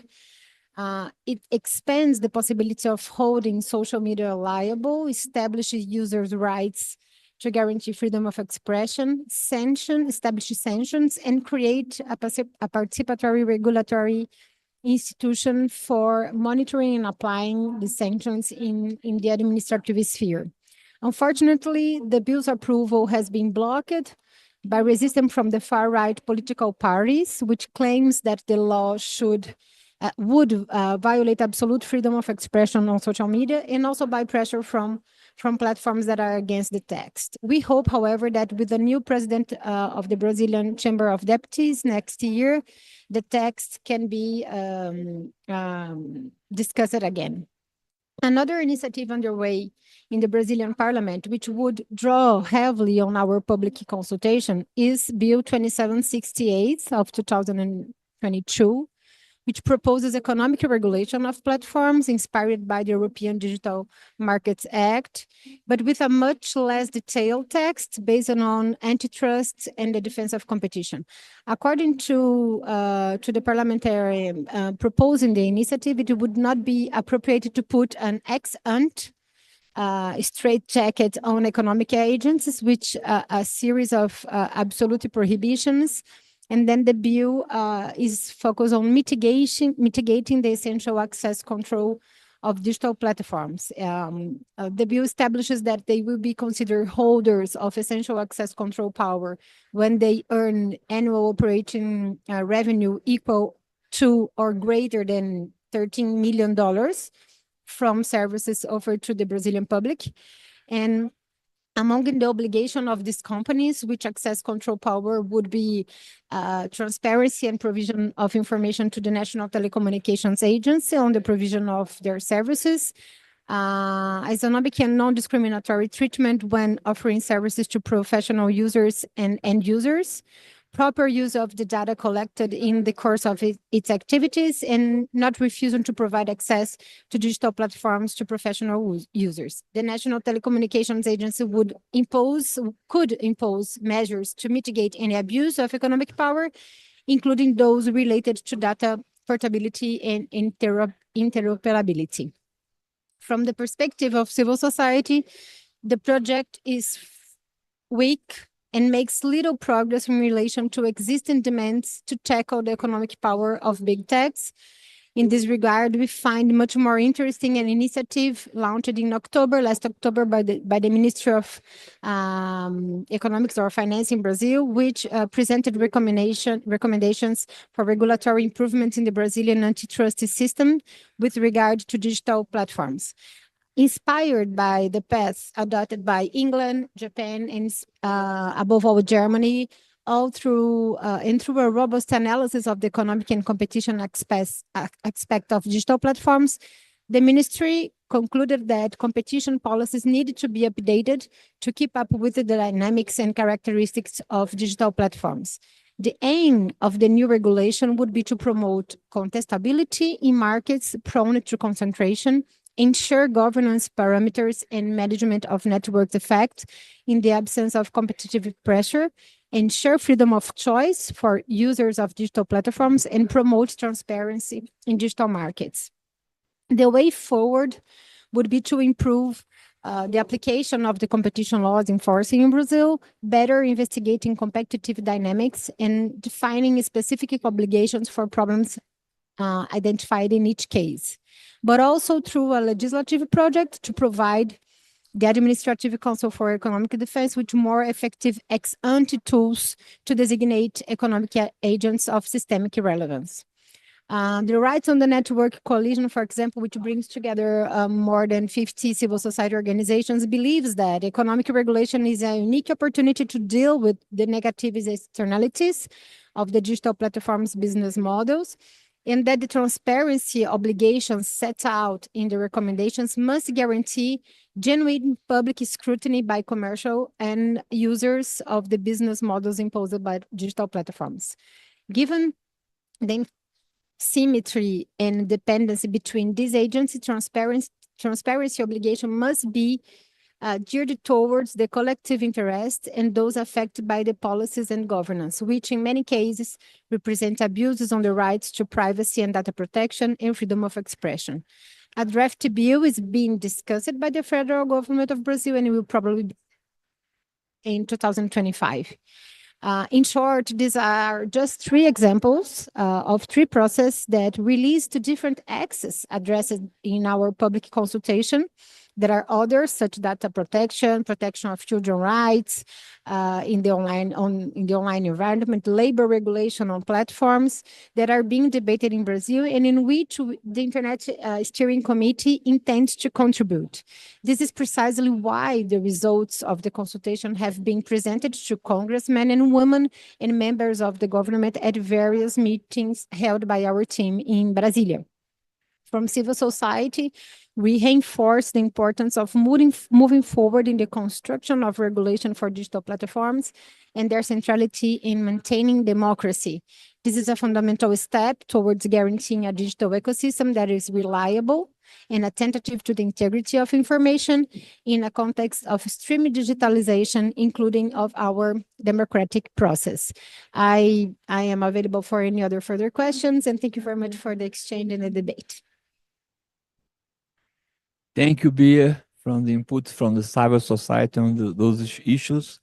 You bring several current discussions on economic regulation of digital platforms and also these comments on the process stopped on the discussion of Bill 2630.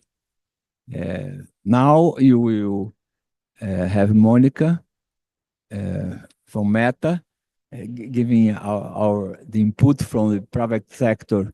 Meta was participating as well as association from private sector on the construction of this consultation. And we are very glad to have you, Monica. Thank you. Hi, can everybody hear me? Yes, thank you. Thank you, Henrique, very much for the invitation. Juliana as well. It's a pleasure for me to be here this afternoon, although for me it's still morning because I haven't had lunch yet. So I would, for those of you who don't know me, I'm Monica Ghisi. I'm head of public policy for Meta in Brazil. We did participate in this specific consultation that was conducted by the Brazilian Internet Steering Committee, and we would like to congratulate CGI on conducting such thorough work, especially when delivering the results. We did not collaborate individually as Meta, but rather through our trade associations. I have just a few remarks. I know that we are a little bit short on time, so I'm going to try to make them as brief as possible. CGI's consultation was mainly structured around the risks of how digital platforms operate, and then proposing regulation that would be addressed to those specific risks raised. So my contribution here today is for us not to lose sight of the contributions as well that the digital platforms that do operate in this space actually have to offer to the Brazilian economy. I personally feel that when we're focused on risks and then proposed regulations, we sometimes lose sight of the economic, the social, the empowerment benefits that platforms actually have and have been having for many years now to the public in general, specifically their users. I can talk of opportunity for businesses. We have seen so many, especially small and medium, but I love the examples that we can bring from small business using our specific platforms to thrive in times, and especially in countries and in economies that do not allow certain groups of people to be in the formal economy. I have been interacting with so many women in Brazil who have their businesses thriving because they're using our platforms. And you know, that's just to speak on the business side. In terms of creating opportunities for people, I would love to raise the speech aspect of how having different means to communicate with the general public, of how important having these platforms provide their services is. Very coincidentally, this morning, I had a meeting with a former government member in Tunisia. He was responsible for implementing the transition to Tunisia as a democracy, from dictatorship to democracy. And that person was very, very, what's the word in English? I'm so tired that I'm forgetting already. So it's only day 3. Enthusiastic in saying how much of an important role Facebook played in the revolution that took place in Tunisia. And how, if it hadn't been for Facebook being present at that specific moment, the information wouldn't have gotten to people, and the revolution probably would have had a very different face than it does nowadays. So when the CGI's consultation raises risks to democracy, I feel that it's important for us not to lose sight of how important it is for us to keep and maintain and strengthen certain safeguards that the Brazilian law actually has in place, and to hold those for the near future. We're currently in Brazil facing a situation in which we're seeing the Supreme Court rule on a very important article of our Marco Civil, which is Article 19. We are risking the Supreme Court to declare that article unconstitutional, meaning that we would be throwing away, I wouldn't say only 10 years, not just 1 decade from Marco Civil being adopted, but the many years that come before Marco Civil, in which civil society, industry, the academics, and international organizations helped us build a very robust conversation around the importance of how we define liability for internet companies in this age. I'm very, very concerned about the path that we might be taking moving forward. From a company perspective, if we were to remove speech in a way that we're seeing the first opinions that the the Supreme Court of Justices are delivering, we would pretty much be removing them. Okay, yeah, back. We would pretty much be removing everything that resembles any risks to the business, especially when we're talking about countries in which we have a large user base, such as Brazil. The risks would definitely outweigh the economic opportunities. So I feel it's extremely important for us not to lose sight of these types of discussions, and not to take the current laws that we have in place for granted. They are constantly on the risk, as we're seeing in Brazil right now. And I feel that CGI's consultation, especially when it comes to the axis of defending democracy, does a pretty good job at highlighting the importance of defenses such as this one. Also, coincidentally, Professor Marcel Leonardi this morning published a very, very interesting article around this specific topic on Estadão. I would suggest my Brazilian colleagues who speak Portuguese to look it up.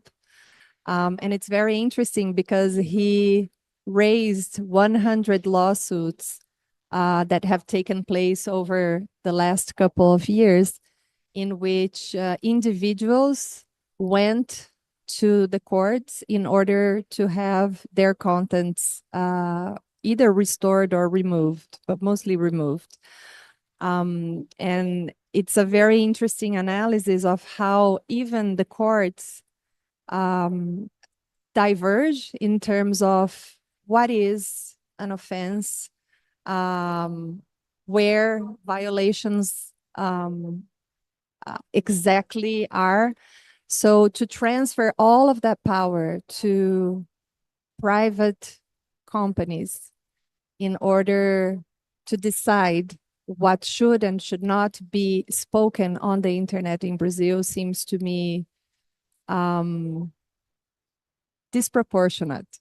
And I can guarantee that digital platforms do not want this type of power in their hands, especially as we're business oriented. And at the end of the day, the civil liability would undermine the economic benefits very much potentially. So we would be removing so much speech. And I would hate to see the Facebook that has helped Tunisia get out of non-democratic state become a place where we will only be looking at recipes and cute pictures of cats and dogs, no matter how much I love looking at cute pictures of dogs more than so. I'll stop here and let the discussion continue. Thank you very much. Thank you, Monica, for your input on the positive side of the use of technology, digital platform also, because of course it's a vector of growth and economic expansion. So we can't just talk about the negative side. Thank you also for bringing the discussion about the current discussion on Supreme Court. Bia has already mentioned that the block of discussion on Congress on Bill 2630 leave to the Supreme Court that is discussing today. Today you have the third vote on that issue, and it's everybody's concerned about to change Marco Civil da Internet Bill of Rights in Brazil. That's it's a landmark on the internet regulation and right for the users being modified by the Supreme Court. That's not part of their job to do. And we are, at the moment, we are, in fact, having votes on making Article 19 unconstitutional. Probably today, I expect that Minister Barroso is bringing a more balanced vote, bringing the self-regulation with regulation approach that we believe that is more aligned with the multisectorial government that we defend in Brazil, with participation of our stakeholders and giving the moderation in hands of the companies, but under certain conditions. So I believe this discussion, as you know, we are in the middle of the road on that discussion, and believe this kind of session here is good to us to discuss Brazilian issues, but also to let know our colleagues here in IGF from other countries how this discussion is being held in Brazil. So you have some time for questions and also for comments from the speakers. I don't know if there are questions from the audience or online. There's no online question. If someone has put a question here here on the room, the mic will be available. If not, I will provide to the speakers some time to make your final comments, since we discussed not just the process of the consultation, but the results that put on the table, and some very important comments on the actual situation of these issues on Brazil. From the side of the group that will coordinate on platform regulation, we are, in this year, we have scheduling a seminar in Brazil on the second quarter, bringing back some issues that are more mature now, mainly about economic regulation, and also discussion on issues related again to the social media moderation, this kind of thing that now is discussed on Supreme Court. And we also recognizing that most of discussions regarding platform regulation is now on the arena through the AI bill, AI laws being discussed in Brazil. So I will give the floor to each of you. I don't know who wants to speak first, Bia, or Monica, or Marcelo, or Eugênio, to make your comments, and if someone wants to make a question, we will be free also to do that. Bia, you can have. Hello. So just to comment that I think that it's the systematization of the consultation. It's not simple to read. If anybody wants to read the consultation itself, is even bigger and more complex. But I think that there are many interesting elements in the different axes of the consultation. Even agreeing with Monica that framing it regarding the risks. I think there are many other contributions that we can take it from it, not regarding only the risks that I think that the business models of the platforms brings, but I think that there are many other aspects of the consultation that even us at the Brazilian Internet Steering Committee haven't yet dived in. For example, the X regarding labor rights in platforms is something that is quite present in the consultation, but we haven't yet started an intern discussion about this topic. And there are bills at the parliament or discussions in the executive branch of the federal government dealing with these topics that I think that we could try to organize ourselves, not only from the Brazilian Internet Committee perspective, but from the governance of internet community in Brazil to contribute to this process. It takes much more energy than we have. But I think that Juliano and Juliana that are organizing these meetings with the parliamentarians and also with the members of the of the executive of the government can tell us how receptive they are to these ideas, because when you bring some perspectives from a multi-stakeholder perspective to the debate, I think that it helps us to move forward much more focus on what we agree, and then instead of focusing on all the difference that we have, the different perspective positions that we have, and of course it's going to be a debate, it's going to be a conflictive regulation, but I think that we need to move forward. So I'm pretty optimistic regarding the results that we had the consultation and how it can help not only our work, but the work that everybody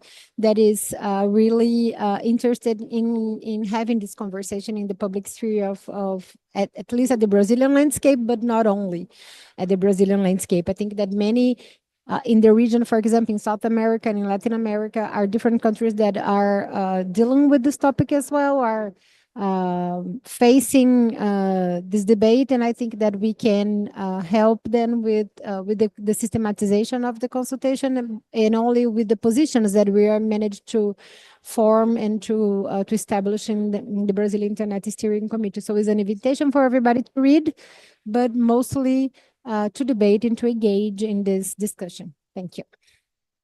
Thank you, Bia. You have about 90 minutes, so I invite anyone from the speakers to talk, and also from the audience. Thank you. Thank you, Henrique, and thank you for all the interventions. I found it very interesting what you discussed here today.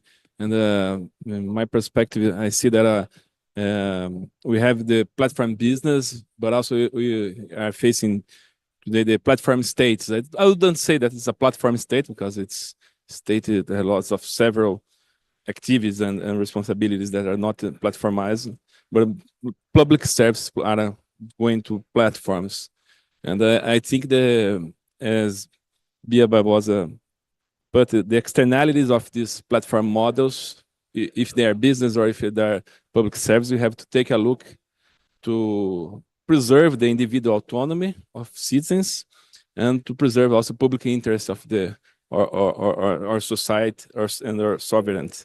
I think that it's important. And if we had good regulation, we can provide business, the economic growth, and create safeguards. And I guess the consultation was a good mean to take a look on that. So as we provide the LGPD, or General Protection Data Law, that's for public and private, we could think about also how we regulate the platformization of states. That would be important, because we as an individual looking for risks, as individual, we don't have the means to measure the risks. We have to have some support to measure the risks. We are involved in data sharing, looking on the public health perspective with the environmental problems that we face. It's important to have the production of knowledge about the risks, and I think on this regulation is what we said here, is to promote access to good internet, to significant internet, transparency, accountability, and social participation. Because even the state is not the guardian of the good interest. You have the states should be democratic, open to participation, to have a civil society oversight on the state activities. This is very important. It's not only for business that usually people claim on platforms, but also from states when are behaving as platforms. We have to have this open for social participation in a democratic governance. So these are my ideas relating to our discussion today, and thank you for the session. So you have 6 minutes. Maybe Monica or Eugênio want to talk something. Yes, thank you. I think we should celebrate that we are discussing these issues with the participation and engagement of all sectors of society in Brazil and beyond, in a genuine multi-stakeholder exercise. And this is a consultation a very successful one on regulation of digital platforms. And maybe to recap what I said for the records, I mentioned digital sovereignty as an important topic, as the right of self-determination and control over your own digital future, including law enforcement and respect for court decisions based on the Constitution and national legislation at large. So I mentioned the temporary ban of the X platform, which for me was a very unfortunate incident created by a foreign company that refused to comply with Brazilian law. I don't have much to add to that, but just say that we live in a democratic country, an open society, as it was said here, where debate is free. That's why we are here. And this consultation held by the Brazilian Internet Steering Committee is a living example that democracy should and will prevail always. Thank you so much. Okay, Virginia. Monica. Can you hear me? Okay. Thank you. No, just as a final, I would like to again congratulate IGE, especially the working group on platform regulation for conducting this work. Yesterday, I was in a panel in which I had the opportunity to clear up some misconceptions that about big tech. I cannot speak for all of my business peers, but I can speak for Meta. So yesterday I was able to talk about the misconception that many people have that we profit from misinformation, for instance. We don't. Our advertisers hate it when their ads are placed close to misinformation. Our users don't want to be in our platforms if they're not feeling safe. And today I feel that I have the opportunity to talk about another misconception, which is the fact that Meta doesn't want any regulation. That is not true. We have contributed.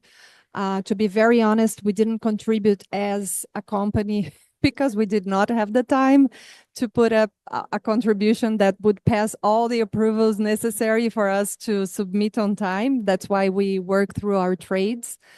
We're still a relatively small team, but we are for regulation. We want to be part of the discussions. We are seeing in real time today, nowadays, this week, last weeks, what happens when the Congress doesn't legislate and when other powers take that that task into hands. We're seeing how badly that can go. So I would like to highlight and reaffirm our commitment to continue advancing in the discussions that can lead to good regulation for not only for the business, but for civil society, for users, for Brazil. So I publicly reaffirm our commitment here in Henrique to continue these conversations back home. Thank you. Thank you, Monica. I believe we have to wrap up. It was a very good workshop, open forum, so we are glad to having all these positions. I mean, the job we done through the working group that puts the consultation, their outcomes on the book that we are delivering today, and also for discussions that we have here that deal with very recent issues that are open, but we feel that together, in a multi-stakeholder approach, we can have success on tackling of this difficult task that we have in order to have the benefits and also avoiding the risks of using technology on our lives so deeply. Thank you, everybody. And we will have the results on the website of IGF in order that we can, after, work on the results that I believe we have here. Thank you.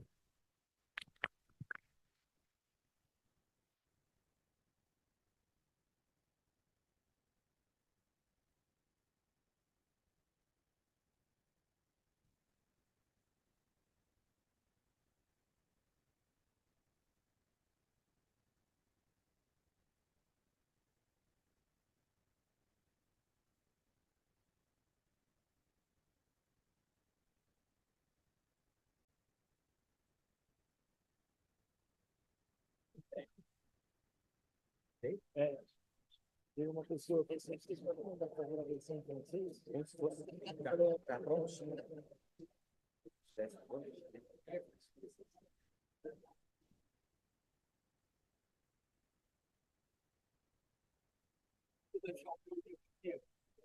Tá olhando, porque eu já peguei o meu. Se alguém quiser.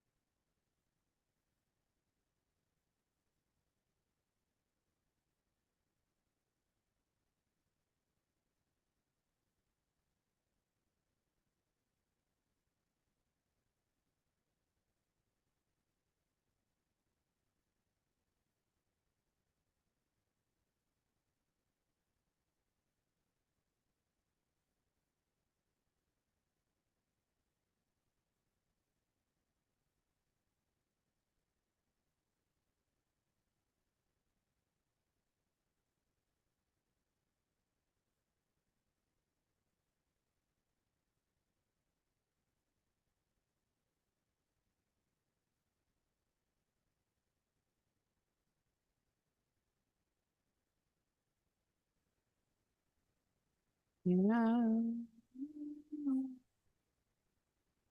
Meow. Meow. Meow. Meow meow. Meow meow. Meow. Meow meow. Meow.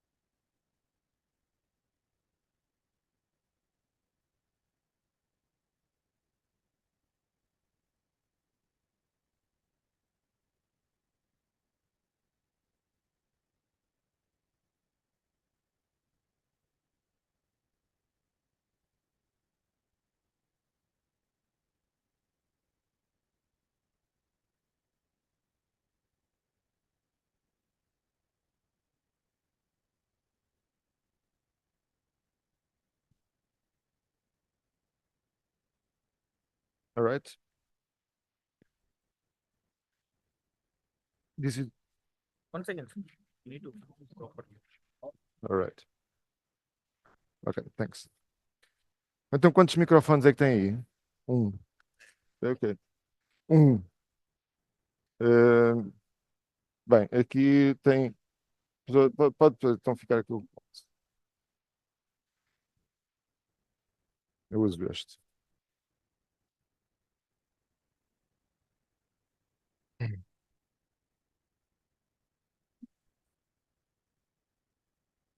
So,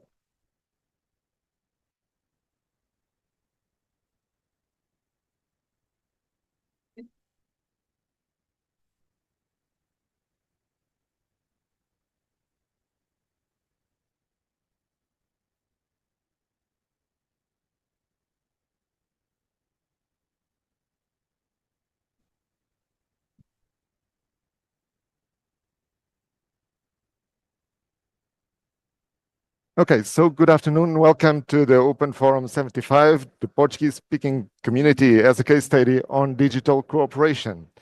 This Open Forum intends to be a space of dialogue between different stakeholders from different regions on digital cooperation in the Portuguese-speaking countries community, which spans from 4 different continents. The Open Forum will discuss this case study on how such digital cooperation is taking place and what meaningful results it has been delivering. So as the speakers, we have a very interesting panel, I believe. Leonil Santos, chairwoman of Arctel CPLP, Sandra Maximiano, chairwoman of the board of directors of Anacom, Luisa Ribeiro Lopes, chairwoman of the board of directors at PT, Marta Moreira Dias, chairwoman of Luznik, Mozart Tenorio, advisor of Anatel presidency, Bianca Kramer, counselor of CGIBR, David Gomes, executive secretary of Arctel CPLP. So with no further delay, I will pass the floor. We will see a video directly from the beautiful Cape Verde of Leonildo dos Santos. Leonildo dos Santos, as I said, is the chairwoman of the board of the communications and telecommunications regulator of the community of Portuguese language countries, Arctel CPLP. Leonildo dos Santos is also the chairwoman of the board of directors of the multi-sectoral regulatory authority of Cape Verde. So let's watch the message from Leonildo. Leonildo?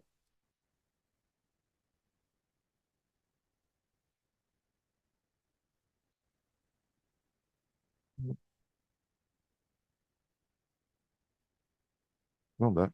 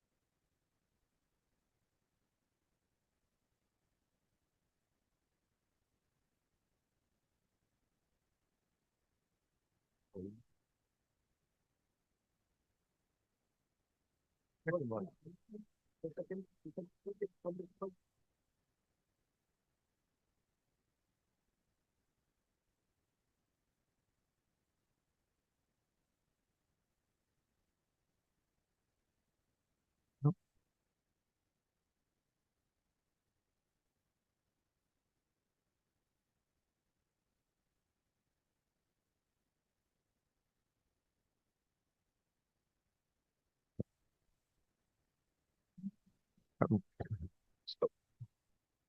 Stop, please. No, okay.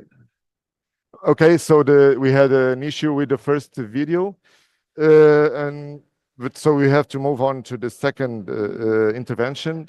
We will pass the floor to Sandra Maximiano. Sandra Maximiano, chairwoman of ANACOM's board of directors since 15 December 2023. She is the associate professor of economics at University of Lisbon, where she is coordinator of XLab Behavioral Research Lab and of the master's degree in economics program. So, Sandra, you have the floor. So, yeah. Hope everyone can listen to me. I don't know if they are starting the video now, but if they start now, I can talk after the video. It's not a problem. Okay.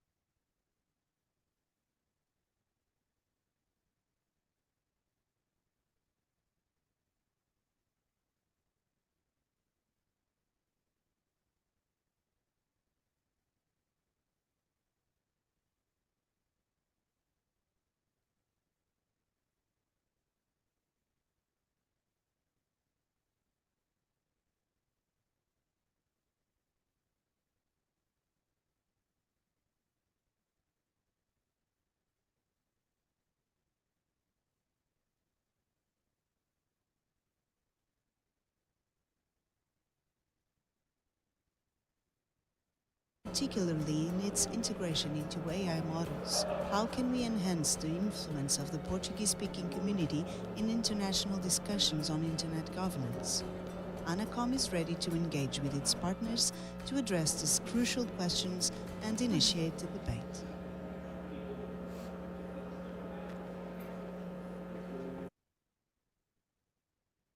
So now that we in the video, Sandra Maximiano, would you like to say some words?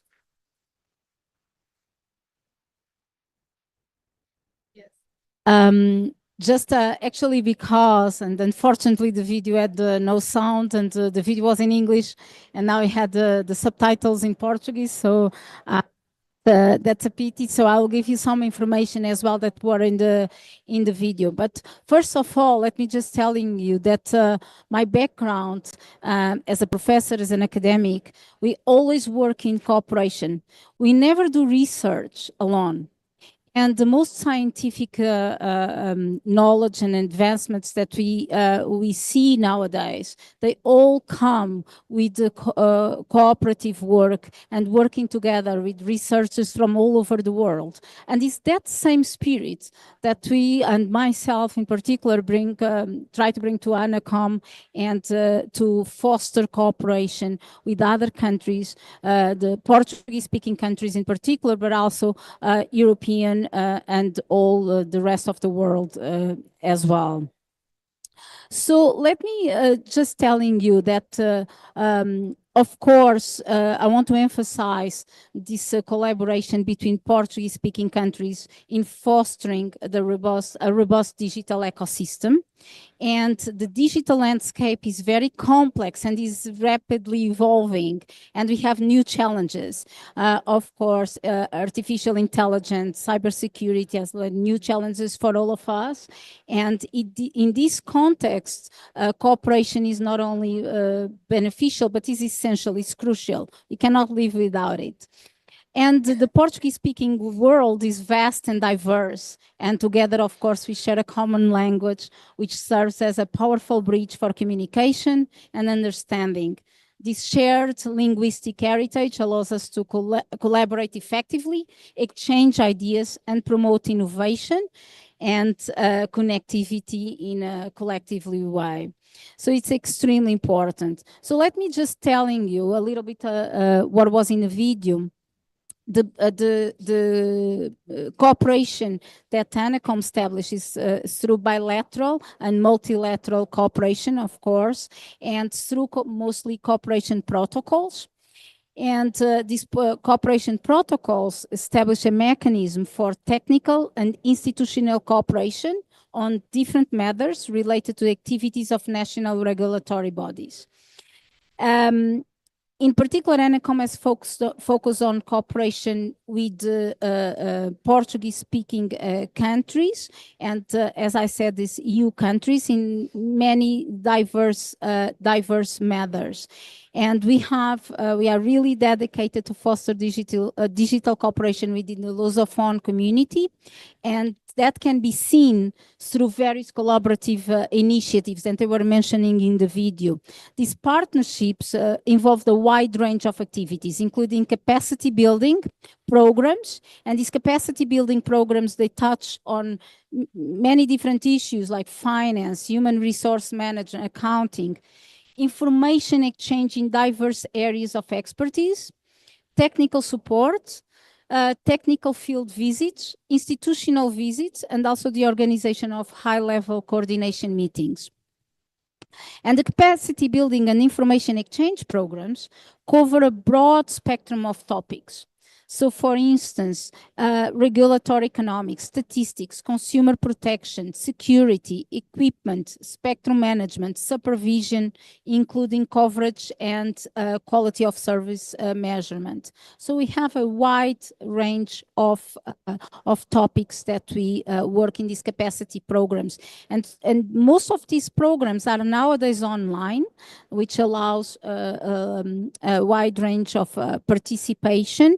But also, we still insist and we foster in-person programs. 30% of these capacity building activities are conducted in person within the beneficiary countries. This approach allows a greater number of regulatory authority staff to participate in these exchange sessions. And every year, hundreds of staff members from regulatory authorities engage in this exchange, and we are extremely proud of these efforts. So I'm not so sure if I'm over time or not, Manuel. Yeah, well, I think we are fine now. We can move on to the next speaker. Thank you very much, Sandra. Luisa Ribeiro Lopes. Luisa is currently president of the board of directors of DNS.pt Association, the entity responsible for managing the national top team. She is a member of CET, European Association of Systems. The floor is yours. I believe you have a presentation number 3.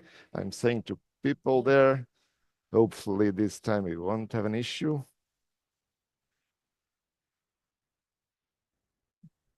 Yeah.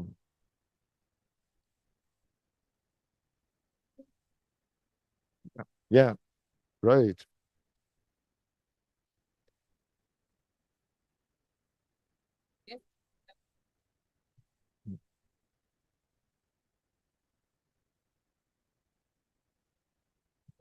No? Yeah. Yeah. Okay. First, I would like to begin to thank IGF and Anacom to organize this important panel. I also thanks for inviting me and .pt to join the debate about Portuguese language on the internet. This panel shows the significance that we have all reaffirmed in recent years the need to include Portuguese as an official language of the United Nations. This is essential for all of us, for our countries, and for our organizations as we work together to build a digital environment enriched by this important asset, the Portuguese language. Since 2007, .pt, along with other registries like .cv and .br, presenting in this panel, has joined forces with other Portuguese countries to create an association with a different and inclusive vision for the internet governance and for our top-level domains. We have seen this collaboration in action during the events held in Brazil last year and in Cape Verde this year, with the Lusophone Internet Governance Forum. But about Luznik, my colleague, Marta, the chair of this association, will share more details. For now, I'm here to present you .pt and our commitment to improving digital skills and achieving gender balance in ICT. So, switching to my presentation. Okay. .pt is the registry of the top-level domain for Portugal in the internet. Our organization is a non-profit association representing all the digital national ecosystem, the government representing by FCT, the consumers representing by the Portuguese Consumer Protection Association, DECO, and the digital companies representing by the Digital Economic Association. We have, as you can see in the slide, a multi-stakeholder governance model with more than 20 entities from different economic, social, and cultural areas representing in the advisory board, such as Anacom. Our vision, yes, our vision, it's a new vision from last month, approved by the General Assembly last month, is promote the free and secure use of the internet by providing services of recognized excellence to the community, partners, and peers, while projecting Portugal's identity in the international digital ecosystems. And for these, we have our principles. As you can see, our vision is aligned with the principles that we also advocate here in the Internet Governance Forum. Security, accountability, strict trust, ethics, inclusion, and my presentation is all about inclusion, responsibility, independence, globalization, cooperation, innovation, and impact. In numbers, .pt, we have now more than 1.9 million domain name registries under .pt, but .pt is not just numbers. We promote and we are partner with a lot of projects to improve the digital skills of the Portuguese population. We work with young people. We work also with workers who need more digital skills, helping them to the upskilling and reskilling, as well as with older individuals to combat digital exclusion. And we are proud to be partners in initiatives centered around gender equality in ICT. We recognize the huge gap that exists for women in these fields, and we strive to create opportunities that foster inclusivity and equal representation. Because an image is worth 1,000 words, we brought a small video from .pt.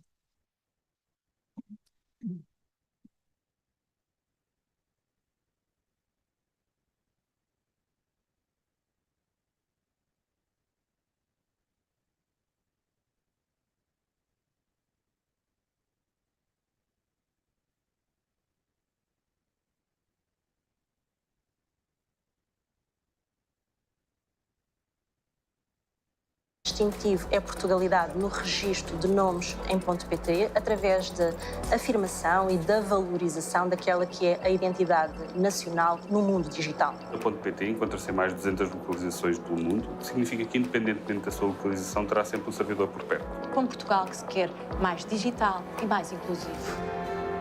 E por isso também dizemos que o //, que é a sede do .pt, que é a casa da internet nacional. Para os nómadas digitais, é um espaço agregador, um recurso que queremos disponibilizar à comunidade, um hub digital. Aberto à discussão sobre os temas da internet do futuro. E a disponibilidade que queremos dar a toda a sociedade para que possa utilizar este nosso espaço físico, que é uma ponte para a inclusão digital para todas e todos aqueles que estejam a contribuir para este desígnio comum, que é a digitalização de Portugal.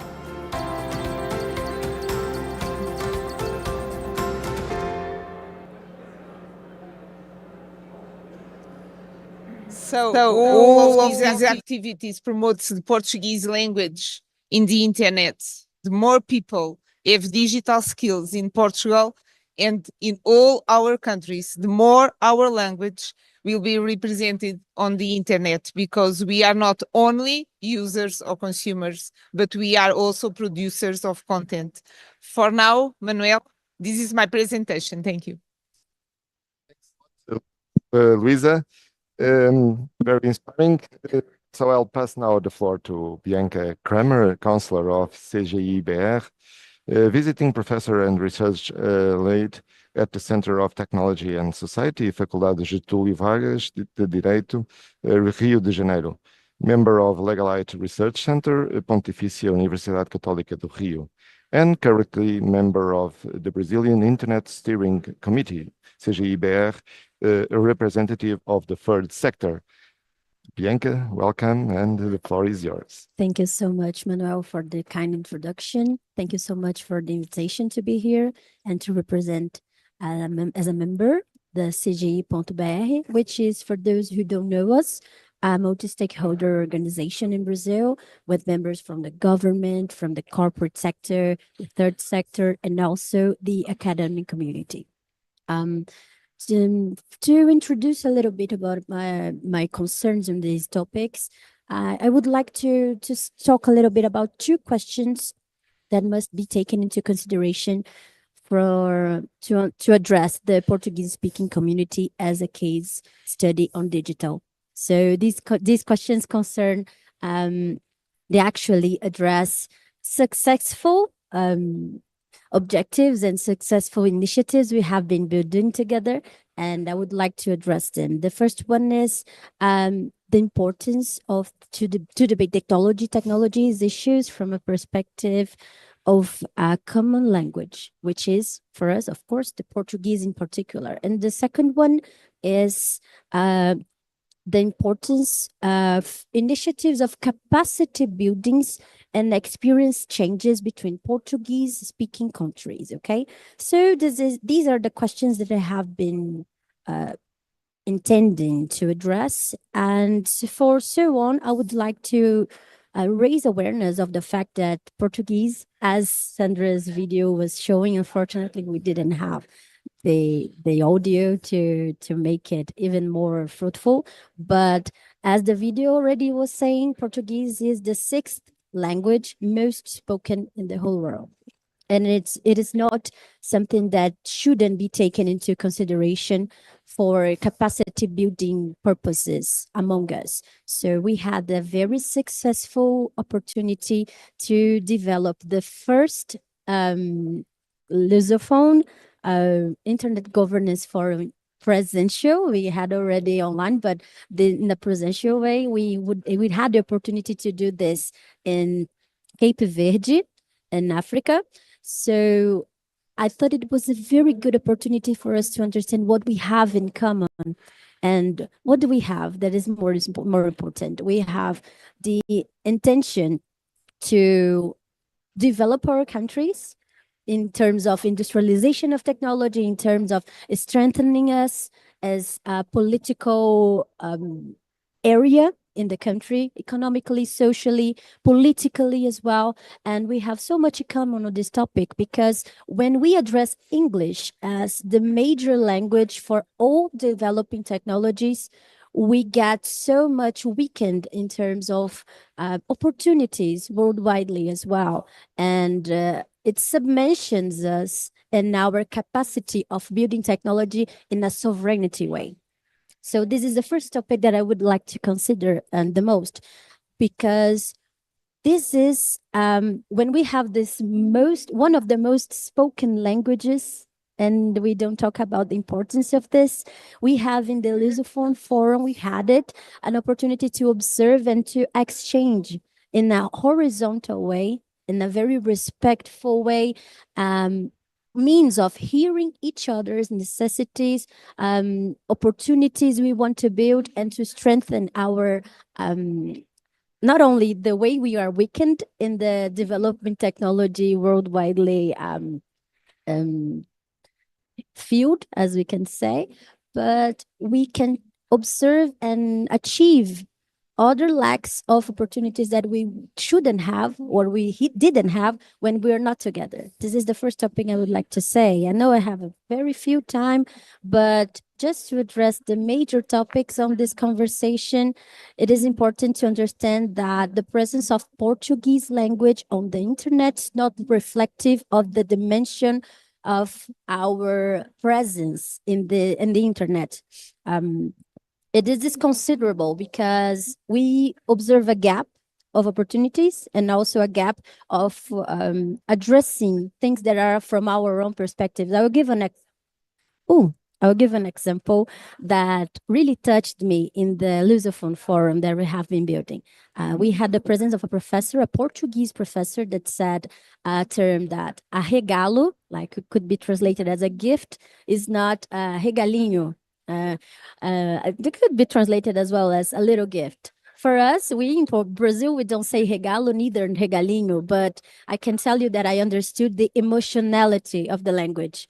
And I come from a region of Brazil that I'm sure in Portugal and neither in Cape Verde or any other Lusophone partner, they wouldn't understand what is tamek, which is, it is cool, it's okay, in the favela language. So this is important for us to understand that when we shut down the cultural heritage and the cultural importance of emotionality in developing technologies and addressing the topics of technology, we also shut down opportunities of self-development and also an economic block of development. And that's it. We have to understand that to bring together Portuguese language in these topics is to address the linguistic and cultural diversity we have among ourselves and also compared to the other countries, especially those from the north that develop these technologies using English as the major and why not the only language that should be addressed. We see China doing the opposite. I just came from a panel that I heard the Chinese researchers saying that they developed their own LLMs in Chinese, in Mandarin, of course. But this is important for us to understand that what is the importance? We are seeing other examples of other countries that are developing high-level technologies in other languages than language. Why shouldn't Portuguese community do this? So this is an invitation for us to see that the success of the Lusophone Forum, why we should address it forward, and how could we improve it, respecting our differences, but raising awareness and centralizing what we have in common, which is the desirability of self-development, and economically, socially, and also politically. Thanks a lot, Bianca. Very inspiring words and very relevant reflection. So I'll pass the floor now to Marta Moreira Dias. Marta is a board member of .pt and president of LUSNIC, the Association of Portuguese Speaking Registries. Currently, she serves as vice chair of the Internet Governance Liaison Committee within the CCNCSOs at ICANN. Marta, the floor is yours, and I believe now the presentation. Yeah, I do have a presentation. So good afternoon, everyone. So thank you for having me here today. It is a pleasure to share this panel with colleagues and friends. And most of all, thank you for setting the scene. So the job will be much easier for me. But I have to confess, it's my first disclaimer here, that my presentation is huge. So prepare yourself. So I'm going to present you LUSNIC. So Luisa did a brief presentation of this association that was established back in 2015 in Lisbon, Portugal. It is an association that gathers the registries from the Lusophone countries. And you do see there, we are 7 registries for the moment. And the figures just show how our governance model is different. Even though we are all CCTLD managers, we do have 3 CCTLDs within the National Regulatory Communication Authority, 2 not-for-profit associations, .pr and .pt. Luisa already presented .pt. We are a private association, .pr. It's managed by CGR, and we do have 2 CCTLDs, Angola and Mozambique, within the national government. So as we can see here, we do have different realities. We do have a different geographic localization, a different population, a different digital maturity, and so on. But so what do we have in common? We are CCTLD managers. And most importantly, we do have this common asset, the Portuguese language, which was in fact behind the creation of this association. So, oops. From here, I can identify the LUSNIC first challenge, if I can say that it was to serve as a driving force, as a unifying force in order to bring those different realities coming together and work and trying to achieve their own purposes that are similar in terms of governance and maintenance of the respective CCTLDs. I'm talking about training, collaboration, also capacity building, also the question of that was raised here today, the importance of promotion of the Portuguese language content on the internet, and the idea of collaboration and building and sharing knowledge, and promoting, of course, the development of common policies and DNS best practices. So in short, if I can talk about the value proposition for LUSNIC, we want to bridge gaps. We want to be a network facilitator. We want to create awareness regarding the internet governance topics. And I'm talking about AI, data protections, human rights, consumer protections, and so on. So those are global and transnational topics that should be approached in this a global way, and having a coordination and collaboration between different actors. So what do we have here? We asked ChatGPT to prepare us a good image of one of our major purpose. What you see there is a picture of one very important poet in Portuguese poet from the 16th century, Camões, and probably you know, but the Portuguese language is also referred as the language of Camões. So we asked ChatGPT to combine this image of this ex libris of the Portuguese heritage with one of our main concerns, which is the future. I can say that it's more than a concern. It's a future that we, LUSNIC members, do envision, which is to have a broader representation in the AI development across the world. So again, the Portuguese language, again, the fact that we are here, all collaborate, all working together in order to promote the Portuguese language. So if we look to the numbers, in fact, I heard here a reference to the 6th most spoken language in the world, but the data that I do have is that we are the 5th. I'm not sure who is right, but well, it doesn't matter. What is matter is that we do have more than 215 million speakers from 4 different continents, and we are the most spoken language in the southern hemisphere. So this is this common asset that I talked previously, that was on the basis of the creation of LUSNIC, and we think that we should showcase in numbers, because it's much easier to look at this map and understand the value and the power of the Portuguese language. So if we look to ongoing activities, you can see there the sets of initiatives that we are promoting within LUSNIC, and again, the cooperation in terms of training, in terms of capacity building, and of course, the organization of the Lusophone Internet Governance Forum.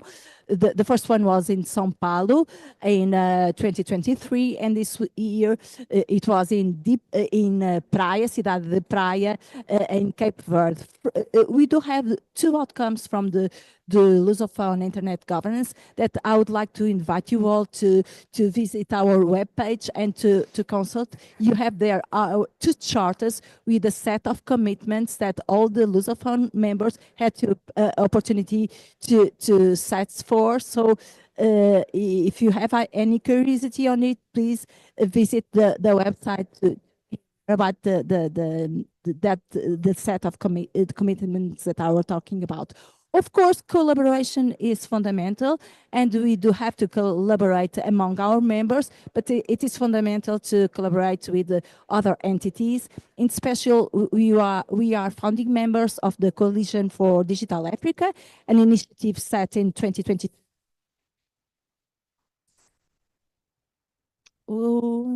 Want somehow to help Africa having his right place, that the place that the continent should be in the digital world, in the usage of the internet. And then it would have regional entities like TLD, AFTLD, organization that we work to. So training, awareness, sharing knowledge, and building common positions are our own ongoing activities.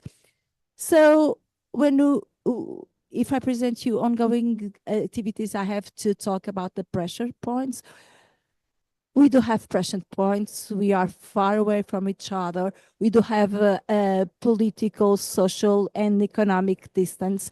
We do have different realities regarding internet usage.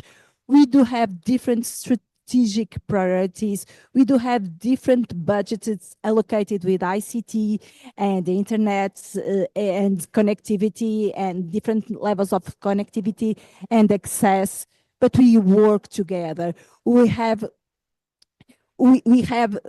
I'm sorry, that was the most important part of that slide, the engagement. We work together, we engage, and we try to build bridges. That's one of the main purpose of this association. So the The future. So the future is the most important now to look at. We are now just organizing the third Lusophone Internet Governance Forum that will be held in Mozambique next year in Maputo. We are still deciding about the final date, but probably in September. We are doing a good job, I would say, showcasing Luznik. That's what we are doing here today. It's important to spread the word. It's important to explain people that we work together, that we are together, that we engage together. And of course, the importance of safeguarding the inclusion of Portuguese language in the context of emerging technology, mainly in the AI world. So foster the Lusophone community cooperation, training, and shared knowledge. Again, the future, the present, but also the future. So those are our contacts. Please reach us and work with us. And we want to collaborate and participate in all the events that you believe that we could be an add-on. So Manuela, I think the time is the right one. So back to you and thank you. Okay, thanks a lot, Marta. Very interesting, very relevant presentation. Thanks for your insights. So Mozart Tenorio serves as an alternate member of the board at the Brazilian Internet Steering Committee, CGIBR, and a full member of the board of the Audit Committee of NIC. He is also an advisor to the presidency of Anatel, Brazil's national telecommunication agency, and I will on that capacity in this session. So Mozart, the floor is yours. Thank you, Manuel. First of all, I would like to thank you for the invitation. It was a pleasure for us at Anatel to help any way we can. It's an honor and a pleasure for us to engage with the speaking community every time we can. And first of all, I would like to mention about Arctel, our association of regulators of telecommunications of the Portuguese speaking community, which we recently passed the presidency to Cape Verde, to Leonilde Santos. She talked a little bit in the beginning of this panel, and we were the presidents before that, and we hold it very dear to us to engage with the speaking community, Portuguese speaking community of regulators. And lately, had a very pleasant happening, which is the creation of the Lusophone IGF, as we call it. And as a members of the CGI.br, which is the Brazilian Steering Committee in Brazil, we are very glad to take part as much as we can. And I would like to say that it was very good to see that we have different roles, different subjects to deal with, different issues to cope in a different and I would say broader community. So it's very good to see that we can join with other partners like .pt, Luznik, other entities from all around Africa and Europe and South America and Asia. And we are very excited with the Lusophone IGF. And we would like to say it very clearly that we are open to participate as much as we can naturally, and it's only natural, and it's a necessity as well. It's needed for us as regulators to be engaged with the digital ecosystem day after day, more and more. So one more time, thank you for the opportunity, and I'm looking forward for the questions ahead. Thank you. Thank you, Mozart. Very interesting. Also, your insights. So I was told that we can now play the video from Leonilde. So Leonilde, yeah, we can play.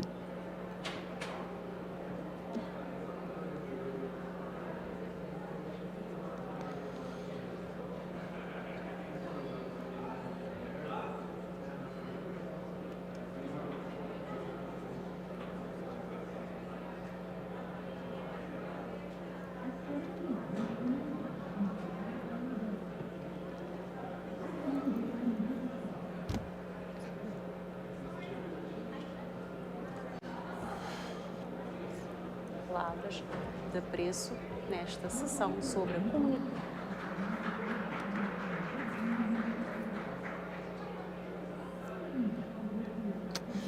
Well, it's quite unfortunate. Yeah, well, the video is not working, so we have to move on. We have also to be a little bit telegraphic in our Q&A part of the session. Let's moving on. So, Sandra Maximiano, you were tell us how can HANACOM as regulator enhance digital cooperation to reduce access inequalities among Portuguese speaking countries, and how HANACOM is benefiting from this cooperation. Sandra, the floor is yours. So I want to just complement what you cannot really see, but I can refer to work that we have been doing to assess the quality levels of telecommunications networks. We had been developing some technology that allow us for the verification and comparison of the performance of mobile and fixed networks. And we share a lot with the Portuguese-speaking countries this assessment technology developed and used by ANACOM. But this cooperation goes way beyond technology. And as a proof of that, I just signed I was just making some signatures when one of them was for the next program that we are going to have, a cooperation program actually with ARM, and it's a capacity building program on communication strategies. So that's actually a proof that it's very dynamic and it happens with a high frequency. So we do also related to this assessment technology, it includes sharing of knowledge, procedures, and problem-solving approaches. And this allows the national regulatory authorities to develop some capacities to assess, analyze, but also to generate reports on user experience quality, particularly concerning mobile networks. So this is really good because all these best practices are extremely important. So fast, reliable internet is extremely needed for greater digital literacy and, of course, to reduce inequalities among people. So this is extremely important, and this is one particular activity that I would like to mention. And the second part of question, which is like what can we bring with this cooperation? And let me tell you that this is not a one-way transaction, guys. So not only the countries that we cooperate with so benefit from this cooperation, but of course we ourselves, ANACOM, benefits a lot of with this cooperation.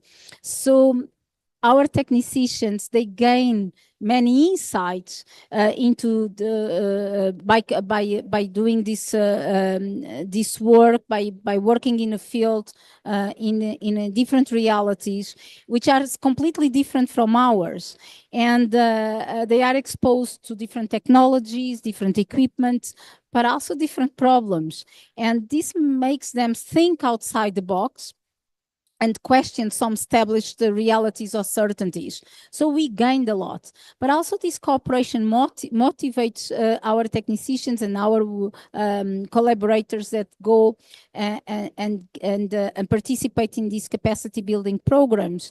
And they gives them a sense of achievement, a sense of real public missions, and they see things happening in a concrete territory, a village, or improving lives of a citizen. So it has a very rewarding effect within our teams.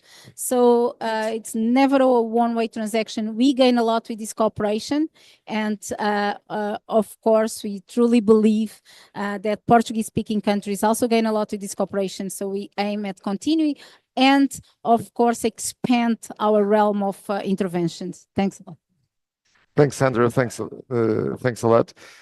So, Luisa, you have been dedicating your researches on how digital skills act as a driver or digital inclusion.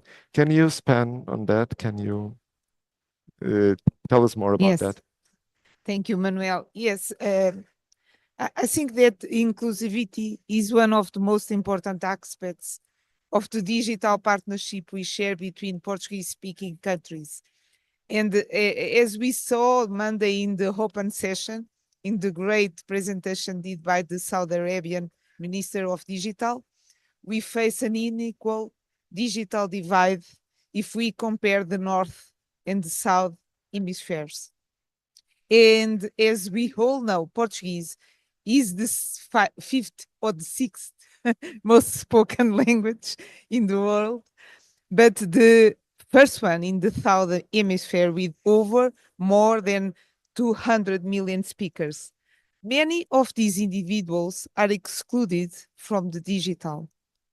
As we heard yesterday during the presentation session of the UNESCO report, 93% of people are connected to the internet in developed countries, while only 27%, yes, 27% are connected in the developing countries. I believe is a responsibility of all of us as a Lusophone community to do more to combat the digital divide. People who don't have access to digital skills will not have access to the opportunities in the digital world. Digital skills are a priority for all of us. Portugal has been progressing quickly in this field, and we are now in line with the European Union in digital skills and the use of the internet. But Portugal and all the Portuguese-speaking countries have wonderful examples of projects running by government, by companies, third sector, or by civil society that have been helping communities acquire these skills and use digital in their daily lives.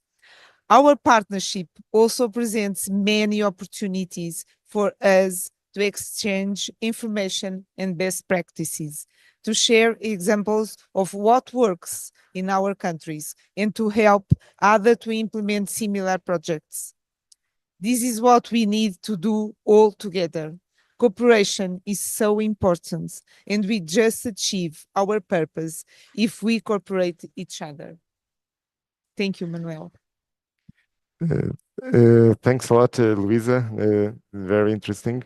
Bianca, I'll question you now. Why do you think it's so important to debate technology-related issues from the perspective of a common language, the Portuguese? Bianca.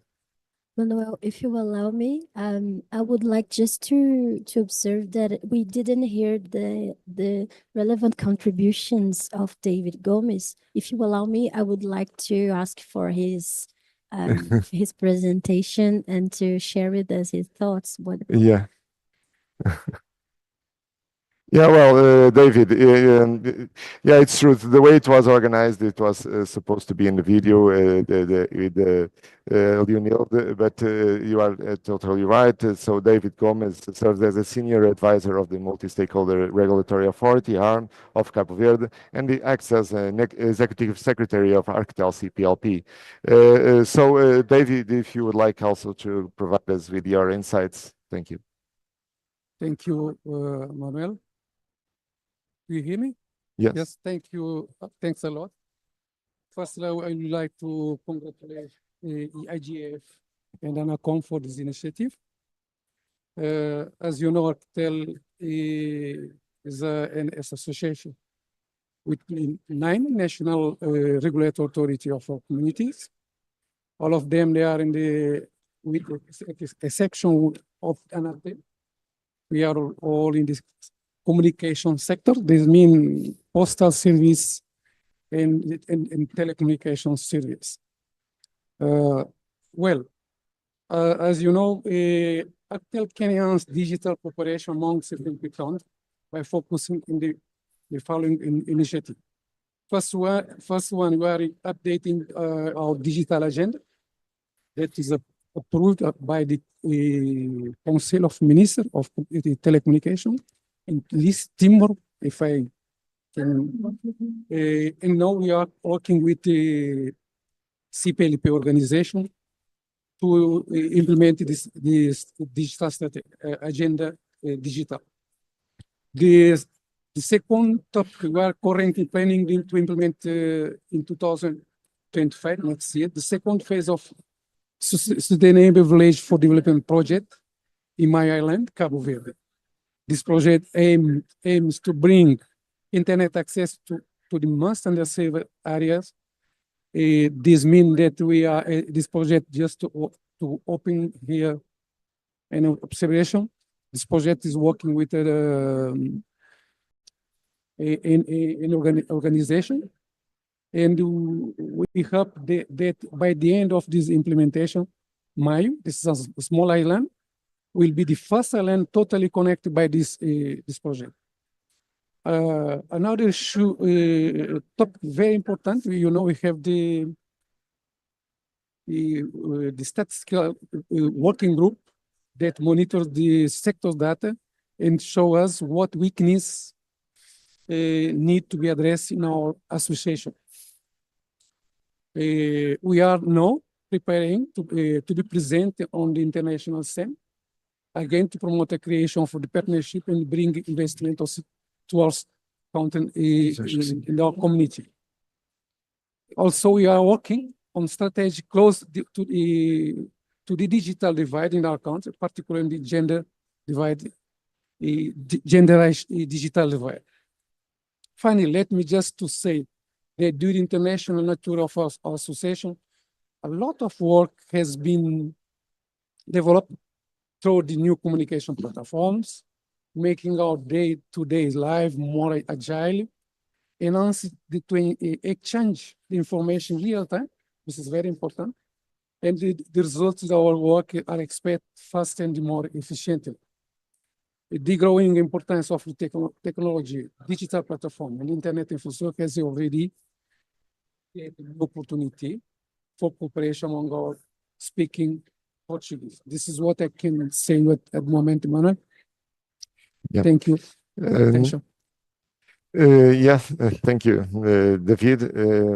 And so I'll come back to you again, Bianca.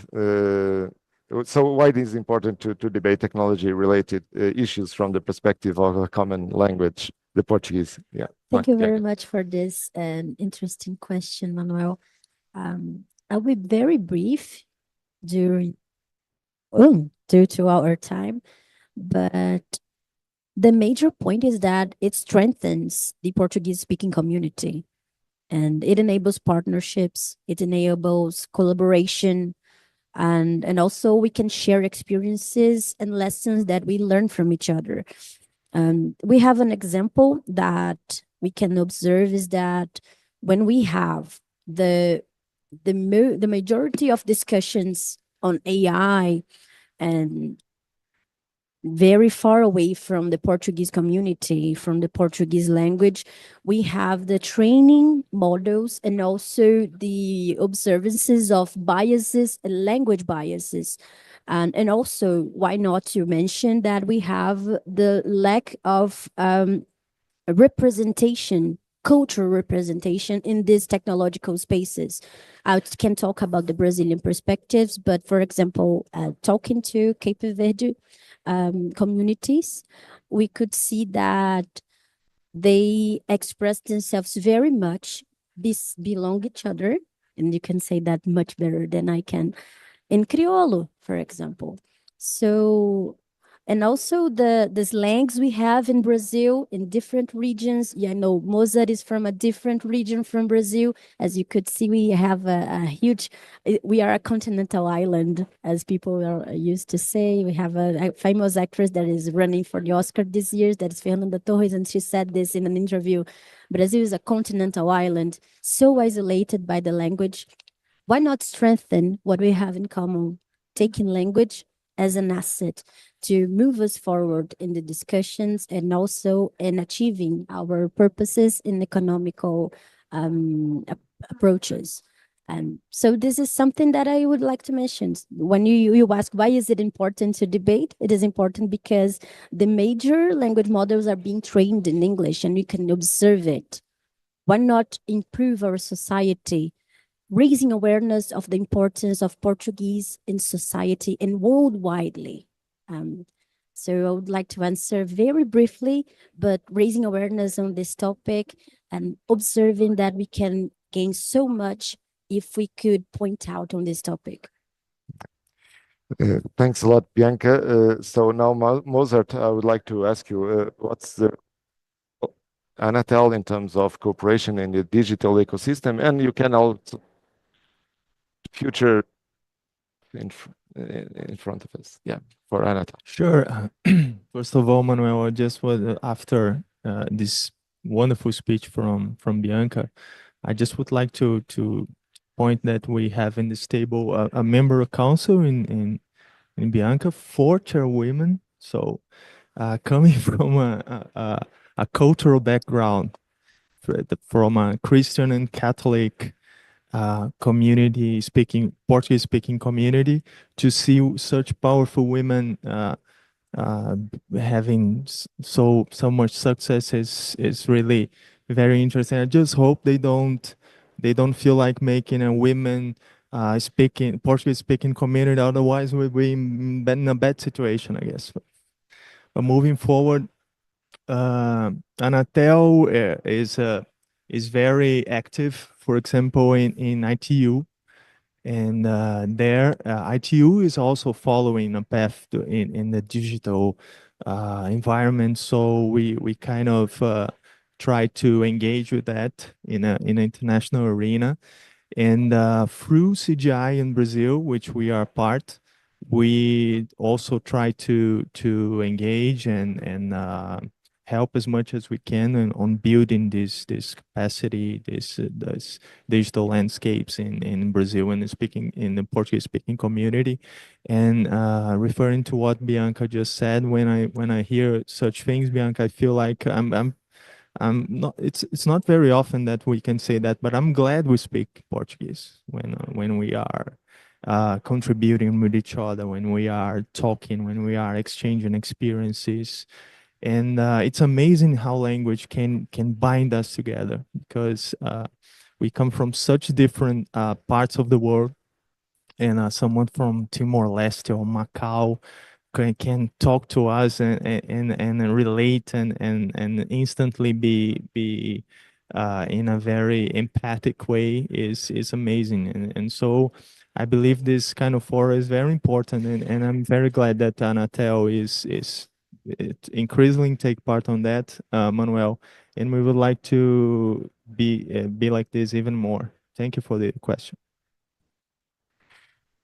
Thanks a lot, Mozart. So in my script, I had now to introduce David.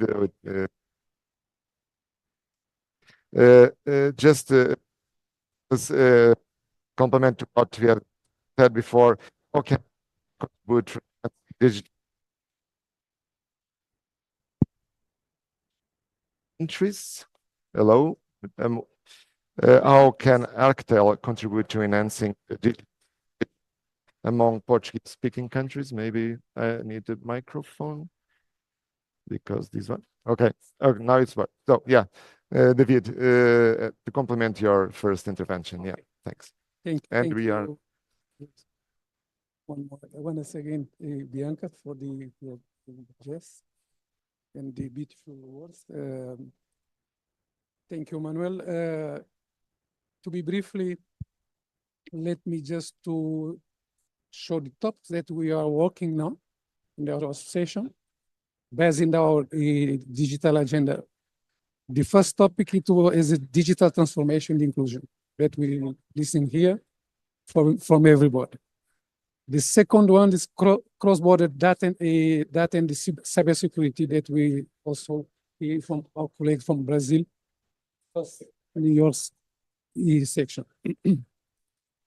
The third one is this innovation, the technology of cooperation. This is what we are doing now here to develop the digital cooperation and also technology cooperation.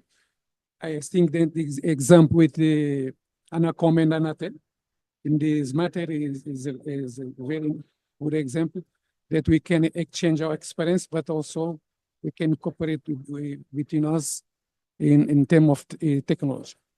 Another issue very important for our community, this is a regulatory harmonization. As you know, we are maybe the unique association that we have the member of 4 different continents. With they are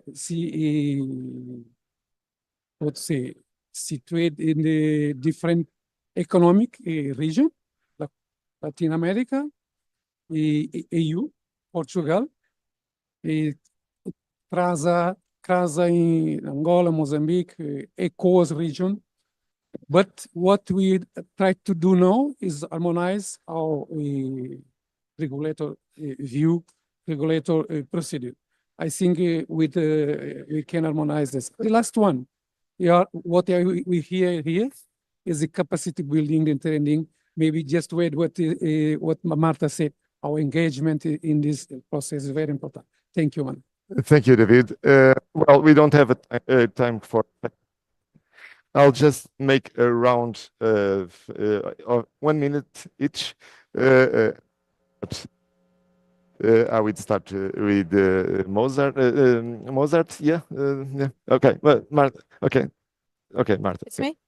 So thank you. I think it was a very fruitful discussion. What I would like to emphasize here is the idea of cooperation and collaboration.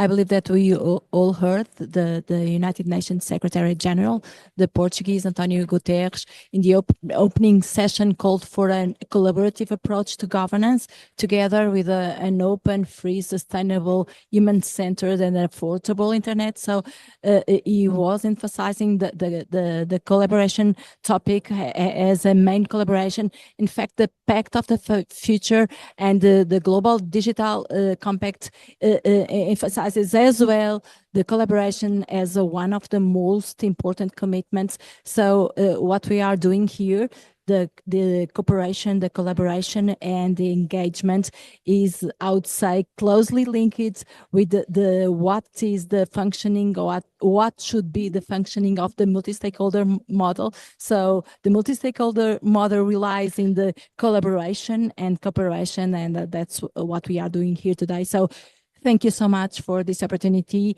and I hope to see you all soon. Yeah, thank you. Mozart, final remarks? Sure. 1 minute, we are being pressed. Yeah, I just would like to say at the as a final remark that we at Anatel would be glad to help and do everything within our powers to foster the decisions, the outcomes from the Portuguese speaking community in any fora that we get united, because we think it's really fruitful, it's important, and we are very excited to the future about that.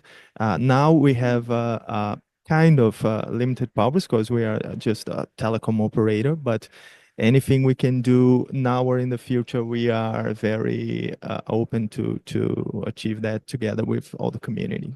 Thank you. Thanks a lot, Mozart. Luisa, yeah. Okay, just a minute. .pt is engaged with Luznik, with the whole community, because as Marta said, we need a digital world with humanistic purpose. Also in Lusophone world, we need to make the difference in building a digital world more equal, democratic, open, and free in Portuguese language. Thank you. Thank you a lot, Luisa. Bianca? Extremely briefly, I just would like to share my happiness in our fruitful contributions that come from a long time, and I hope we can move forward with it more strengthened and more powerfully in the engagement of our development, our common development. Thank you so much. Thanks a lot, Bianca. And finally, Sandra. I just would like to say that the world is very unstable now with very big challenges and geopolitical this geopolitical context. So dialogues and cooperation among nations are becoming more challenging and sometimes non-existent. So in my view, this also creates this I don't let me. Okay, so as I said, in this very difficult context, it creates an opportunity within the Lusophone community that we should be able to seize. So we need to show that cooperation is vital, is the key, is very crucial, and we have very new challenges ahead. So in this digital ecosystem, artificial intelligence, bring Portuguese into language, large language models, cybersecurity. So we need to keep working together and show the entire world that this is the way. Thanks. Yeah, thanks a lot for everyone. I just might do some takeaways of these discussions, and thanking you again, your participation, your very important, really inspiring insights. Three takeaways: women empowerment, as you said. We had 5 top leaders with us. It is a very good sign that the Lusophone community is working well on that matter. The asset, well, we have the asset of this dispersed community crossing different continents. The language, 5th or 6th most spoken language in the world. So advantage, the happiness of talking the language, and the language as an UN official language as well. Finally, the collaborative to do together, the development on new technologies, the LLM, the question of the LLM developments and so on, and the question as a question of sovereignty as well. Digital divide was another element about, as well as engagement in the international forum. Yeah. And finally, the future. This is a forum, a panel where people, we are unsatisfied with what we have achieved. We want to collaborate further in the future. And so let's work on that in future occasions. Thanks a lot for everyone, to everyone.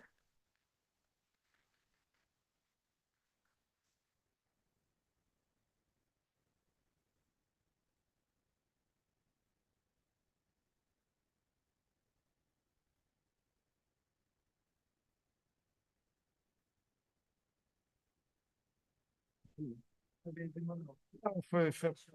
não, não. Do que foi percebendo do que era perceber. Não, eu acho que de facto, pá, Momento, matas mesmo.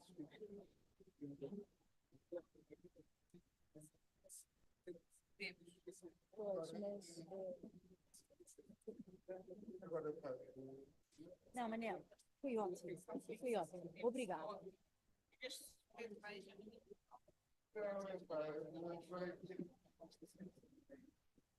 Mas eu avisei-te.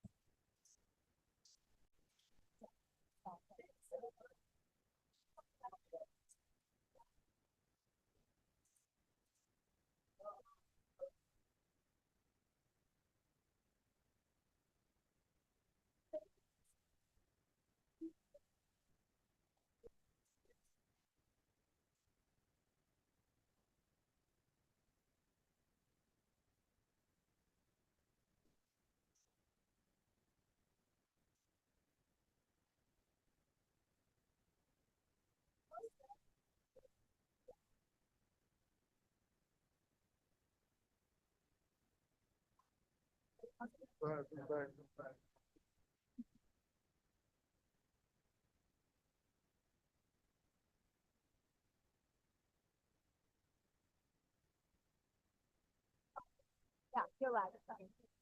No.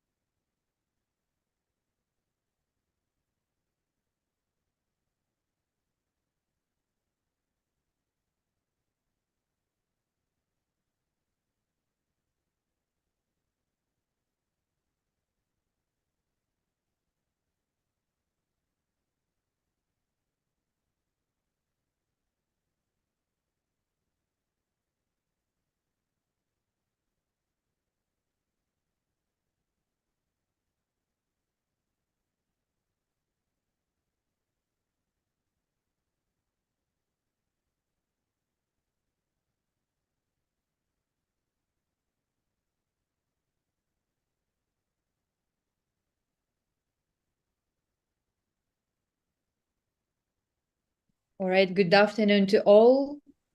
We are about, I'm not sure if my, good afternoon to all. We will be starting our session soon at 5 p.m. Can we kindly ask people from the previous session, to leave the room but you are welcome to stay, of course, but if you would like to follow your conversation on the previous session, can we ask you to continue outside of the room, and we would like to welcome our participants at our session that we co-organized together with the European Parliament delegation.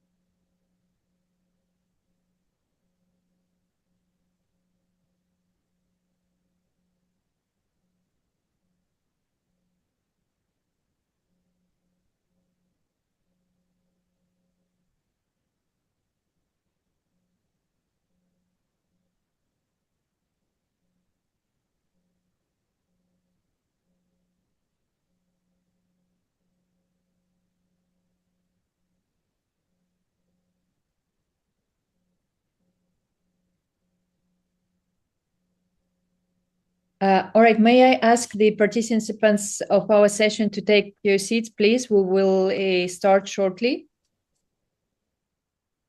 Trying to hear me.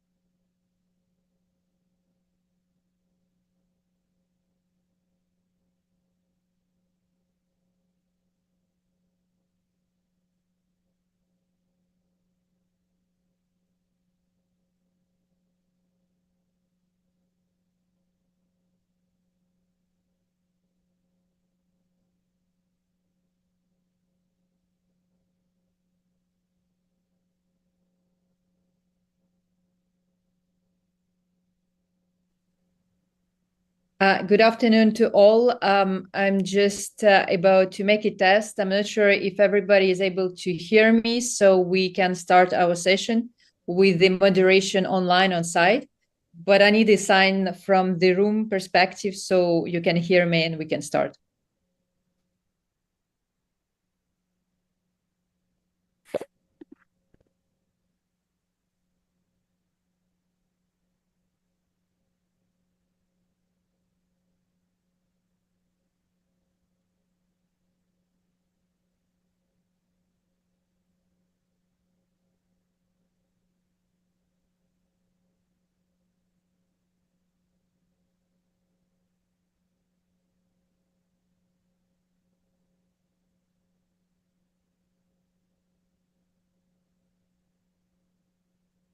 All right, so good afternoon. I think we need to start our session because we were delayed due to the room that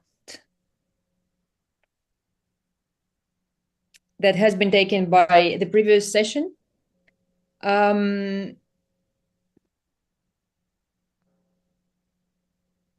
just waiting the members of that people take their seats. All right, good afternoon to all. So I'm Julia Mornes. I'm the founder of the Global Youth IGF movement, and I will be moderating this session online because I'm not on site today, and together with other people on site that will help this happen in the best.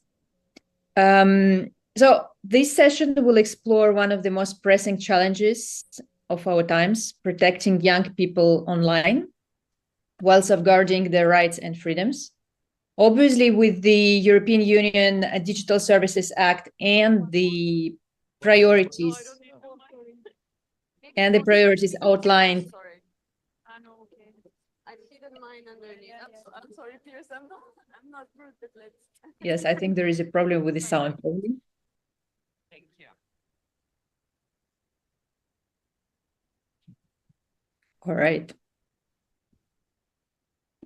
Yes, so obviously with the European Union Digital Services Act and the priorities outlined in Executive Vice President Hanna Virkkunen mission letter dedicated to advancing digital and governance policies, the discussion takes on critical importance. So drawing on insights from recent legislative developments in Australia and ongoing discussion in Canada, our idea today is to discuss if we need a different regulation, and that if the existing regulation can address issues like cyberbullying, mental health impacts, and platform accountability. So once again, Julia Morenets, I will be moderating this session, and we have a number of guests present in the room with whom we will be discussing, members of the European Parliament delegation that we would like to thank for accepting this invitation, for being with us today. We have Svetlana Penkova, head of the delegation from SND.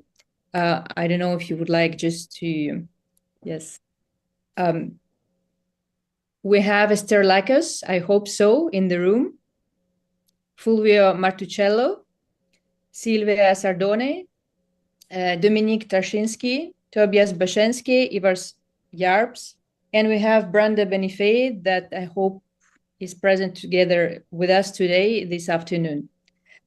We have, of course, with us Piers O'Donnell, Director for the Future Networks Directorate of DG Connect. Together with the European Parliament delegation that we thank to be present today, we have a number of young leaders that will be helping us to understand the three cases we prepared for you today for the discussion. We're supposed to have Denia Psaro online from the Greece IGF. By the way, we have a solid number of people present online and following this discussion. We have Vlad Ivanis, apologies, from the youth community present on site, Peter Kinkwai from the Liberia Youth IGF, Fatou Sarr from the youth community, Levi Sianseki helping us from the Youth IGF Zambia, and a number of other young people that we hope will participate in the discussion. So, as we know, Australia passed the world's first law banning under 16 years old from being present on social media. We know that at the beginning of this year, Canada introduced the Online Harms Act with enhanced protection on social media services. Probably the very first question we would like to bring to the members of the European Parliament, but also to the youth community. We do know that the EU is quite often seen as a kind of Silicon Valley for regulation, right? Will the European Union follow the example of Australia, or will take another road and lead in this area of protecting kids and children online but at the same time balancing with digital rights. I would like to give the floor to the head of the delegation from the European Parliament. The floor is yours.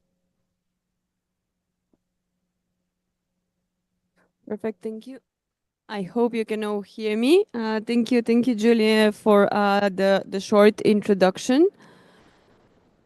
We are having a packed room here in Riyadh, and there are a lot of topics that we are going to be happy to discuss, but we also want to hear the young people's perspective that we have here in the room.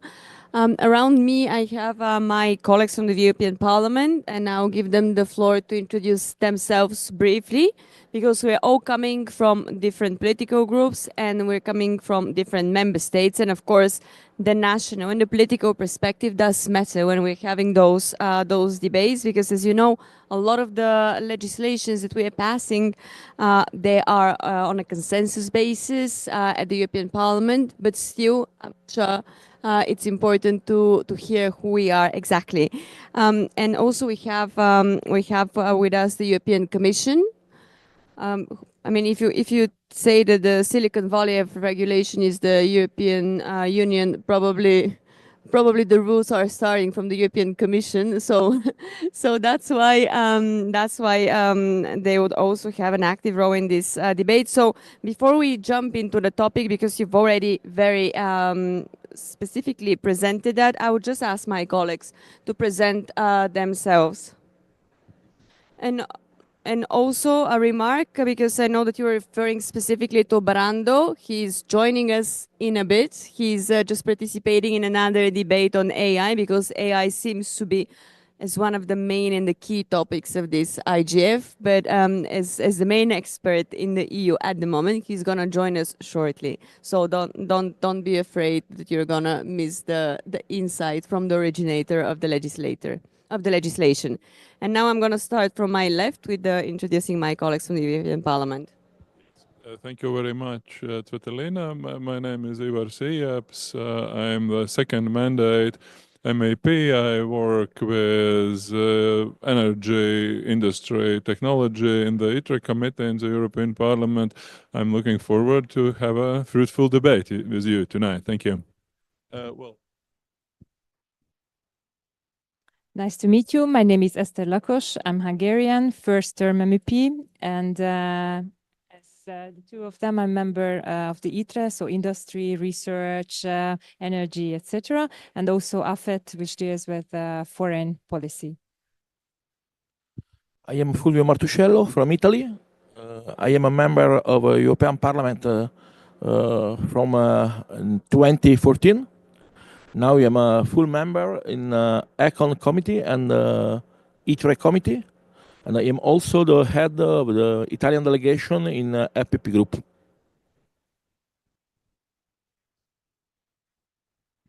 Good afternoon. I am not a member of the European Parliament. I am an official of the European Commission. My name is Pierce O'Donoghue, Director for Future Networks, and my work brings me into direct involvement in the next generation internet, including, and particularly in this case, the governance of the internet, which is why I am here at the IGF. Thank you. Perfect. I hope this mic is working. Can you hear me? I see the nodding in the room. Perfect. So we can use the other one for the rest of the people here. Do you like to say a few words about yourself and introduce yourselves, please? Sure, yeah. Hello, everyone. Good evening. Thank you for being here, for joining us on site as well as online. My name is Vlad Ivanets. I'm this year Internet Society Youth Ambassador. But during this session, I hope I will be able to present my personal opinion on the legislation that affects children and youth population. And I will pass the mic to my colleagues. Good evening, everyone. Happy to be there with all of you. My name is Fatou Sarr. I'm a current Youth IGF ambassador, and I'm an engineer in green hydrogen and energy, and one of the MAC members of the Africa IGF. Thank you. Hello, my name is Dana Kramer. I am an Internet Society Youth Ambassador, and I'm also the coordinator of Youth IGF Canada. And in Canada, and our Youth IGF in particular, we've been collaborating a lot on the Online Harms Act with our parliamentarians, and that was actually our keynote speech within our Canada Youth IGF in September, and have been very fortunate to have lots of communication on that specific type of legislation. Okay, thank you so much. My name is Peter Kinkwe. I'm the representative for the Youth IGF in Liberia. Basically, we've been involved in the space of youth, IGF space in the Mano River Union, which makes up 4 countries, Liberia, Sierra Leone, Guinea, and Ivory Coast. Perfect. Thank you so much. It was important to know who are we speaking with. So the question that was posed initially by Julia, I will start making some initial remarks, and then I'll ask my colleagues also from the Parliament and from the Commission to jump in at any point. And of course, after you've heard the legislators stand on all those matters, we would like to hear your feedback, or how do you see those topics developing or evolving, or what do you expect more from us? Because I know that you are the people who would have the most impactful and important insights of what is working and what is not. So as you know, in a lot of those digital policies and regulations we are working on, one of the main challenges we're facing at the European Parliament and the European Commission is basically to balance the protection with the digital rights, because we want to foster innovation, but at the same time, we don't want to limit it with too many restrictions. So as you know, in a lot of the topics, this is probably going to be one of the most challenging aspects of how to do this and how to achieve it. So in her speech in July this year, the President of the European Commission, Madam von der Leyen, she did underline as one of the main priorities that we need to work more in order to tackle social media addiction and cyberbullying. So in a lot of the legislations we've been doing in the last 5 years, and in the ones upcoming for this new mandate of the European Parliament and the European Commission, we're going to try to take into account this premise. I'm briefly going to give an idea about 3 specific legislation and examples that are either already finalized or we're in the process of finalizing them to set the ground for some specific conversations here with the audience and with all of you. So the first one is the EU proposal on combating child sexual abuse and exploitation. So this was proposed by the European Commission as a regulation 2 years ago, like already 2.5 in the spring of 2022.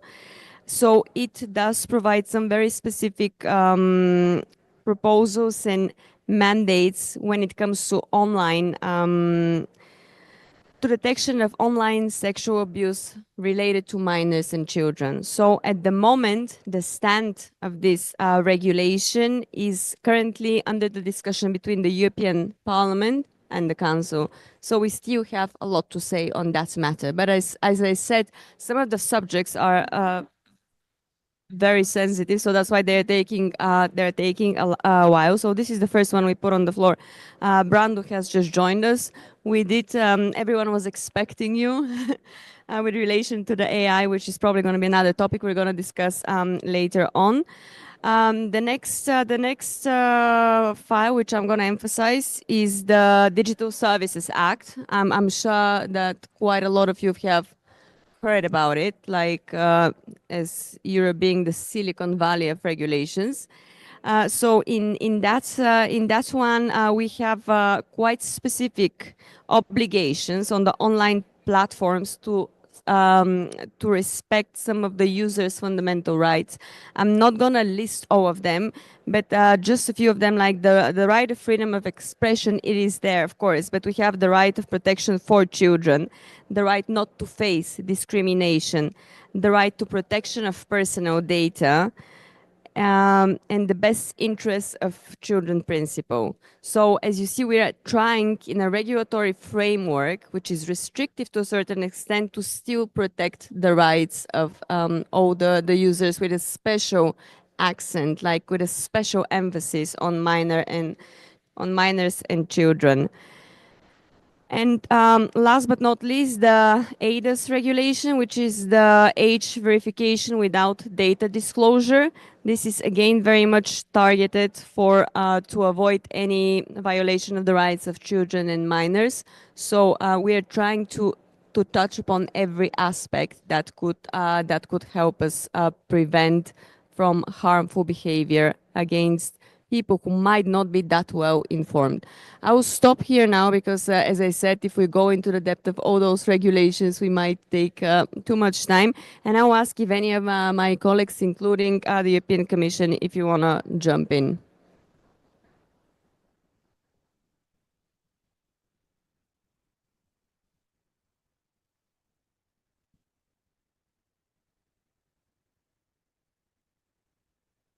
Well, thank you. Not a surprise. Apart from the protocol, I swore I wasn't going to speak first because I know that the members of parliament have a very strong view on this.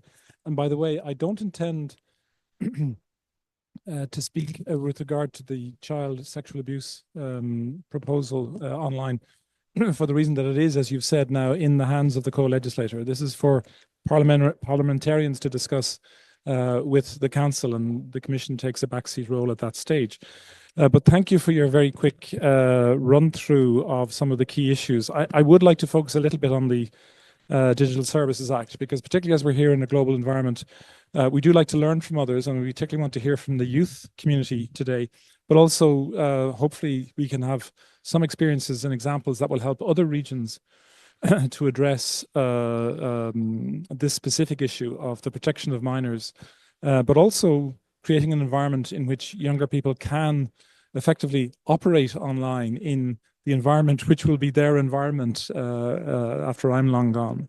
And the protection of minors is, of course, a key enforcement priority for the Commission, for the European Parliament, and of course for the...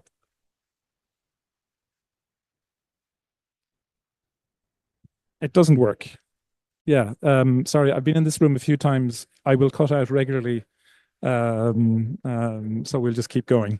But with that consensus, however, there was quite a discussion about how to do things. Now, already the chair has given you a quick list of what the DSA does in terms of ensuring a high level of privacy, including the bans on what platforms cannot do, the bans on what they should not do, as well as responsibilities with regard to flagging illegal content and banning dark patterns. But we also have created a situation in which online platforms and search engines, they have to take responsibility. So they have to assess systemic risks that arise from the design and the use of their services. And that's increasingly what we will see across all of the range of new technologies, but also new platform services as they come online. And that is a way of not over-regulating through principles which are agreed and in many cases corrected and drafted by the European Parliament, which, if they are not respected, then there is enforcement action, then there is a mandatory action that steps in. But in this case in particular, they have to look carefully at the features and the use of the services with risks that affect children, the physical and the mental well-being of the users. And that includes foreseeable negative effects, not just those that may already have occurred. So it has to be forward-looking. And again, looking at the mental as well as the physical well-being of this particularly vulnerable group, which we have a duty to protect. And when those risks are identified, the platforms have to put in effective mitigation measures.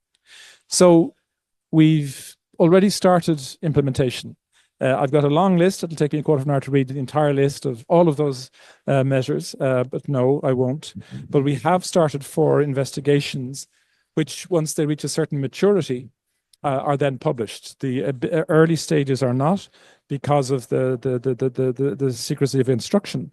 But it is our intention under the DSA to move as quickly as possible to move to the publication and the information, the transparency of those proceedings, because in some cases it's in the interest of the platforms if they can show that they have rapidly addressed a problem, but also to the community at large, this is a function or a feature that has been identified as just not acceptable, and therefore this is part of their forward-looking work. If one of your competitors has been told to stop a practice, well, then you should be sure that that same practice is not acceptable on your platform. So that's another way of reinforcing it. We have, for example, open cases against TikTok, 2 cases, one against Facebook, one against Instagram. We've expressed our doubts about the way that the platforms assure themselves of the age of their users. So age verification, and I'll come back to that in a moment, is essential. And we've even gone to further proceedings against TikTok, for example, on what was called or is called the Light Rewards program, which was, in our view, something that could aggravate the addictive character of their service. And TikTok is actually committed to permanently withdrawing the program from the EU, commitments that we have made legally binding. Now here, I just opened a parenthesis, and I'd love to hear the members of parliament, but also our youth forum representatives. Is it acceptable that it's only stopped in the European Union? Is there a different threshold for the protection of children in other regions? I wouldn't think so. We don't want to impose solutions on anyone, but this is where cooperation, exchange, and learning lessons from one another is very important. Maybe I'll stop there, but there is another area that I won't touch specifically on the CSAM, but of course there are also provisions with regard to age inappropriate content, in particular pornographic content, which can have a very significant effect. Of course, here I'm not talking about pedopornography, which is quite simply illegal. There is no question. What we're talking about here is the facility with which any user, without the proper safeguards, can access what is considered to be legal, which is perhaps available to, and who knows, appropriate for adults, but it is certainly, in our view, not appropriate for minors and children. And that is therefore another element which is addressed in the DSA. So I'll just stop here. We're moving on to guidelines on the protection of minors under Article 28 of the DSA. One of the many areas in which we introduce these guidelines, and where, of course, we will have reviews, we no doubt have discussions with the European Parliament. If they're not working, we will then have to move on to stronger measures. I'll stop there. Sorry if I've been too long. No, perfect. Thank you. Thank you, Piers, a lot in terms of outlining few more very specific parts of the legislations or what is in the pipeline. I would be also curious to go back to our youth panel and hear what they think about the application and what we have already in place. Is it understandable? Is it reachable? Does it come to you? But before that, before we move there, I'm sure Brando is gonna put. Did you want to take the floor? Yeah, I can add one topic on the floor. I don't want to take too much time. In fact, I arrived late because I was in another seminar talking about the same topic. So it's very much under the spotlight, this discussion on protection of minors, empowerment of children presence in the digital space. So just one thing on the AI Act, because it was already touched.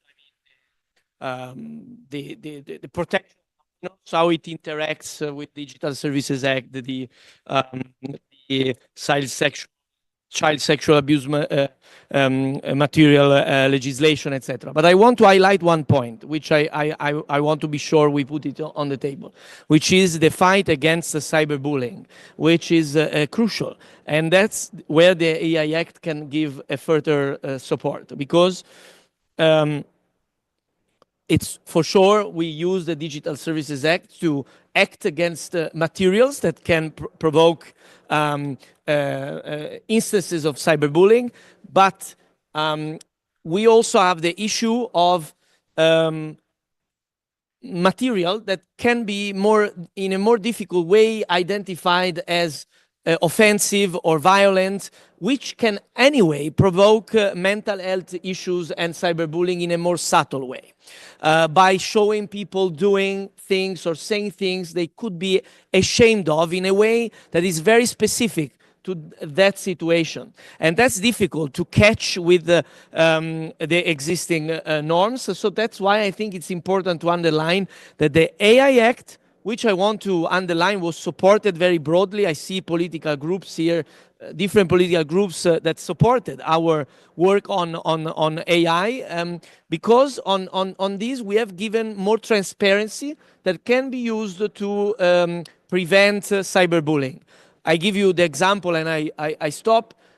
If you produce a deep fake that shows a person, a children, a minor, that is doing or saying things that can be mentally damaging for them because they are not doing these things, they are not saying these things that they are shown, they are sending this material around. This can be dealt with the Digital Services Act, but not necessarily. It depends. So it's very important that we have basic transparency so that a deep fake of this kind, we disencourage, in fact, generative AI systems to develop some kind of materials that can be offensive, but also we want that to be labeled with a so-called watermarking so that people can say, okay, this is fake, this is not real, and then it can be removed, then it can be treated. But we also say from the beginning, this is not real, and it can be helpful to avoid forms of mental health problems, of cyberbullying, of offensive material in different ways. So this is another safeguard the AI Act puts in place that I think it's important to underline in the context of the generative AI that has created new challenges that we need to tackle. Thank you. Hello, thank you. Dana Kramer for the record. First off, I want to just say thank you for including youth in this discussion, especially from EU, because and youth from different areas of the world outside of your jurisdiction, because with the Brussels effect that we know occurs in the digital area, it's a real power to have and requires global consultative efforts. And so I just want to extend that thanks. With that said, I think probably with some of these policies and putting on deliberating on them, that they require immense levels of reflection about how they would impact the rest of the world. For instance, in talking about access to pornographic material for minors. In Canada, this past year, we actually had a bill that came through that was proposed in our Senate to then move to different chambers that would limit adolescents from being able to access porn. However, in so doing, there were concerns that through that age verification, it would have privacy implications for understanding what an age for somebody was. As well, if certain business models from an infrastructural perspective were built in having cached content at internet exchanges or content deliveries, that caching could then result in different businesses out of fear of regulation pulling out of our market. Netflix is a really good example of this. And so if, for example, for certain policies to take that on, if the Brussels effect hit us in Canada as an example, and we had to create different legislation for that, we could legitimately see our digital economy shrink because of poor implementation for that. And so this global consultative effort, I think, is really important for ensuring that such issues do not arise for third countries, just in an effort to have positive business and economic relations with Europe. I also want to touch on the issue of child sexual exploitation online. And in Canada, of course, we've had the Online Harms Act that was mentioned by the opener. And we actually just in the past week have separated it now in two acts for political reasons. And that act was specifically designed to have a child safety element and also to a hate speech element, both of those, because online harms through a 4-year consultative effort, so lots of engagement for it, was seeing that we needed to apply in Canada what we call a GBA plus analysis or gender-based analysis, and the plus was added to recognize groups that would have intersectionalities. So intersectionality is broadly understood that different social stratification levels, gender is one of these, racism is another, ableism can be another, gender sexuality if you're LGBTQ+, another for these, that in those intersections, it could cause it that a youth who might receive some type of exploitation online would then have that expanded. So hate had to be included in that. So I wanted to address that as well, the importance of taking intersectionality approaches to understanding how a bill can, or any type of legislation can impact a young person. Because, for example, a young white man is going to have a very different experience than a Black Muslim girl on the internet. Thank you. Yep, thank you very much. And this is really a pleasure to have you all here. Because I think this topic is really an extremely important one. First of all, dealing with youth and children as a possible identity group. I mean, there is also a problematic dimension of that because we are growing up, and meaning that also the current generation, which is growing up right now, is of course digitally much more skillful, much more native, and we actually expect from the next generations that they are, as digital natives, much more skillful, and they are capable of doing things that my generation, I'm 52, are just not used to. And that's why I think that we should look at this issue of regulation also from the perspective of learning. And this applies not just to the digital sphere, but also to the physical sphere, because there are strong parallels, because in all digital legislation, those things that are prohibited in the real life, like sexual exploitation, bullying, and so on and so forth, they should be also banned or prohibited in the digital life. But if we look at that learning dimension, I think this is really an important thing to create safe learning environment for our younger generation and children, because of course we learn actually by making mistakes. But that's why we prevent children from making very big mistakes. And that's why in the real life and physical life, we create safe learning environment for our children. And that's why I think also when we are thinking about how to regulate the digital sphere, the possibility to learn must be there. And that's why the EU always runs the risk to over-regulate things.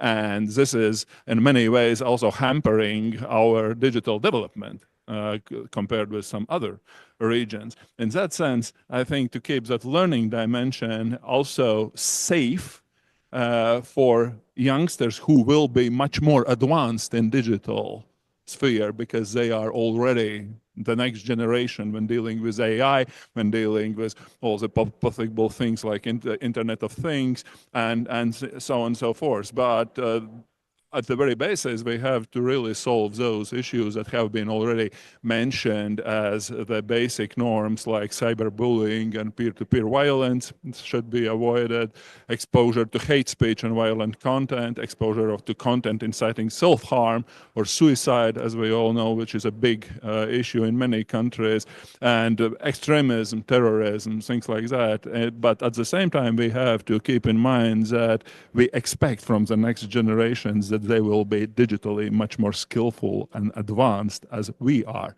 Thank you very much. Vetelina, can I maybe, we have a lot of questions online. Yes, my apologies for the headset. Actually, we were not expecting people to be required to be. Sorry, Julia, I didn't hear you quite well. I was just about to pass you the floor. Yes, apologies for that. We have a question, well, a number of questions online. Actually, we have a solid participation online. To be very honest, 30 people plus, around 30 people. So we have actually one of the questions that just came about the DSA, because that was a discussion right now. So about the age verification, that it's hardly checked. And that's Catherine Morash that is bringing the question, but maybe she would like to take a floor online, just remotely, and ask her question. Can we give the mic to online, allow Catherine to ask her question?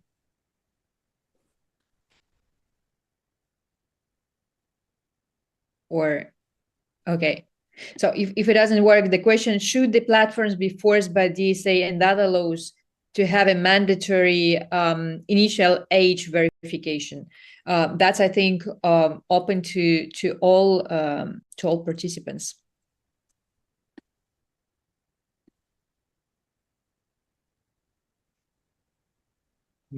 Thank you. And hearing the inputs before with regard to that, yes, I can go into a bit more detail, but I'll try to be brief.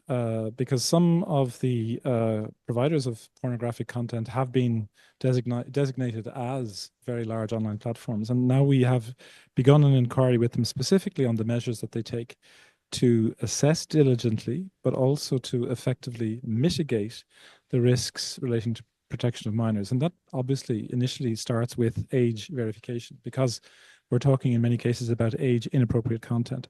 So we were in particular interested in the details on age verification. We have their responses, and now we are looking to take effective enforcement action. We haven't had the legal means to do so until now, but we are coming to that point, because we don't want to exclude children from the positive opportunities of the internet, but we do actually want to protect them from this age inappropriate. So specifically, age verification, it's a critical component. Yes, we have the powers under the DSA to impose it as a protection. And now what we are doing is, as well as insisting on the very large online platforms in enforcing it, we will ourselves come forward with the member states with a temporary solution, which we will then finalize once the European Union digital identity wallet is fully functioning. But in the meantime, we will have a privacy preserving and interoperable solution to age verification. I'm not talking about principles or a piece of paper now. We're talking about a functioning piece of software, which it will be obligatory for them to use if they do not have similar, their own mechanisms of equal effectiveness. So that is the immediate way forward we see for age verification. As I said, in the long run, we have the European Union digital identity wallet, which will be a way of ensuring on the basis of approved independently certified systems that the person is the age that they say they are and need to have in order to access these platforms. Thank you. Thank you, Piers. Julia, I would turn back to you if you have any more questions online, and then I would like to ask you to pass the floor for the audience here if they want to pose any questions to the panel.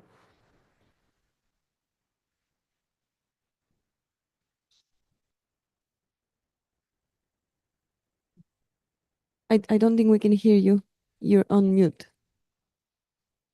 Sorry. Yes, Twetalina, thank you for that.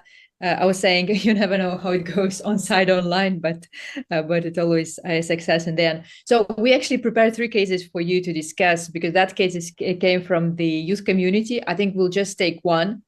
And I would like to return the situation. You know, we spoke a lot about how to protect minors online. Now the situation is the following. Let's see the case. And that's about the balance in between the freedoms and the freedom of expression and the harm online, right? We have the young blogger, and he wrote to us.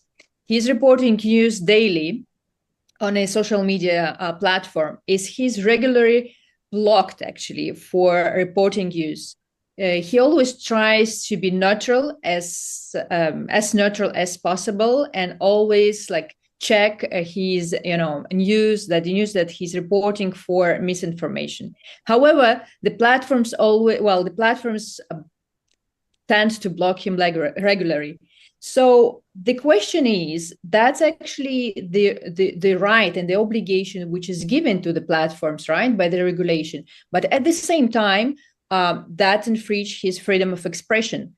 So I would like to turn, I know we have Vlad in the room. Vlad, what is your opinion? Vlad is from youth community, and then we open the floor to the members of the European Parliament.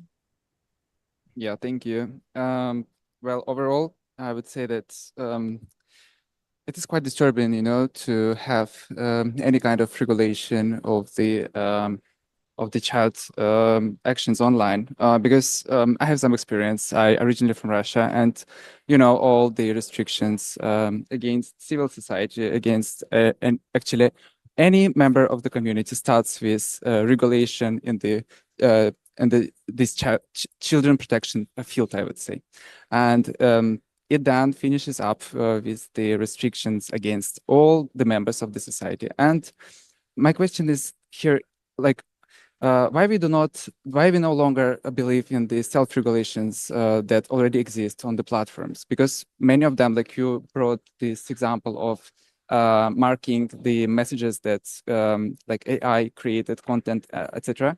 On X, it is already realized in the form of the community notes. So if there is disinformation on the platform, it can be marked already by the platform itself, or the community members can add some notes to this. So you will know that it is misleading information.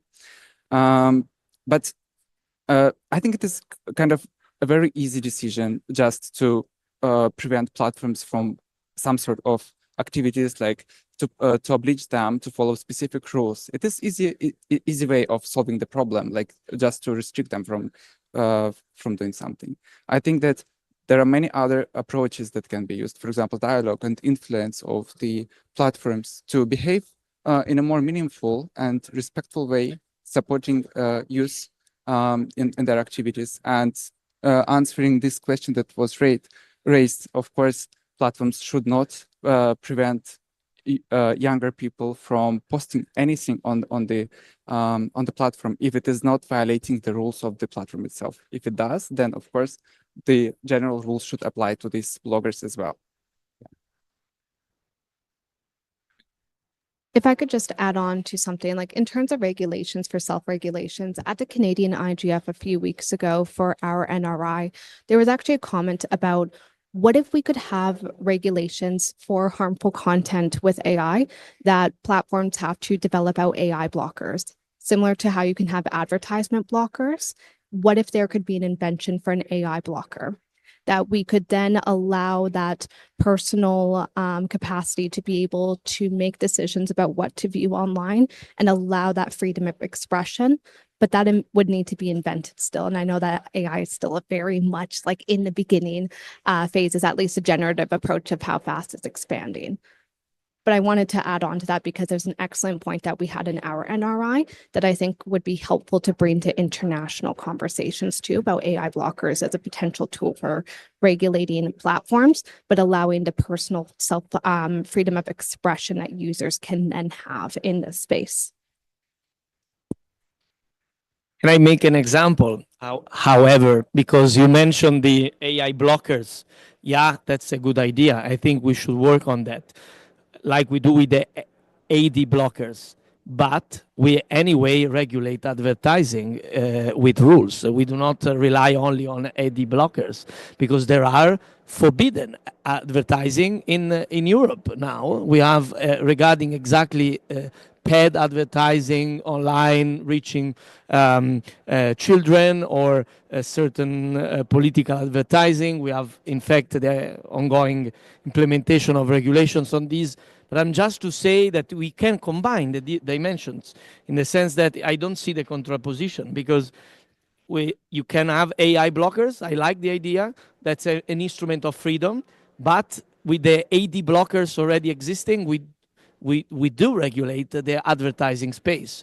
So I think we can do both. And in fact, to just comment on what you were saying, because this was a lot of the debate also when working on the AI Act, should we let the platforms, I mean, do their best and encourage them, etc. But this is what is already happening, and that's good. That's the ethical dimension of developing AI tools in the space. But we do not want, at least this was the thought in Europe, that it's all based on the goodwill of the owners of a few very powerful American or Chinese or some Europeans now also companies that do that. I mean, because either it's recommended and they can ignore it, or it's a law. And we think that on some aspects we need the law. On others, we live with the soft, because soft regulation, nations. I mean, you look at the AI Act, a lot of AI applications are almost not regulated by the AI Act because the AI Act concentrates on high-risk applications and on transparency looking at the generative AI. But a lot of AI almost has nothing to be applied on them by the AI Act. Only the general principles idea, the idea of an ethical approach to AI that in fact the legislation pushes through. But when we deal with more sensitive areas, we do not want to wait for, the CEOs of some big companies to be good. We want them to be obliged to do things based on an evaluation, based on our democratic values. So the issue you raised was at the center of the debate around AI Act, but also of Digital Services Act, etc. And we think we need to balance that because if you only go for the voluntary actions, you really are also in an uneven space where probably the most powerful ones can do some things also for reputation issues, and others can have problems. But anyway, is a contribution to the reflection. Just quickly, I don't know whether I have a time to just speak on from us in Africa and us in the global context. For the records, my name is Peter King from Liberia, but and I feel we as youth or youth around the world will be looking at a youth-centric internet regulation. That means, or that looks at issues that is youth-friendly, because tomorrow is the youth that will lead the issue of internet governance, the issue of cybersecurity, data protection. A very fantastic example is to also ensure that there is a balance in regulation and innovation.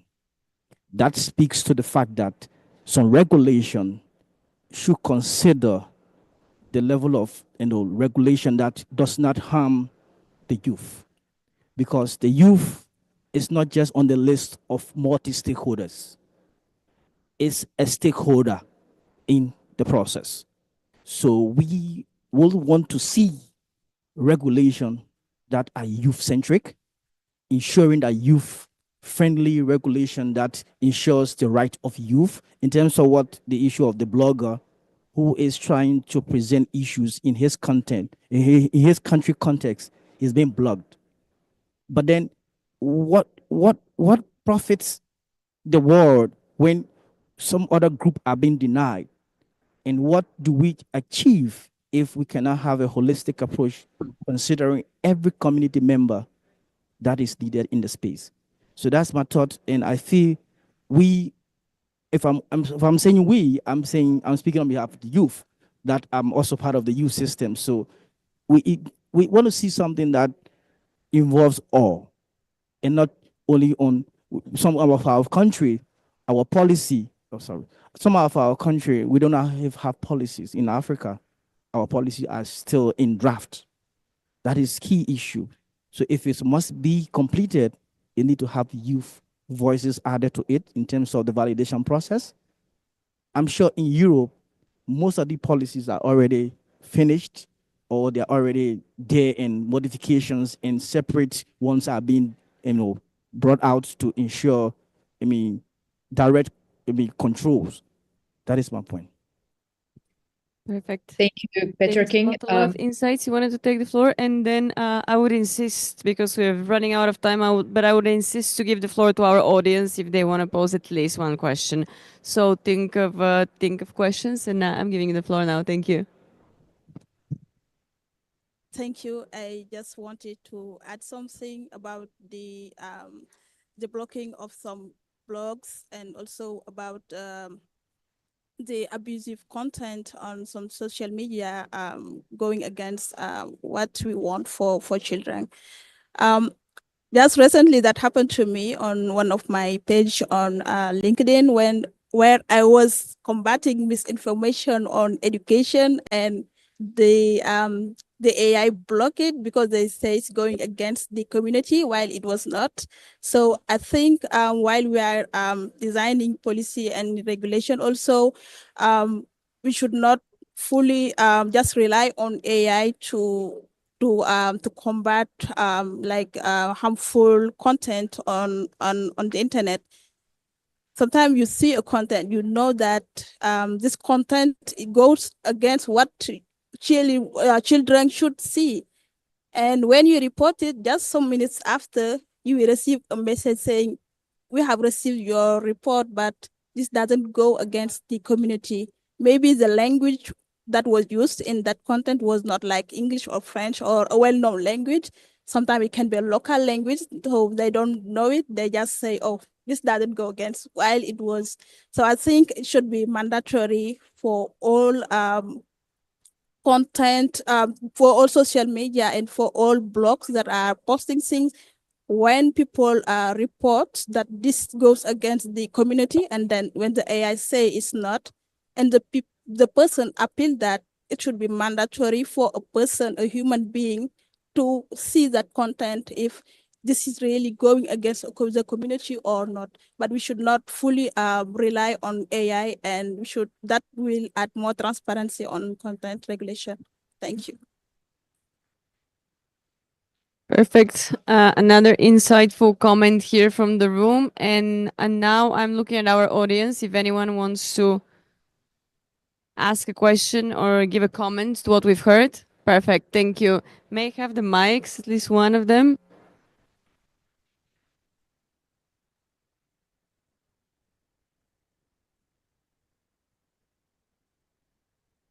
Can you hear me? Okay, thank you. My name is Wouter. I'm from the Netherlands.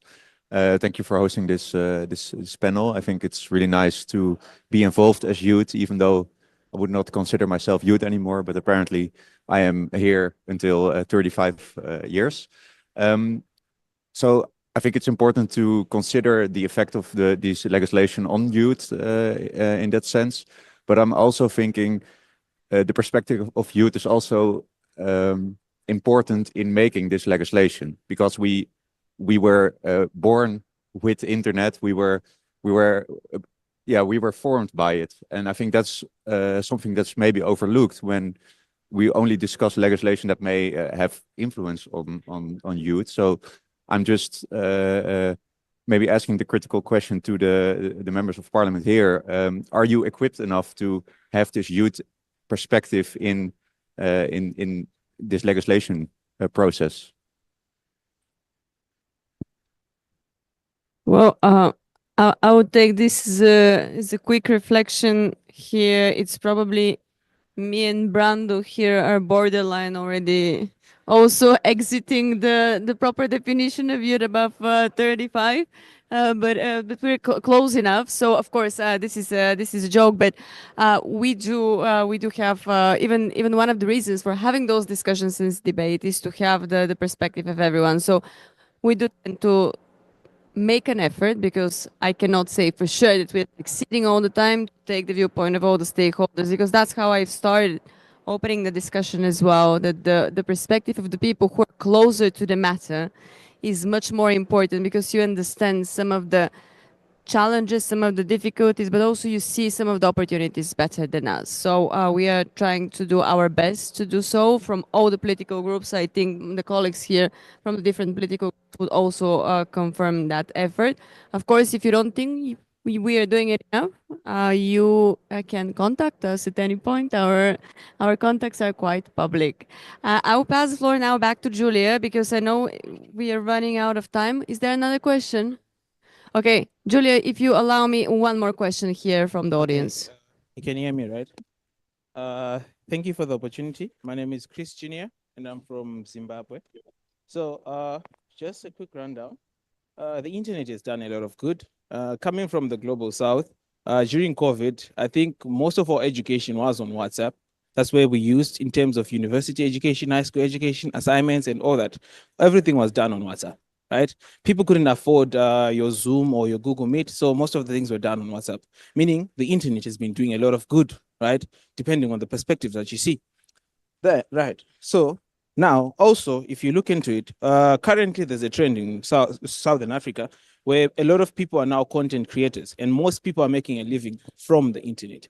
This is from your TikTok, your Facebook, X, and all those applications. This is the source of income that they're using for their daily lives. And someone said, we are the young people, we are the internet, we are the users of it, right? And more, if you notice, even with the university students, most of them, they use content, online trading, and all those other platforms as means for them to create extra revenue and extra money for themselves and all that. Interestingly enough, right, moving to another point, there was a question, or rather a point, saying that the EU is, well, they're setting up policies and all that. I believe that the question that you'll be asking is, I just searched on the internet right now, and the answer was no one owns the internet. It's just infrastructure and framework. But interestingly enough, it all starts from the United States and Europe. So meaning one way or the other, you guys are involved. And when you set regulations, by the time it comes to, I want to call us the end user in the global south, it still needs that regulation. So you guys setting a regulation still makes sense. But at the same time, we should also be able to include the serious stakeholders, which are the guys, let's say, for example, the guys in the porn industry, the guys who are owning all these multi-stakeholder companies, your TikToks, your Facebook, and all that. But at engaging them, I feel like it should also be able to be like in a platform like this one, where they are actual young people who are engaging, should be able to create a platform where the young people are able to engage with Mark Zuckerberg himself. And we are able to also say, in regulating our internet, we can then be able to detect that these are the things that we need and these are the things that we might not need. And sometimes, because we have a multi-generational panel, it's now easier for the older guys to also show their perspective and the youngest guys to also show their perspective. Then lastly, sorry, in terms of, for example, we're talking about the Australian bill on regulating the internet at 16-year-old. You notice that, like I said, in the global south, we use the internet for our education, right? Because there are people who have a lot of access problem. And even if in the cities, in the bigger cities, sometimes access to schools is still difficult. So for extra lessons, for whatnot, we still use the internet. Meaning at 13 years, my little brother who's starting his secondary education still needs WhatsApp, right? It has more become or more of a major requirement for you to be at school. You need access to what? To your WhatsApps, to your social media platform, because they offer a cheaper alternative for me to engage with my teachers and also to get communication from my schools and what. Thank you very much. Thank you. Thank you for reminding us the perspective that working together means actually working together and coordinating everything we do in a timely manner and not post factum after something has already been established or accepted by certain parts of the globe. Julia, I'm going to pass you the floor now for a few concluding remarks, and then we're going to have to close this panel. And before we all finish, I would ask our fellow participants here to stay a bit after we close it down so we can have a common picture, a group picture all together, if, of course, whoever wants to join for that picture. Julia, back to you. Thank you, Svetlana. I think you just did the great thing I wanted to announce about the photo. Thank you so much. I think what I have to say is we have an amazing, incredible discussion in parallel going on online. We had around 35 people. So I just wanted to let you know that was a discussion on site, but it was also a great discussion online going on at the same time. And there are a number of huge questions that were asked. We're not able to bring them to you also because there is this question of headset and etc. And what people are saying is that we need to have this conversation on that question, not only one short time in the year, but during the whole year, right? So we will try to take these comments and suggestions for the next year, but would like to thank, first of all, the European Parliament delegation for accepting to organize this event and this talk with us. Thank you to all members that were able to attend. Thank you to President for being so supportive during the years and being present during this conversation. And thank you to all young leaders, Dana from Canada, Petrokin from Liberia, Vlad, from which country you're based now, I don't know. You'll tell to the audience. And all other young people that I didn't mention here. Thank you for the great conversation, and thank you for the audience online. We will end with that by saying that a lot need to be discussed. Obviously, how to find that balance, and if there is appetite for that discussion, we will try to find an interesting and challenging format for the next year. Thank you so much, and thank you for being with us. With that, stay for the group photo. Perfect. Thank you. We would also like to thank the audience online from our side here from Riyadh. And if you allow me, I would to conclude with a sentence that Dana from Canada opened up the discussion, is that the digital economy will shrink if we don't have a common approach on regulations. So let's leave the room with that thought and that understanding. Thank you.